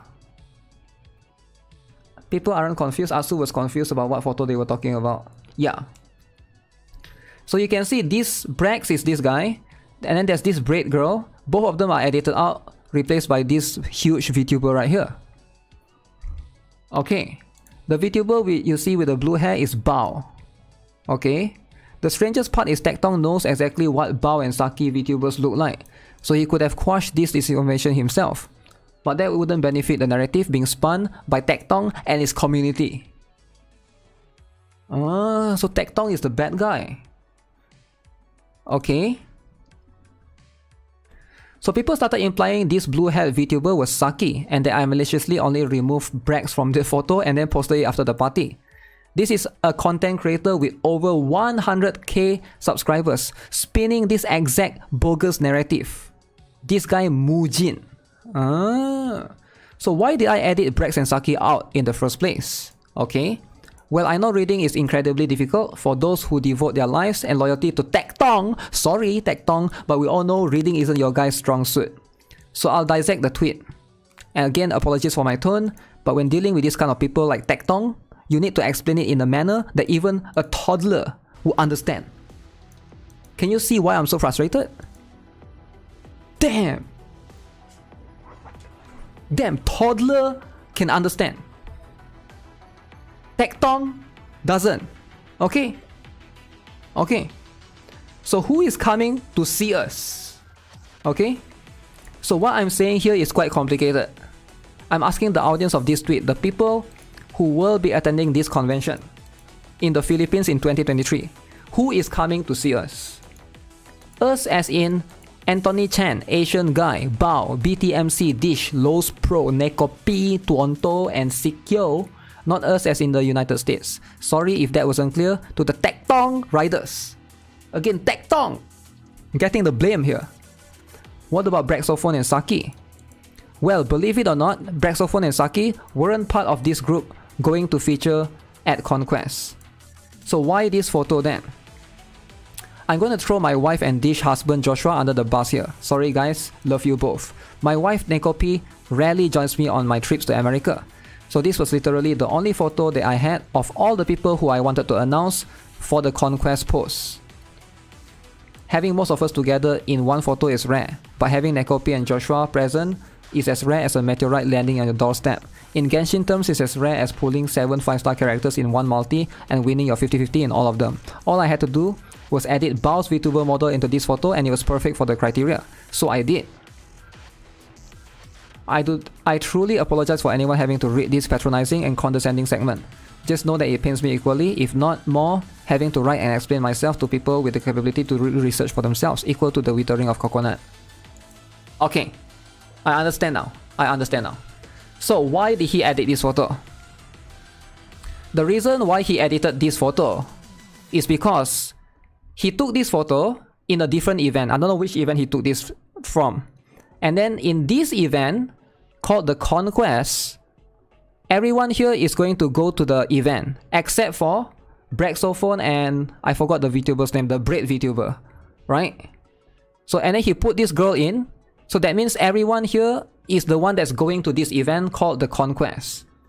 And it happens to be Braxophone and this Braid girl, this Braid VTuber girl, is it Saki? Saki, is it? Happens to these two are not going to this event called the Conquest, right? So that's why he want to use that photo, because it's a rare photo that happens to have he said what NIKKE and Dish husband Joshua is quite rare, that they rarely followed him to the trip to America. So he just used this photo. That's why he edited it. It's like he edited this for a different purpose. He didn't edit this because he hated Braxophone. He edited this because Braxophone wasn't going to this Conquest event. It's like a different event. So that was the context. Okay, so at least we get to hear his side of the story, right? We get to hear from his side of the story. So it's easy for people to say, why not just take a different photo then, right? But then again, it's really hard for him to take a photo with all of them together. So I can understand from his perspective, he wants to Yeah. So of course, none of these people will ever apologize to Brax or myself. They will never own up to it and likely just sweep it under the rug, thinking nothing of it. The funniest thing is, this edited photo in the Conquest tweet was posted in 2023. The OTV party photos was posted immediately after the party in 2022. They aren't even from the same year, but once again, you have creators like Mujin or Box2 who clearly did their research spinning the narrative. So why did I not post the one with Braxophone in? Truth be told, I'm shocked people are even asking me this. Of course, I'm going to post the pictures with my friends that I want to post. Braxophone is not entitled to be in any tweets I post, nor does it mean anything deeper than that. Ant and Joshua aren't in the photo I shared, so do people automatically think I hate them? Of course not, it's just a photo. Let's revisit what Brax said in this screenshot. Atsu brought everyone back for a photo specifically without me. This isn't factually correct. Of course, this singular statement with no evidence caused a shitstorm for me, so I hope after seeing the actual evidence people will think twice before jumping the gun next time. Ah, so Braxophone was the bad guy here. Braxophone was the manipulator. So Atsu wasn't a rat. It was Braxophone who was trying to stir up drama. Ah, it's Box. Box is Box. I have no idea. He wasn't the bad guy, he assumed wrongly. I have no idea who's the bad guy now, but Atsu wasn't, it doesn't feel like Atsu is guilty. It does feel like he has a purpose with all of this, okay? There's more context to this, right? I've already cleared this out with Brax, but I wasn't the one who brought everyone back for another photo. The girls wanted an Airbnb only, which obviously Brax wasn't part of. Here is evidence of that. Okay. Why post the photo if you're going to hide their face? Drama phone? Why is everyone else hating on him too though, then? Because it's called dogpiling. When you don't like someone, you take an opportunity. When somebody, you know, you can dogpile on them. Because of that, I guess. This is the album that was shared privately with all the attendees to the party. The photos in this album are in chronological order. As you can see, Tuonto and I took a photo first, then it was in the group photo with Brax, and then you can see everybody other than the girls went somewhere else. So afterwards they wanted a photo of the Airbnb, okay? Okay, that's fair. I will give Brax the benefit of the doubt and believe that he did misremember the situation entirely.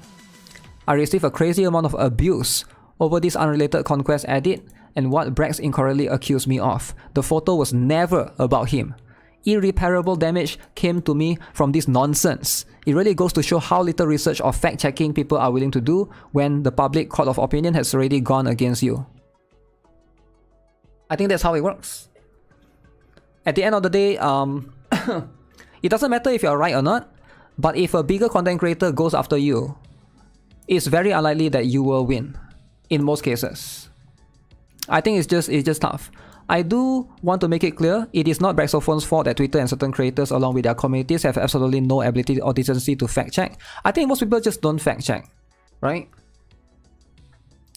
I think it's difficult. Dogs versus rat. But Asu said on the same photo, Brax is not saying the correct story. So, Braxophone, TLDR, Brax and I are good. We have apologized to one another and had some long talks to quash any misunderstandings or grievances. We have found out that there's another party within our overlapping circles gossiping about Brax, and we've also found out some people have been untruthful to both of us, stirring up drama. Of course, this exacerbated the situation for both of us, and we both want to find out what is going on. However, we don't want this to spiral into the public manhunt. It's something we intend to deal with in private. So there's another third party person involved. There's not Braxophone, there's not Atsu, that's been manipulating both of them into stirring this drama. I did not blacklist Brax from events, nor do I have the manpower to influence or manipulate Hoyoverse to do my bidding. or let me select which creators to get opportunities. Brax has retracted many of the allegations he initially made against me, and also removed the document he wrote from public viewing. He did this out of good faith to stop this issue spiraling even further out of control, and it is not because he has something to hide. I'd like to preface this by stating I intend to publish 2 separate documents. One I will post on Twitter, and another one I will share on my YouTube or Twitch. The written differences between these documents will only be Brax's section. I believe I have the right to share my retelling of events from my perspective and illustrate how things played out through my eyes. Many people are demanding an explanation for my actions and how I came to certain conclusions about Brax. However, I don't believe that Twitter is an appropriate space to share my story without people twisting or misinterpreting it. History has proven that people on Twitter will misconstrue or misinterpret things, whether intentional or unintentional. You can't distinguish conversational tone or body language through text alone. So I don't want there to be room for that kind of negative misinterpretation. This is important because from my experiences with Brax, I developed and held an extremely unfavorable opinion of him. And while this is not the case anymore, I don't think enough people will keep that in mind when reading my story. I want to be able to emphasize using my own physical voice and body language that I don't hold resentment towards Brax. And I don't want bad actors to be able to twist that into a narrative or weaponize it for content against either of us. In his initial document, Brax made a lot of serious allegations, many of which did not have any evidence. As a result of that, I responded to him in an extremely angry fashion, because some things he said about me were completely untrue and some things weren't even related or caused by me. Regardless, the community started rallying behind this document, because there was no real reason for Brax to maliciously lie about this situation. And he wasn't. Brax just didn't have the full picture and connected a lot of dots in a logical manner, and then pointed everything towards me as the perpetrator. He believed everything he wrote at the time to be true. And I don't fault him for thinking that. Having now spoken to Brax, we have filled up a lot of holes in the information he was missing by talking to other people so they could provide clarity for the both of us. This is when we found out there was someone else going around warning them about Brax and gossiping about him. Who is this someone else? Who was the one trying to stir drama?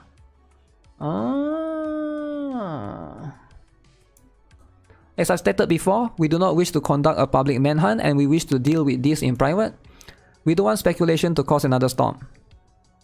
Here are some things that we cleared up between us and would like to clear up publicly. Some people have been untruthful to both myself and Brax regarding this situation, both before this drama and also after this drama. We are aware that now someone in our overlapping circles has been gossiping about Brax to others. Brax had multiple sponsored opportunities to work with Hoyoverse. He's not blacklisted from working with Hoyoverse. Brax believed I had blacklisted him from events where other Genshin or Honkai creators would attend, such as parties. I did not. Below are the examples he and I talk about. So Brax not being invited to Anime NYC party was completely unrelated to me. I was not hosting this party. Brax not invited to a San Diego TwitchCon was partially related to me, as I was the one of the hosts of that party. However, I did not curate the entire guest list myself, and Brax wasn't friends with anyone who did help curate it. So Brax finding out about Anime Expo in 2023, okay, was also not personally related to Brax. The person who leaked the party was a +1. So it's just extremely poor etiquette to speak about it considering the nature of content creation. This information leaking could endanger many people considering it was someone's home. I also was not the host of this party. Then they go to someone's house to do a party. The Hoyo Creators Lunch, where some people brought me a Zhongli birthday cake, was not a Hoyoverse sponsored birthday party. There was also several people there that I did not know and were not friends with, and I also did not curate the guest list. I did contact Hoyoverse for Anime Expo 2022 for a sponsored opportunity and pitch a group of creators who were going to share Airbnb.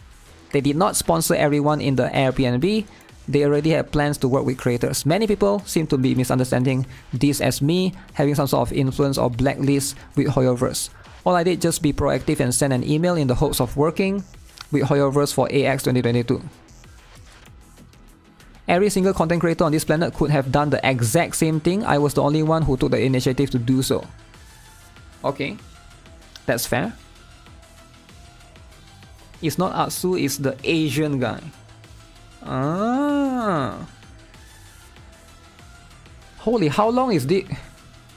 Brax implied I was protecting a creator who did something very bad. He kept it very vague what he was actually referring to. It turned out Brax was referring to something I was not even aware of and wasn't present for either. I reacted extremely angrily to this allegation because I thought Brax was talking about a sexual assault. Oh, this was that voice actor, is it? And nobody should be speaking over the victim. That is only for them to speak about when they are comfortable to do so.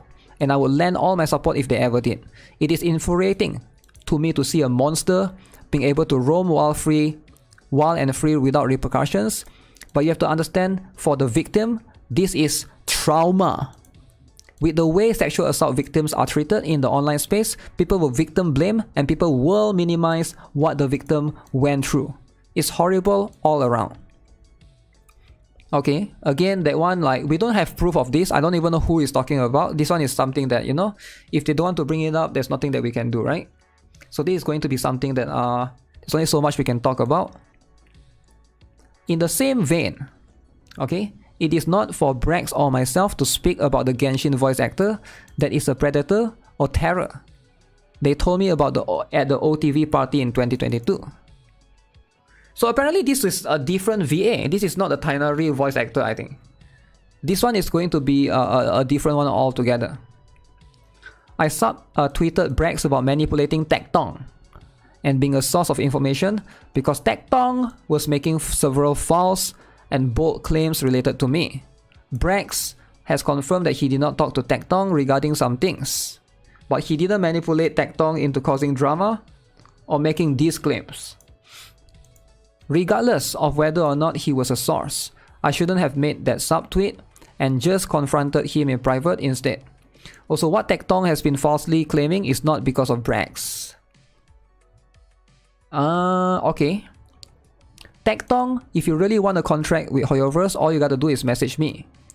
For legal reasons, this is satire since Tectong claims I control Hoyo contracts. Okay. Yeah, again, sarcasm, right? Yeah. I do not collab or use my friends to grow my channel. I don't really like doing collabs, and out of the 3 examples Brax used against me, 2 of them were my friends approaching me. Only the Genshin games was a collab I organized. Brax had a section of his document analyzing my numbers to back up this claim, and he has since rescinded this sentiment and apologized for it being distasteful. This one wasn't that big of an issue, I think. This one is like, it's whatever, right? You want to collab, like, I think this is right. I don't think, like, who cares? Like, I don't think this is that big of a deal. Yeah, he's allowed to collab with anyone he wants. I talked about it earlier, but I did not call people back to take a separate picture without Brax at the offline TV party. That was other people from my Airbnb, and they wanted to take a photo with all our Airbnb housemates, which Brax wasn't a part of. Brax was a +1 at the offline TV party and didn't receive this email or hear the guidance provided for the party. But this is why posting the photo that leaked Saki's face was so bad to me, because we all knew not to post photos of people we didn't know. Of course, this was just an extremely unfortunate mistake. So I think Brax accidentally posted the photo with Saki Vtuber's face. Tectong's name has been mentioned more than once in this essay. True, definitely.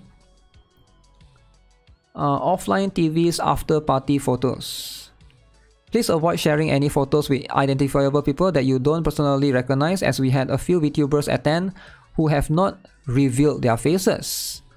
Lastly, me not being friends with Brax has nothing to do with him being a white man. Brax also removed this comment after a friend told him it was insensitive. Wait, what? He didn't want to be friends with Brax because he's a white dude. Damn. That's a huge accusation right there. You shouldn't say stuff like that. What's wrong if you're white though, right? I want to end off with a few things. My conversation in September 2022 with Brax, where I responded to Brax and said I wanted to keep him at arm's length. Okay, that's fair. And that I couldn't trust him to keep our conversation private was kind of harsh.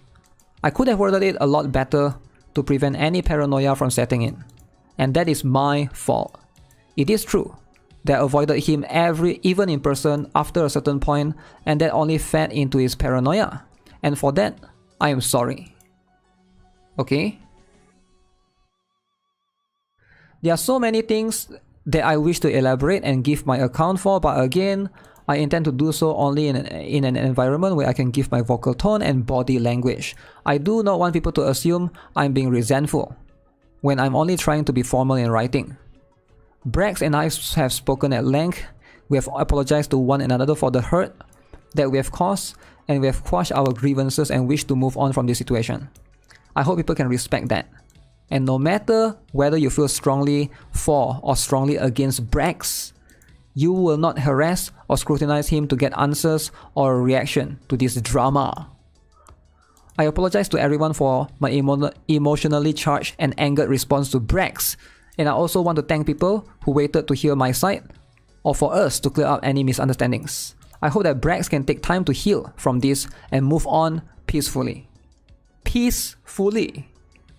Damn. He posted assume all kind of things. Conclusion. Holy, conclusion is 3 pages long? Why is the conclusion 3 pages? What?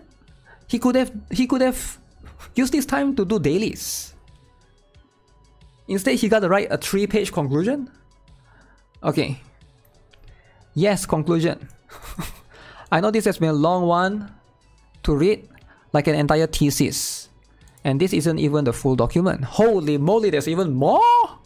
There are definitely things I wish to be written out for the general public, and I also want this to be for my community, my friends, and for myself. Firstly, I want to apologize profusely to my community and my friends for letting them down with my initial response to Brax's document. It was filled to the brim with rage, and it was so rushed, I just couldn't believe some of the allegations being made towards me. The timing was terrible. It was early in the morning. I only had 2 hours to process everything because I was going to be hosting at AnimeCon London for the day. Okay? Some of my friends responded to Brax's post, and it made it seem like they were throwing me under the bus and verifying or endorsing all of the claims in Brax's document. I've spoken to my friends about this now and how it impacted me negatively both publicly and privately. Truth be told, the mental and emotional damage was so immense to the point I started to doubt my very own friends. In that moment, I felt betrayed and felt they had put business first and tried to absolve themselves of any guilt or wrongdoing. I understand their intentions were just to offer their sincerity towards Brax, who was also hurting, but of course, Twitter and other bad actors used that for their narrative and misconstrued these sentiments. What I want people to know is that an apology to Brax from people who are my friends or silence on the matter from certain people does not equal them endorsing allegations towards me. Almost all my friends are anti-drama and do not wish to get involved, at least publicly. And I also would not want them to get involved in a manner, or in this case, drama that's going to hurt them. Please know that my friends have been incredibly supportive of me during this period, and it has just deepened our bonds. Wow. I don't know how to word this next part without sounding arrogant or ungrateful. But please know what I'm about to say. I truly do mean it sincerely and in the best way possible. There is a clear narrative and perception from viewers, from the community, from other content creators that I am a ringleader or gatekeeper or the dad of my friend group. There is some truth in this, in the sense that almost always I am the one organizing group activities, trips, or even non-Hoyoverse related group sponsors. Having said that, this role of a leader or gatekeeper is not one I ever wanted to have. It just happened to play out that way. I think this is understandable, right? Because You know, if he's always surrounded by his friends, you know, he's just always going to be there, doing stuff and planning stuff. It's just going to happen. Why? Well, I'm sorry to my friends, but I'm sure they'll understand and also attest to this. But if I was not organizing things, none of these stinking bozos would. Damn. So I ended up being the proactive one. To further complicate things, I live in the UK, and all my friends or everyone else lives in the US. So if I'm visiting from another continent, naturally a lot of things end up centering around me, even if I don't want that to be the case. That's just my friends being very sweet and hospitable to me, and I would lend the same hospitality should they visit the UK. But they won't. Omega lol. However, this would just cement further in this role, and it became the norm. To compound with this, most of the people in the general community and other creators would consider as my friends are introverts or the passive type. They're not the type to reach out to other people, and many people are intimidated by them, considering some of their channels and platform sizes.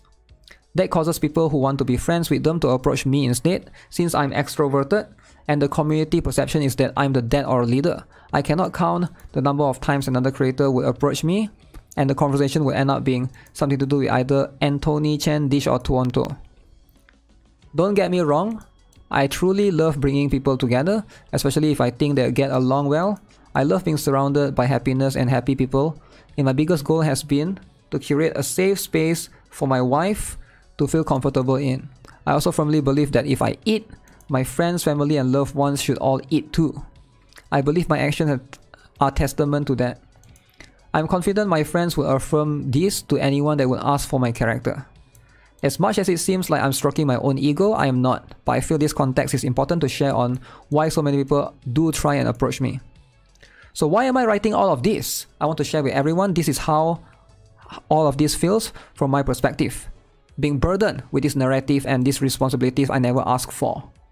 The roles of being a grandpa, leader, gatekeeper that seemingly everyone had placed upon me without even getting to know me. As I touched on earlier, I cannot count the number of times people approach me just because they wanted to talk or get close to Ant, Dish, or Jake.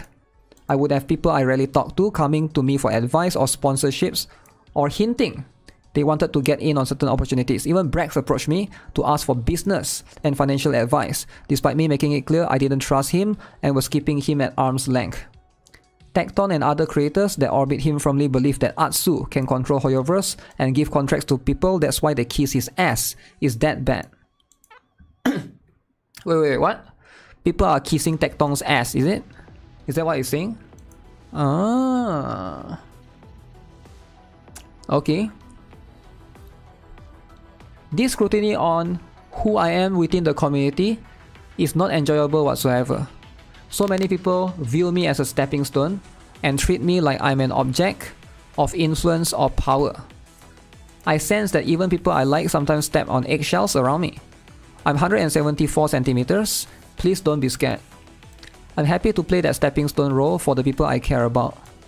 But that's reserved only for the people I love, and this inevitably rubs some people the wrong way. Brax accused me of thinking that I believe everyone is a ladder climber, and this simply isn't true. I am friends with many smaller creators, but I am extremely guarded. The thing is, I have to be.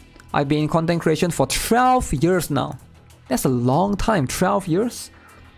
And I've had countless bad experiences with people who just tried to use me.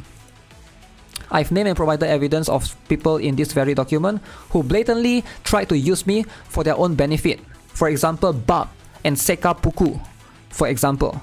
And you have individuals like Snake Stefan that will go as far to lie for clout. Damn. People are going to write this off as me playing the victim, or me trying to manipulate others, or me refusing to change my ways. Whatever I do, I'm the bad guy to them. Forever and always. I have to make peace with the fact that this ringleader narrative is never going to change for most people. The negative stigma attached to that will always exist as long as I have friends that are successful and are introverted or passive. I love my friends and wouldn't change them for the world, even if they are super passive sometimes. For the future, I hope other creators will have the courage to approach them instead of approaching me.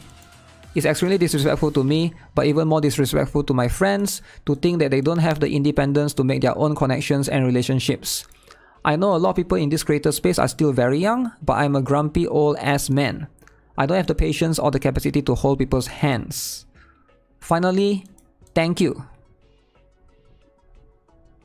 Thank you to my friends that check in on me, that held me accountable, that had my back, that gave me the encouragement and faith throughout this entire ordeal. Thank you to my community that trusted in my character for not buying into the lies or misinformation and for protecting our spaces. Most importantly, thank you to my wife NIKKE. She was my rock throughout everything. This has been one of the toughest periods in my life and she held me together where I felt at my absolute lowest. Love you all very much. You have no idea. I have lost plenty of friends and members of my community from all of this drama. I know my public image has been completely and utterly destroyed. Some people will never see me the same way again and will never ever give this document a chance. I'm reading the entire thing, by the way. Bridges have been completely burned. And it truly feels like there's no repairing them. I can only hope this document reaches the right eyes and only time will tell if there can be healing. I have been advised to seek legal counsel over certain parts of this drama. But I don't want to drag on and I don't want to go through the stress of dealing with international jurisdictions. I will be moving on, continue to create content as I inconsistently do, and to anyone that sticks with me through that all, thank you. Damn. Then this is a 10 out of 10, 43-page thesis essay. Alright? Alright? What do you guys think of this drama, guys? Do you guys think there will be a part 7 or part 8? Damn. When will Tectong write his essay? Damn. Do I believe him? I'm not sure if I believe him or not, but definitely some of these, like the one he accused Snake Stefan, definitely I can see who is in the wrong. And same for the Seka Poco, right? The Seka Poco part, sure, I can see that, yeah. I can see why he acted the way he is. It's less about believing him, but more about hearing his side of the story. It's not about believing, you know? I don't take sides for this, right? I just look at it as drama. I'm not invested in any of these content creators. So for me, it's like, I don't really have a side whatsoever. Envy's drama was not part of his. But Envy's drama is a different drama, right? Envy was thrown under the bus. How long did you guys think he took to write this? Right? This is insanely long. 5 days maybe? I think he took about 5 to 6 days. This drama is like Genshin mid. Legal counsel. Damn. Yeah, we'll see. We'll see if there's any legal counsel that will be contacted for this. But again, you know, just take all of this drama as drama. You know, just take all of this as drama. As a show. Where's the work cited page? I have no idea if there's any. Where's the work cited? Tectong needs to be even louder now. He says, she says situation. I don't know if Tectong has a document. We'll look at it, right? We will look at it then. I don't even know who this Baebab is. It's a VTuber, I assume. Yeah, there's a lot of people in this that I don't even know. But this is like the Genshin community, right? I mean, yeah, I don't really like, I'm not super familiar with it as much. He didn't blacklist him. Tectong's reaction video about this essay was out already. Damn. That's cool. Yeah, of course Tectong is gonna make a video about it, right? I wouldn't be surprised. But did Tectong read the entire thing though? Which is the question. You gotta read the entire thing. It took me 2 hours to read the entire, 2.5 hours to read the entire thing. Holy moly. 2.5 hours.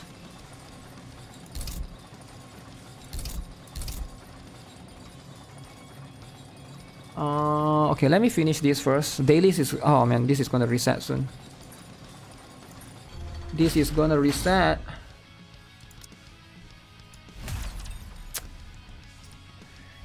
Blacklist someone, why there needs to be a reason. There doesn't need to be a reason for sure, right? But I think it's more of... it's less about... For me, it's less about the reason and more about the proof. Because there was no proof. Saying that you blacklist someone but there's no proof is like... you know, right? I mean, it's like... It's easy to say, oh, this guy blacklists him, this guy blacklists you, but... I think it's just... Yeah, all of these are like... You never... some of these accusations are quite serious and you gotta have proof, I think. If you're just gonna like accuse people, yeah, it's... Tecton say they will be phase 2. Tecton said it will be phase 2. Damn. Yeah, we'll see then. We'll see if once Tecton comes out. This drama wasted your time. We should be picking Means. Means? Mean picker. He's mad at the bald pictures of Thanos. Thanos is cool, what do you mean? Thanos is cool, man.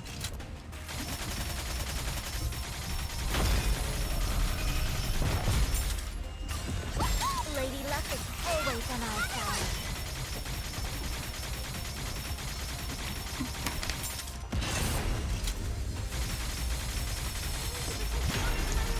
Thoughts on Black Asta? Pretty cool, pretty strong, but you are... I fought Black Asta a little bit on PvP, right? He's definitely not bad, right? I wouldn't say he's weak, but I can see some issues for sure. You are able to like, you know, zigzag through him, just get rid of everyone else. What the heck? I think once Queen Witch comes, that's where it will get interesting. He needs Queen Witch, I think, to be stronger. If you accuse people, if someone has the resources and the time, he will sue if you don't have proof. Now it's hot spring time.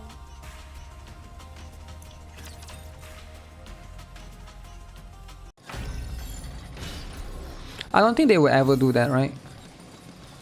Nobody would go out of their way to just sue someone.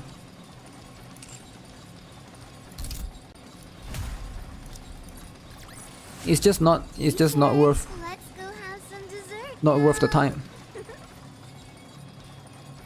Not worth it.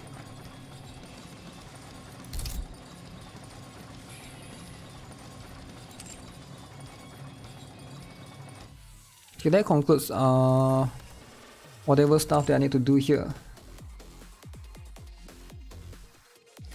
He's good by himself though, even without anti-magic.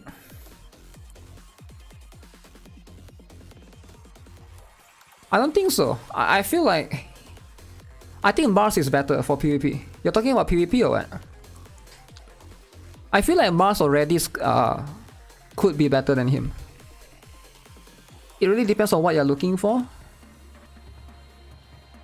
I actually don't think the meta favors him right now because Julius is everywhere and he's red, so he's weak against Julius.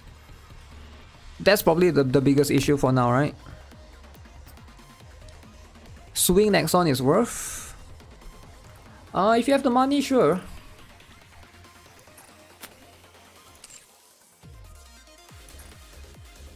I like Mars debuff immunity, especially for the turn 1, right? Why is that?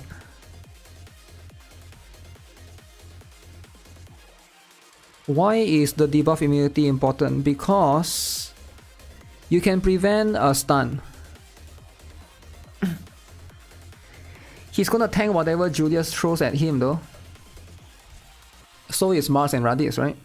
So whatever that you say is going to... So why would you use him then, right? And also it's not about him tanking, it's about if you are attacking, you're not gonna attack him first. You're gonna attack him last. You're gonna get rid of the DPS first, which is the issue, right? I don't know. Again, you know, I could be wrong, right? Because right now, he's only out for like what, 1 day? Is it even 1 day? He's out for barely 1 day, right? I need more time to test him for sure, to give like a more informed opinion. But so far, my experience on fighting him, I find Mars and Redis more annoying than Julius. Maybe it's the bracket that I'm in right now, and the Black Astar that I'm fighting are not super well built yet. Could be. Have I done advice? Done that. If I'm burning Julius skills, you're not checking their Julius. The Hood Astar. The Hood. So I've done everything here. What else?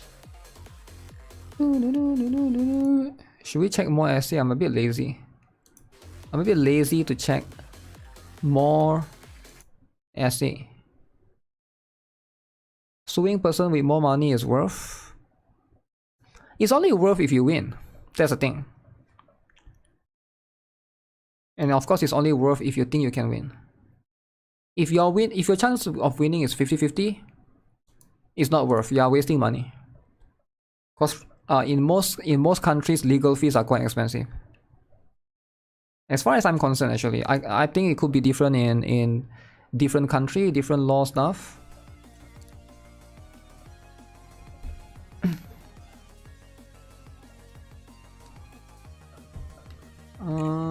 Yeah, give me a moment. Take some water.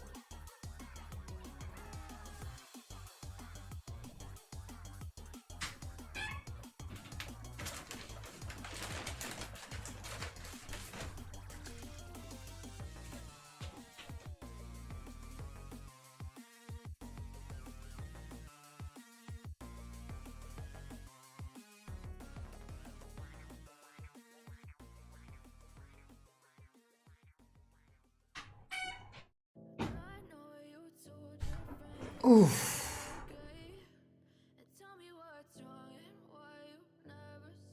Oof. Bronas 2 update? Not yet, right? It's the day after tomorrow. I saw the patch notes, but I don't feel like reading more essays, so I'm gonna check it out later. The reward of the lawsuit is what matters. Big companies don't care about small fries.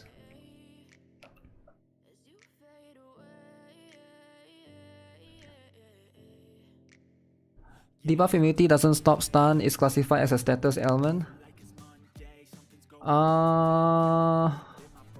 What is that?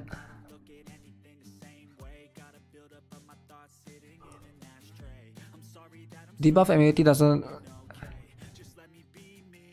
No, for example, like in PvP, right? When I use Mars to stun the enemy Mars on turn 1, I can never stun them if they have Mars. Because Mars has debuff immunity, right? Or is it status ailment? Whatever that Mars has.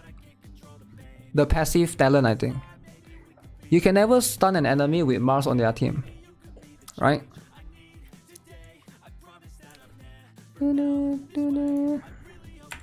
I kind of want to continue this story, but let's see.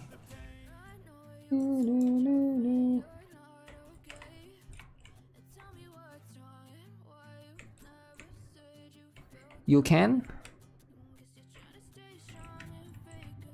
On turn 1. Of course you can later on.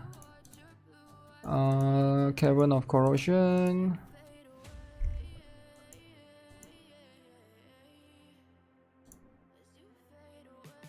Increase damage dealt to enemies with debuff by 12%.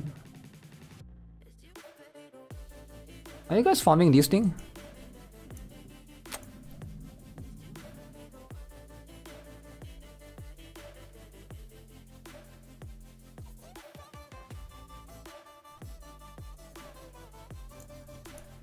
This seems like a decent stuff to farm.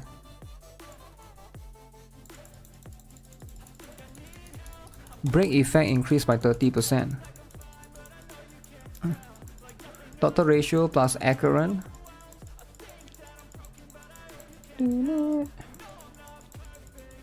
Total ratio plus Acheron.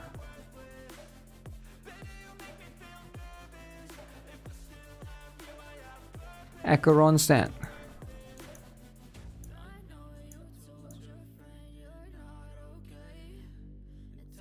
Increases break effect by 16%. Okay.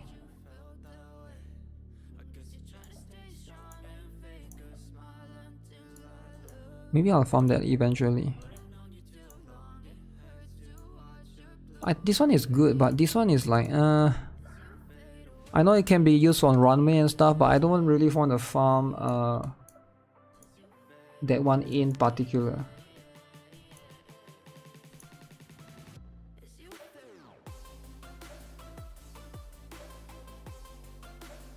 So I will just do this.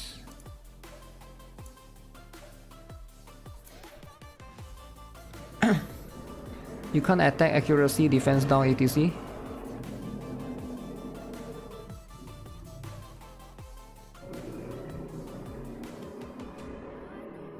Then how come I can't stun Mars ever? Holy what the, that's so loud. I can never stun Mars ever in PvP. Is it not him then? Is it Charmy? I'm pretty sure it's him, because whenever enemy has Radis, I can try to stun them, but whenever they have Mars, I can never stun them. It will say immune. It will say something like immune or debuff immune. Maybe they have the SSR skill page. What does a skill page do? That gives status immunity.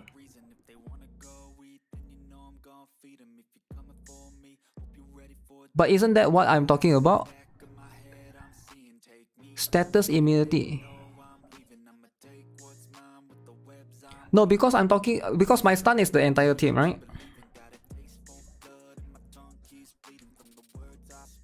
There's also one that gives stun immune. No, I'm not talking about yeah, but that's just one character, right? Because when you use Mars, I'm not talking about Mars second skill. I think you're assuming that I'm talking about Mars second skill. I'm talking about Mars shared skill. Mars shared skill stuns everyone, all 4 characters. Every time if there's enemy Mars in that team, they can never get stunned. Is there a page that gives everything? The stun isn't guaranteed? Of course I know it's not guaranteed. I know it's not guaranteed. That's obvious. But I'm saying that every time there's a Mars on the team, it's literally immune. All the time. But when it's a Redis, it's not a 4-man, I think it's a 2-man, 2 or 3. It hits at least 2 or 3%. Yeah, it definitely hits more than one character, right? I could show it to you right now, but I'm too lazy to log in, right? Because I'm already logged in here. I'm gonna log into the... It was gonna log me out. You guys can try it for yourself. Then you understand what I'm talking about. Maybe I'm not saying it correctly, or maybe like I'm saying something wrong, but it's definitely the difference is between Mars and Redis. If you play PvP enough, you will know what I'm talking about. Try and use your Mars as shared skill, and you will see the differences. Let's get this. No, I already saw this. Somebody will check the Reddit. Let's check the Reddit then.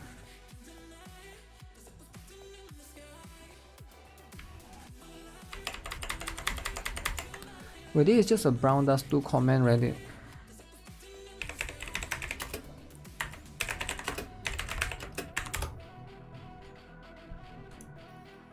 Brown dust 2 comment Reddit.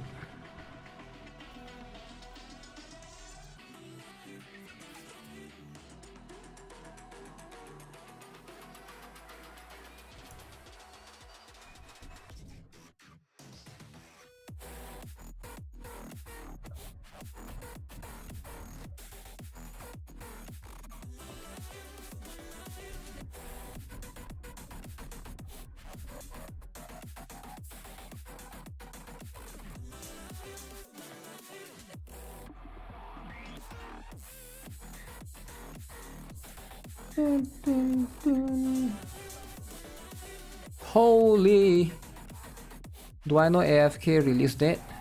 Yes, I do. Okay, let's talk about this first then.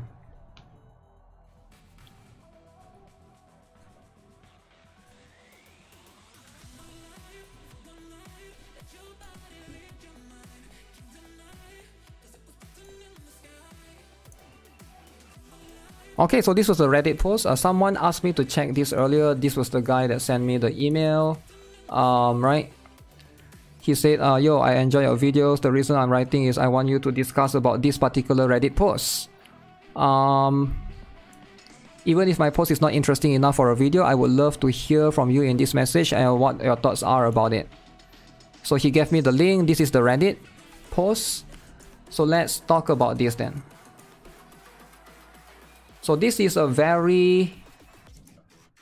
looks like a very detailed post.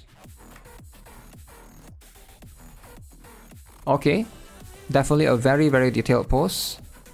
Holy what? Another essay to check out. Okay, let's get right into it. So this is about Brown Dust 2's skill cutscenes. So if you guys are not aware, Brown Dust 2 is famous for its skill cutscenes, and I do like all of these skill cutscenes. All right, and unfortunately, you can see right now these characters that I'm showing you right now. None of them are like the lewd ones. I put in Justia, I'm putting Angelica, and the reason why is because every time I put that on my YouTube and I upload it on a YouTube video, YouTube will send me a warning saying, "Oh, we're gonna this video is not good for advertisers. We're gonna mute that video. We're gonna hide it from your viewers." I understand, right? Because some of my viewers are kids. Okay. First of all, I wanted to say that this is solely about skill cutscenes and for people who enjoy this game for it. So I started playing this game when half anniversary started, when I saw that Nightmare Bunny Eclipse skill cutscenes, and then there was a Masquerade Bunny Celia to be released. On top of that, I checked other character cutscenes like Zenith, Adventurer Diana, SQ Sylvia, BM Dalvi. This game seems like a perfect fan service game. Whether you want to agree with me or not, the main selling point of this game are skill cutscenes. I'm not too sure about that though. Do you guys play Brown Dust 2 because of skill cutscenes? And sure, there are some people that do. I get it. But I'm just curious about you guys. Do you guys play Brown Dust 2 for skill cutscenes? Alright. So for example, Dalvi's one, which I believe is like a fan favorite. Let me see if I can put up Dalvi's one. So this is Dalvi's skill cutscene, right? Dalvi's one is Anastasia one is this one. This is Dalvi's one. So you can see this is going to be this is Justia, right? So look at this skill cutscene for this is Anastasia. Okay, it is a bit too much, a little bit too much. Dalvi one is probably one of the more insane ones, for sure, because it does seem like, it does hint that she's doing it right there. I get it. So again, you can see quite a lot of new players have joined ever since, for sure, right? We did saw this on the recent half anniversary for Brown Dust 2. 128% increase in new users. So half anniversary survey, user gender. So obviously it's male that's playing this game. Why would female play this game? Come on. Okay, and user age in the 20s and 30s. Of course, why would old men be playing Brown Dust 2? Come on. Yeah, and a lot of people, let's see. Most satisfied costume, Nightmare Bunny Eclipse. People love Nightmare Bunny Eclipse. That's good. People love Huge, right? Everybody loves Huge. Most satisfied part, skill cutscene. Okay, so you can see based on this survey, a lot of people like the skill cutscene. Alright, that's fair. In what games are you going to find quality fan service outside of gacha games? Half anniversary bought them plus 128% new players and increased AU by 55%. Number one reason for a huge success were those skill cutscenes as shown in the half anniversary survey results. Can you guys see this huge? Do you guys see all of this picture is showing this huge right here? This is the reason why Brown Dust 2 is successful and why everyone is playing Brown Dust 2. This huge you see on the picture right now that I can't show you because for too long, alright? People clearly enjoy HA cutscenes that show quality fan service. So it absolutely boggles my mind that they decided to go from half anniversary to Idol Phantasm. There's no fan service at all. Did they not check HA survey results? What were they thinking? Ooh. So okay, it's talking about Ventana, Grand Hilde, and also Idol Yuri. That has almost zero fan service. I get it, right? Now, to address stealth change that they did with Nature Skill Rouse Kill cutscene, developers addressed this change in a patch note 2 weeks later, when players noticed the change was made. In the patch notes, they stated that Nature Cloud's Rouse in-game combat skill cutscene and home screen cutscene has been modified. This feels like an excuse to me, because if you compare the skill cutscene to now to what it was, it looks odd. Old version can be checked on YouTube. Why would they spend time and effort to animate but wiggle and then not show it in the skill cutscene? On top of that, camera movement looks better on the old versus new version. Wiggle, wiggle, wiggle the butt. I think it's because it's like a lolly that's wiggling the butt, so you can't do that. When a lolly wiggle the butt, it's like kind of borderline illegal. I believe the old versions was what the developers wanted to go with, but they were forced for unknown reasons to change it. I think so. I think could be regulations in some country as well. Now for the latest cutscene Blood Glutton Justia, where they go from heavy blurring to camera immediately moving away from chest to covering chest with huge piece of glass. You only have 0.4 seconds out of full 5 seconds skill cutscene to enjoy the fan service. Blink and you miss it. 0.43 seconds of fan service and then covered by the glass. No blurring, covering, no censorship, no BS, just quality fan service. Like I said, one of the best things about the game are skill cutscenes. I understand that there are players that care more about gameplay and story, so they don't care about skill cutscenes. However, a nice quality skill cutscene does not affect the gameplay or the story. It can only make a good game even better. Even if some people truly do not like the sexy cutscenes, they can always turn them off in the settings. Which again, I do agree. I, however, enjoy this game exclusively for its cutscenes that provide nice fan service. But do not misunderstand my post and think that all I want is fan service and no cute or other types of cutscenes. No. My point is when they decide to make a new costume and give it a sexy skill cutscene, I want them to do their best and give us a full 5, 6, 7 or even 8 seconds of pure fan service without blurring, moving away the camera or covering the good parts with stuff for the majority of the cutscene. Okay, let's verify this, alright? Since I have her, let's verify this. Is this true though? Let me check.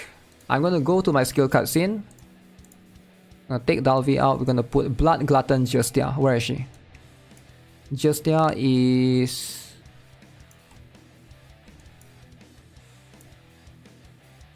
Huh, wait, just... Okay, this one.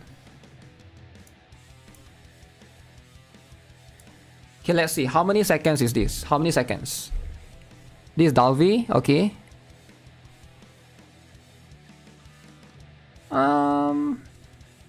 So that thing is, the glass is blocking. I can see why. I can see why he's upset. Because the glass is blocking the boobs, right? You want to see the huge, massive jiggle. This part is okay. It does bounce a little bit. But this part you can see the glass is blocking half the screen. So the glass is like, is right there. So I understand from that perspective, he's upset. So for sure, right? So this part, no. But then, is it that big of a deal though, right? Is it that big of a deal? I wouldn't call this censorship. But again, I see where this person is coming from. Okay. Patch notes. Okay, regarding cutscene expression, thanks for the overwhelming support for Eclipse costumes and other half anniversary costume cutscenes. We work on with the utmost dedication by Origami, which is the artist, I believe. Looking ahead, we are gearing up to deliver even more spectacular cutscenes that will leave us a lasting impression. Your anticipation means the world to us.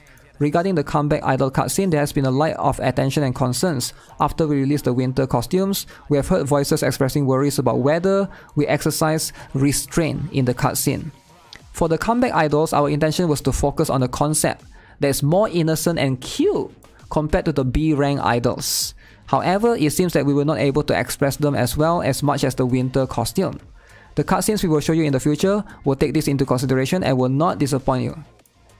I'm sorry, but for Idol Phantasm, Nature Cloud's raw cutscene change and restricted fan service on Blood Button Justia, I'm having a hard time believing this. Thank you for taking your time to read everything, I appreciate it and wish you all the best. Take care. What do you guys think? Truck protests? I mean, I can see some truth to this for sure, right? Let me see. For the idol costume, do I have any of the... I don't even have Grand Hilde and stuff. The one that I have was Yuri, right? So this is Yuri's one, right? This is pretty tame. This is definitely super tame compared to some of it. Right? For sure. But then she's... You know, it's just one patch away, so I say give them time. Maybe the next one, which is the mate, which is coming this week, is it? This week or next week? We'll see. Might have... he wants the lolly to be naked. I don't think he wants a lolly to be naked, but I can see the frustration for sure because the expectation was really, really high with the Celia one, right? The Celia one, the expectation was really, really high. The Rubia one as well. The Rubia, like, come on, look at this. Look at this, like, look at, maybe not this one. Maybe this one. And... no, this one. Where's the Celia one? Celia... Does Celia even have a cutscene? This one. Like, look at this one, right? Of course, when you look at all of this, you can see why the huge, massive right here, when you compare all of this, look at that! Of course, he wants all of these huge, massive badonkers, right? But no longer huge, massive badonkers. You get what I'm saying? All of these are no longer there. But I can see this is too much for kids. Think of the kids playing. Have you guys ever think of the kids that's playing? Why did they add glass? I have no idea. I have no idea. But again, yeah, I can see the issue. I can see the problem. One step forward, two steps back. Maybe it's true. Maybe it's true. But I'll give them... I'll wait for a little bit, you know? Maybe the next one will be better. We'll see how it is. Demonetize? Demonetize for sure, right? All of these are too much. This is guaranteed to be demonetized. Mirror Wars PvP tier list. Okay, we're gonna check that out. We're gonna check out. Past completion.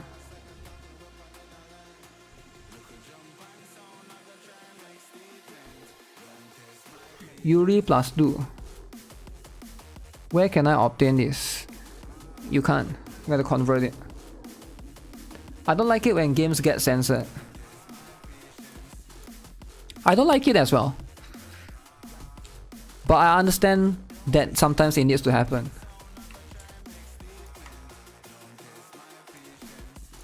It's easy to say, you know, it's easy to say, oh, games shouldn't be censored, but like, with how complicated things are in the world, with how government try to regulate things, do you think that it's the game that censor it, or do you think it's like in some country the government are stricter and they say, okay, this is not allowed, we need you to like reduce the sexiness of certain characters, and it's not by choice, right? And it's easy for you to say, okay, then just don't, just not include those countries, right? But you know, it's like a business, so why would you like exclude certain countries? So yeah, it's always very complicated.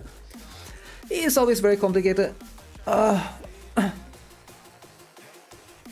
game will not be on the store if it's not censored. True, it can't even be on the Play Store as well. Brothers 2 is probably still the most lewd one, I think, by far. It has to be the borderline of lewdness.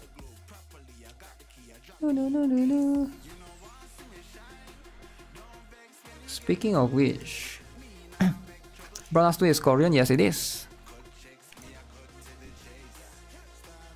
Yes, it is. Okay, somebody told me to check out the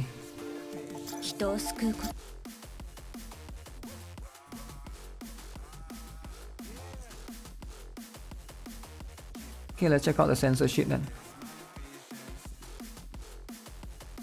The censorship.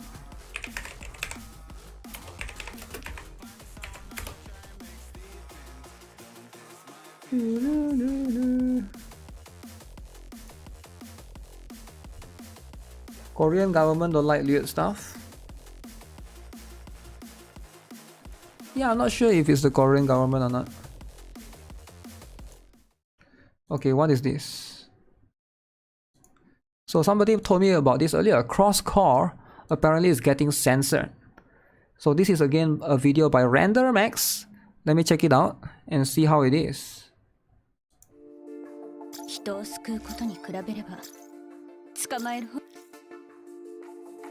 Is it getting censored?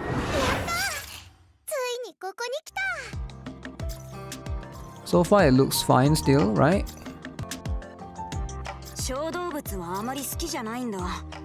Oh wait, yeah, it is getting censored. I think this girl has...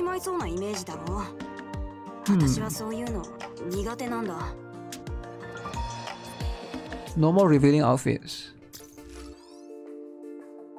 Is it though? I can't remember.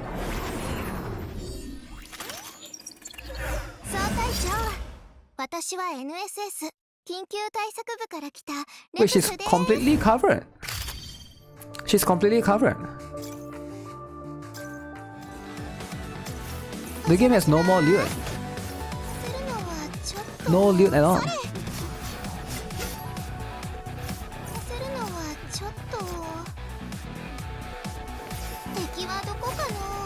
GB.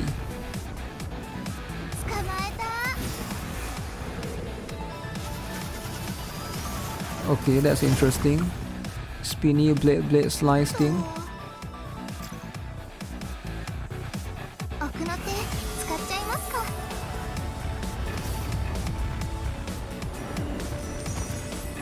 That's a pretty good animation. Oh, it's quite long as well. Wow. GB. Oh, he can transform to. She can transform into a different form. Ah.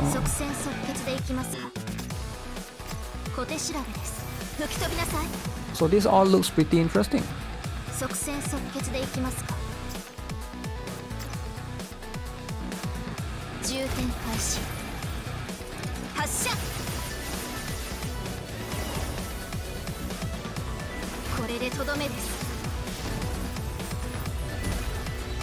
Interesting.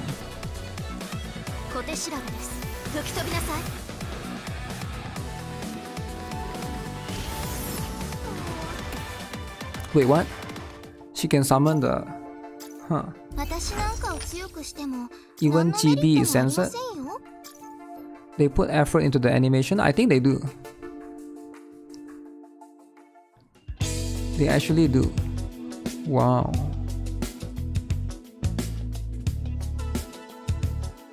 Yeah, she's completely covered, right? Wait, let's have a look again. Let's have a look again. So, the one on the right, this one, is the uncensored version.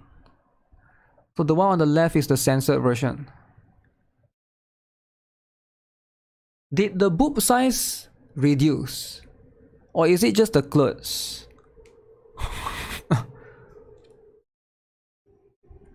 Did the asset size reduce? Maybe it's just the clothes, right? Am I crazy? Or I think it shrunk a little bit, and in the left one, in the censored version. Huh. The game looks good. Sadly, it's been censored left and right. It seems like. Okay.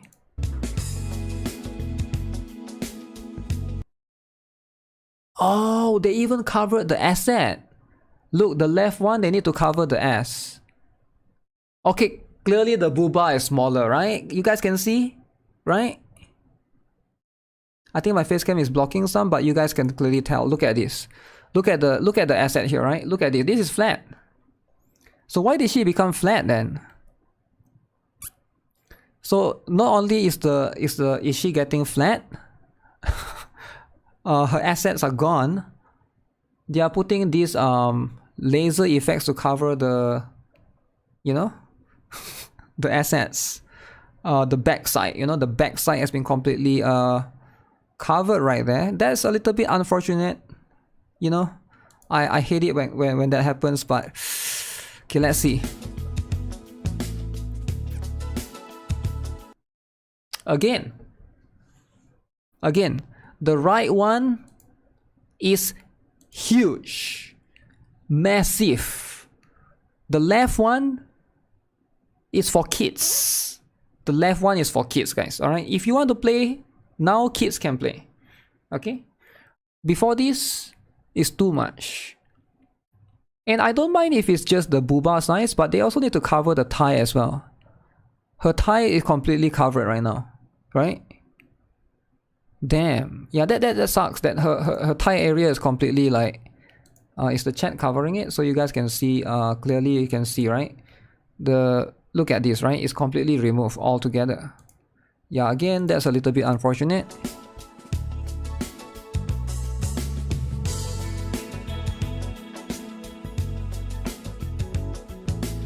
Whoa. Again. So the right one, okay, again, I need to close my face cam so you guys can. So the right one is the original, the uncensored version. The middle one is the slightly censored, and the left one is the latest version. So from here, ignore the middle one, right? So the left one is right now is what they are having. Even the thigh, I understand that we need to censor the boobs, but the thigh as well. Oh man, they censored twice. Yeah, this is too much. Exposed thigh? No. Okay, again, the right one now becomes the left one. Completely remove. Any skin shall be removed, shall be covered.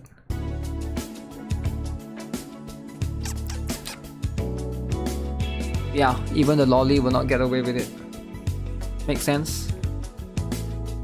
Yeah, again, this is too much skin. Obviously, they have to cover it entirely. Yeah, makes sense. Okay, you can see showing too much skin on your thigh. So I feel like the middle one is okay though. I understand what's wrong with the middle one. They need to go all the way to the left one to cover the skin for the legs completely. Damn, that's crazy, man.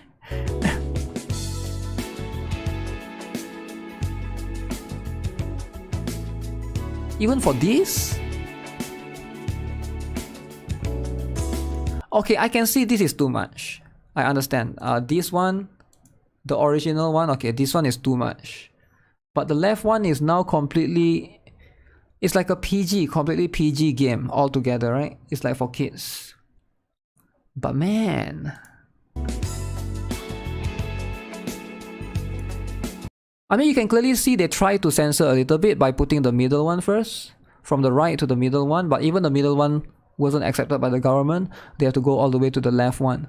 Completely remove any and all skins altogether. No skin exposure. Zero skin exposure except for your face. Ah. Oh man, even her? Dude! What? At least put the lines in the... What? This is so bad. This is so bad looking, man. The left one is so bad looking. Holy. Okay, let's see. This one looks so good, man. The right one looks so good. The left one, like, come on. That is ugly as heck.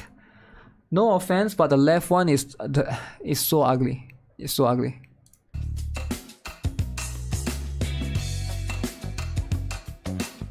Even the robot with no face need to be censored. Huh? Even the robot with no face needs to be oh, okay, I see how that is. Oh, come on, you gotta reduce the size as well. I mean, you gotta make her flat. Really? You gotta make her flat?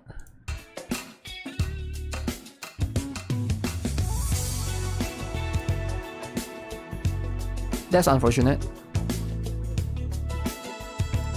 Dude, she's huge right here and now she become flat. Oh man, you gotta reduce the size. Damn. But yeah, this is some crazy regulation right here, right? This is so good, man. And they have to like make it like that. What the heck is this? What the heck? I mean, this is still not bad. I would say the design is pretty good, but you can clearly tell it's not meant to be like that. You can clearly tell like the position, the pose and stuff. It just doesn't look natural. Yeah, it looks a bit off. Ew, that looks so bad. Ah, this one looks so bad. This one looks so bad. Like, look at this. What is this? She even have to wear a skirt or whatever this is?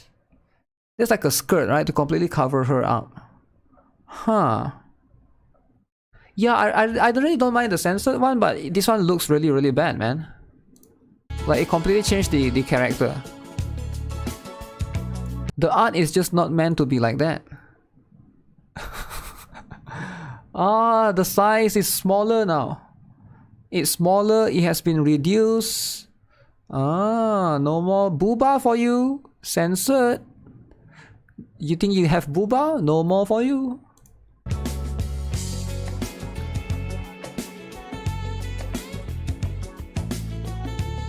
No more boobs. Boobs is bad.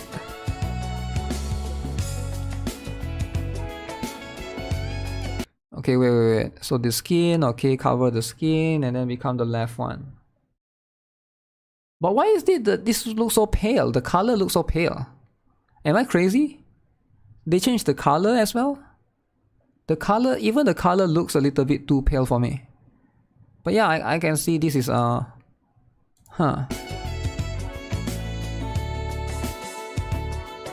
Oh man, this is so sad. The left one looks so bad. Okay, this one doesn't look that bad compared to the others. Maybe because the original design is supposed to be like that. But it's just so they just cover it a little bit more. So this one doesn't look that bad compared to the others, but still.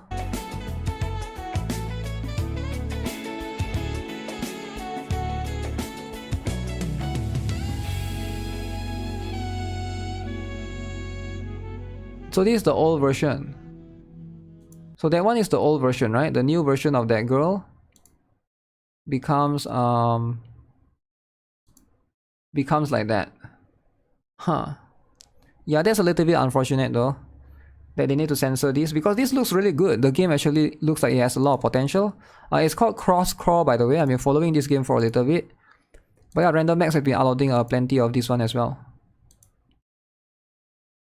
Yeah, I hope this game, I don't know, if it ever comes to global, I really wish it would have minimal censorship, or at least give us, you know, if you want to censor, fine, give the middle one. I would take the middle one. The left one, no, give me the middle one, alright? I would take the middle one. Sure, you want to change this to this? Okay, give me the middle. Don't give me the left one, alright?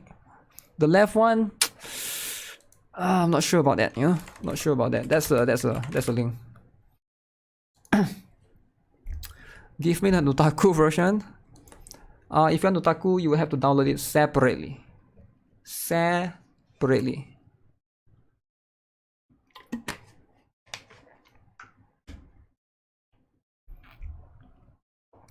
Global tends to get bad treatment as well, unfortunately. Yeah, I get that for sure. I definitely see where you're coming with. Have you checked out the new Tower of Fantasy? Wait, what?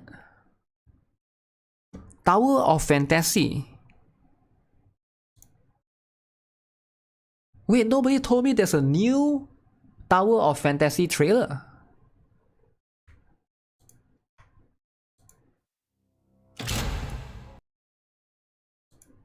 Tower of Fantasy is winning.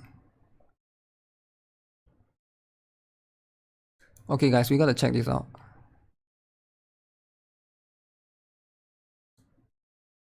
Okay, so Tower of Fantasy released a new trailer.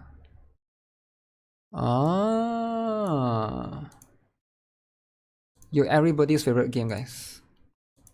Everybody's favorite game. Tower of Fantasy. So I heard it's going to have Evangelion collab soon, but right now it has this new character called Yanuo.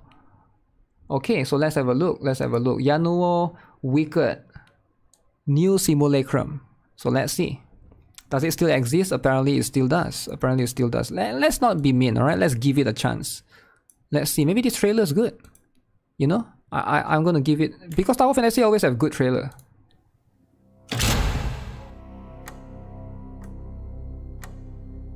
Wow, that's intense.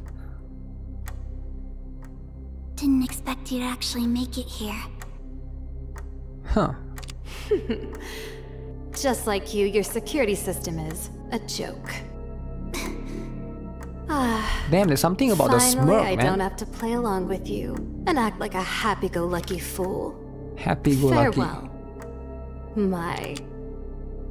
Wait, why is the mouth like...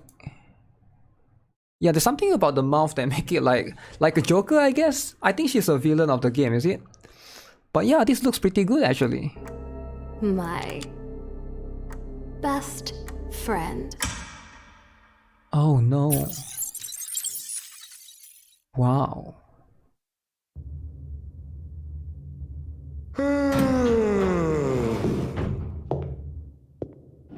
Huh.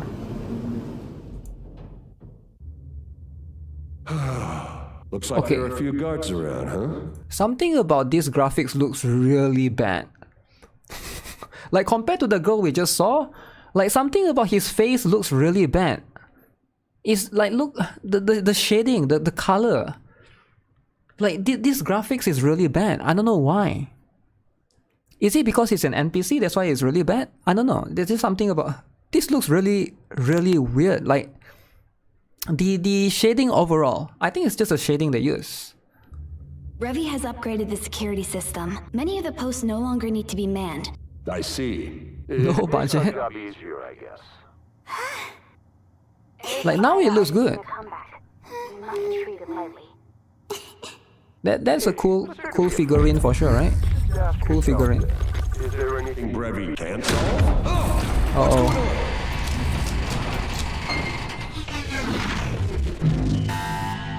Seriously?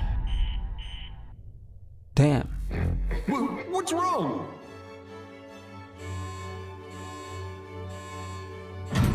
The villain is here.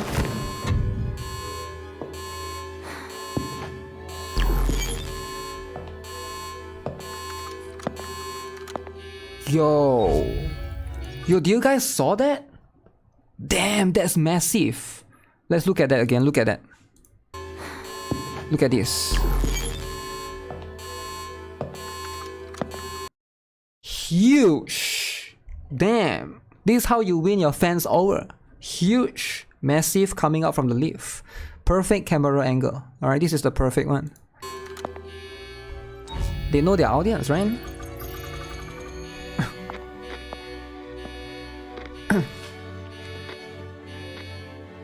So this is the villain. Huh.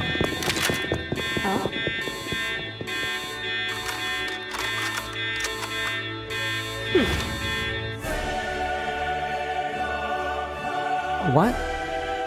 She getting married?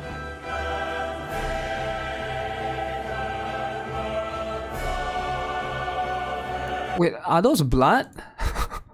What is this? Those are blood, is it? I assume those are like, she's like killing them. But the blood doesn't look like blood. It looks like a string of red things. But I guess they can't show. Huh.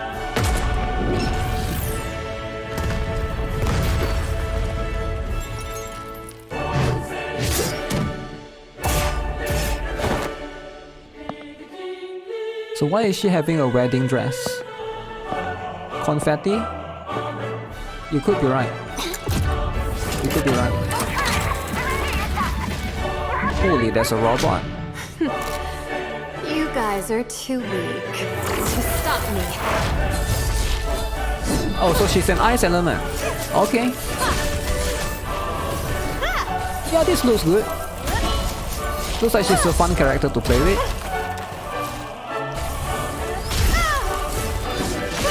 So she used a spear.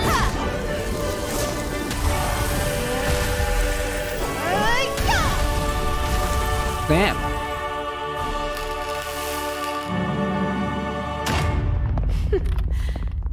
Game over. Didn't expect you to actually make it here. Is my upgraded security system really that vulnerable? Your security system is just like you. It's a Joke. joke. I've Damn. always treated you as a good friend. Ah, finally I don't have to play along with you and act like a Damn. happy-go-lucky fool. Farewell, my best friend. What? Wait, she actually shot her? Wait, she actually shot her? She actually shot the friend. Wait, what? Oh, it's a prank. Wait, it's a prank? Alas. You destroyed every room. I lost to you. So it's just a It prank. took me some effort. Okay, okay. Thanks for your hard work. It's time to go home. Yay, it's over. Wait, what? My stomach is rumbling. Let's grab some cupcakes at my office. Wait, Yuri? By the way, about what you said, did you really mean it? About happy-go-lucky fool? Well, who knows? Yeah, she seems like an interesting character actually. She seems like an interesting character, but damn. I think this trailer is really, really well made. Yuri, you're installing? This looks like a fan-made MMD video. I actually think the video is not bad. The storytelling is there for sure, right? I wasn't expecting that to be a prank. But okay, I can see, you know, there's a lot of cool stuff. Like this one is, her gameplay seems a little bit, where is it? Is it this one?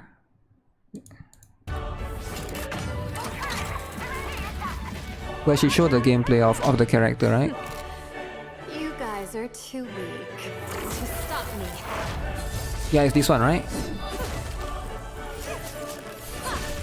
I don't know why when they show this part, it looks a bit blurry. Like, I don't know if you guys can see like the ice effects or the ice particles here.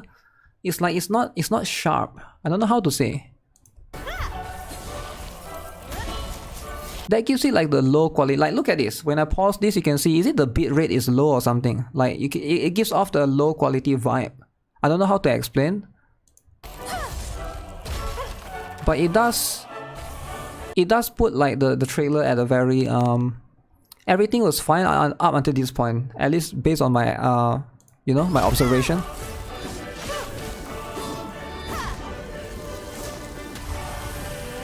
It's as though that one was recorded at a lower resolution. Or is the game always like that? But yeah, interesting character concept overall between these two. So this is the latest character called Yenuo. Here I'll link it to you guys. So that's the latest Tower of Fantasy character. I'm not aware if you should be pulling for her or not, because there's apparently a collab coming, right? Is it coming after this? Is it coming like in a few patches? Not too sure about that, but yeah. I'm glad to see that Tower of Fantasy is making awesome trailers like this, you know? Always welcome the competition. The Gan Killer. Wow. That's explained the X. The X. I'm not sure what do you guys think of it. What X? There's no X though. Solo raids. Tower of low quality.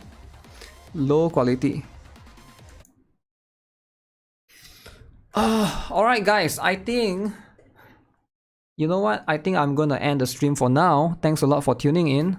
I've been streaming for 5 hours. Actually, my eyes is hurting a little bit. I want to go and get some rest after reading the 43 pages essay.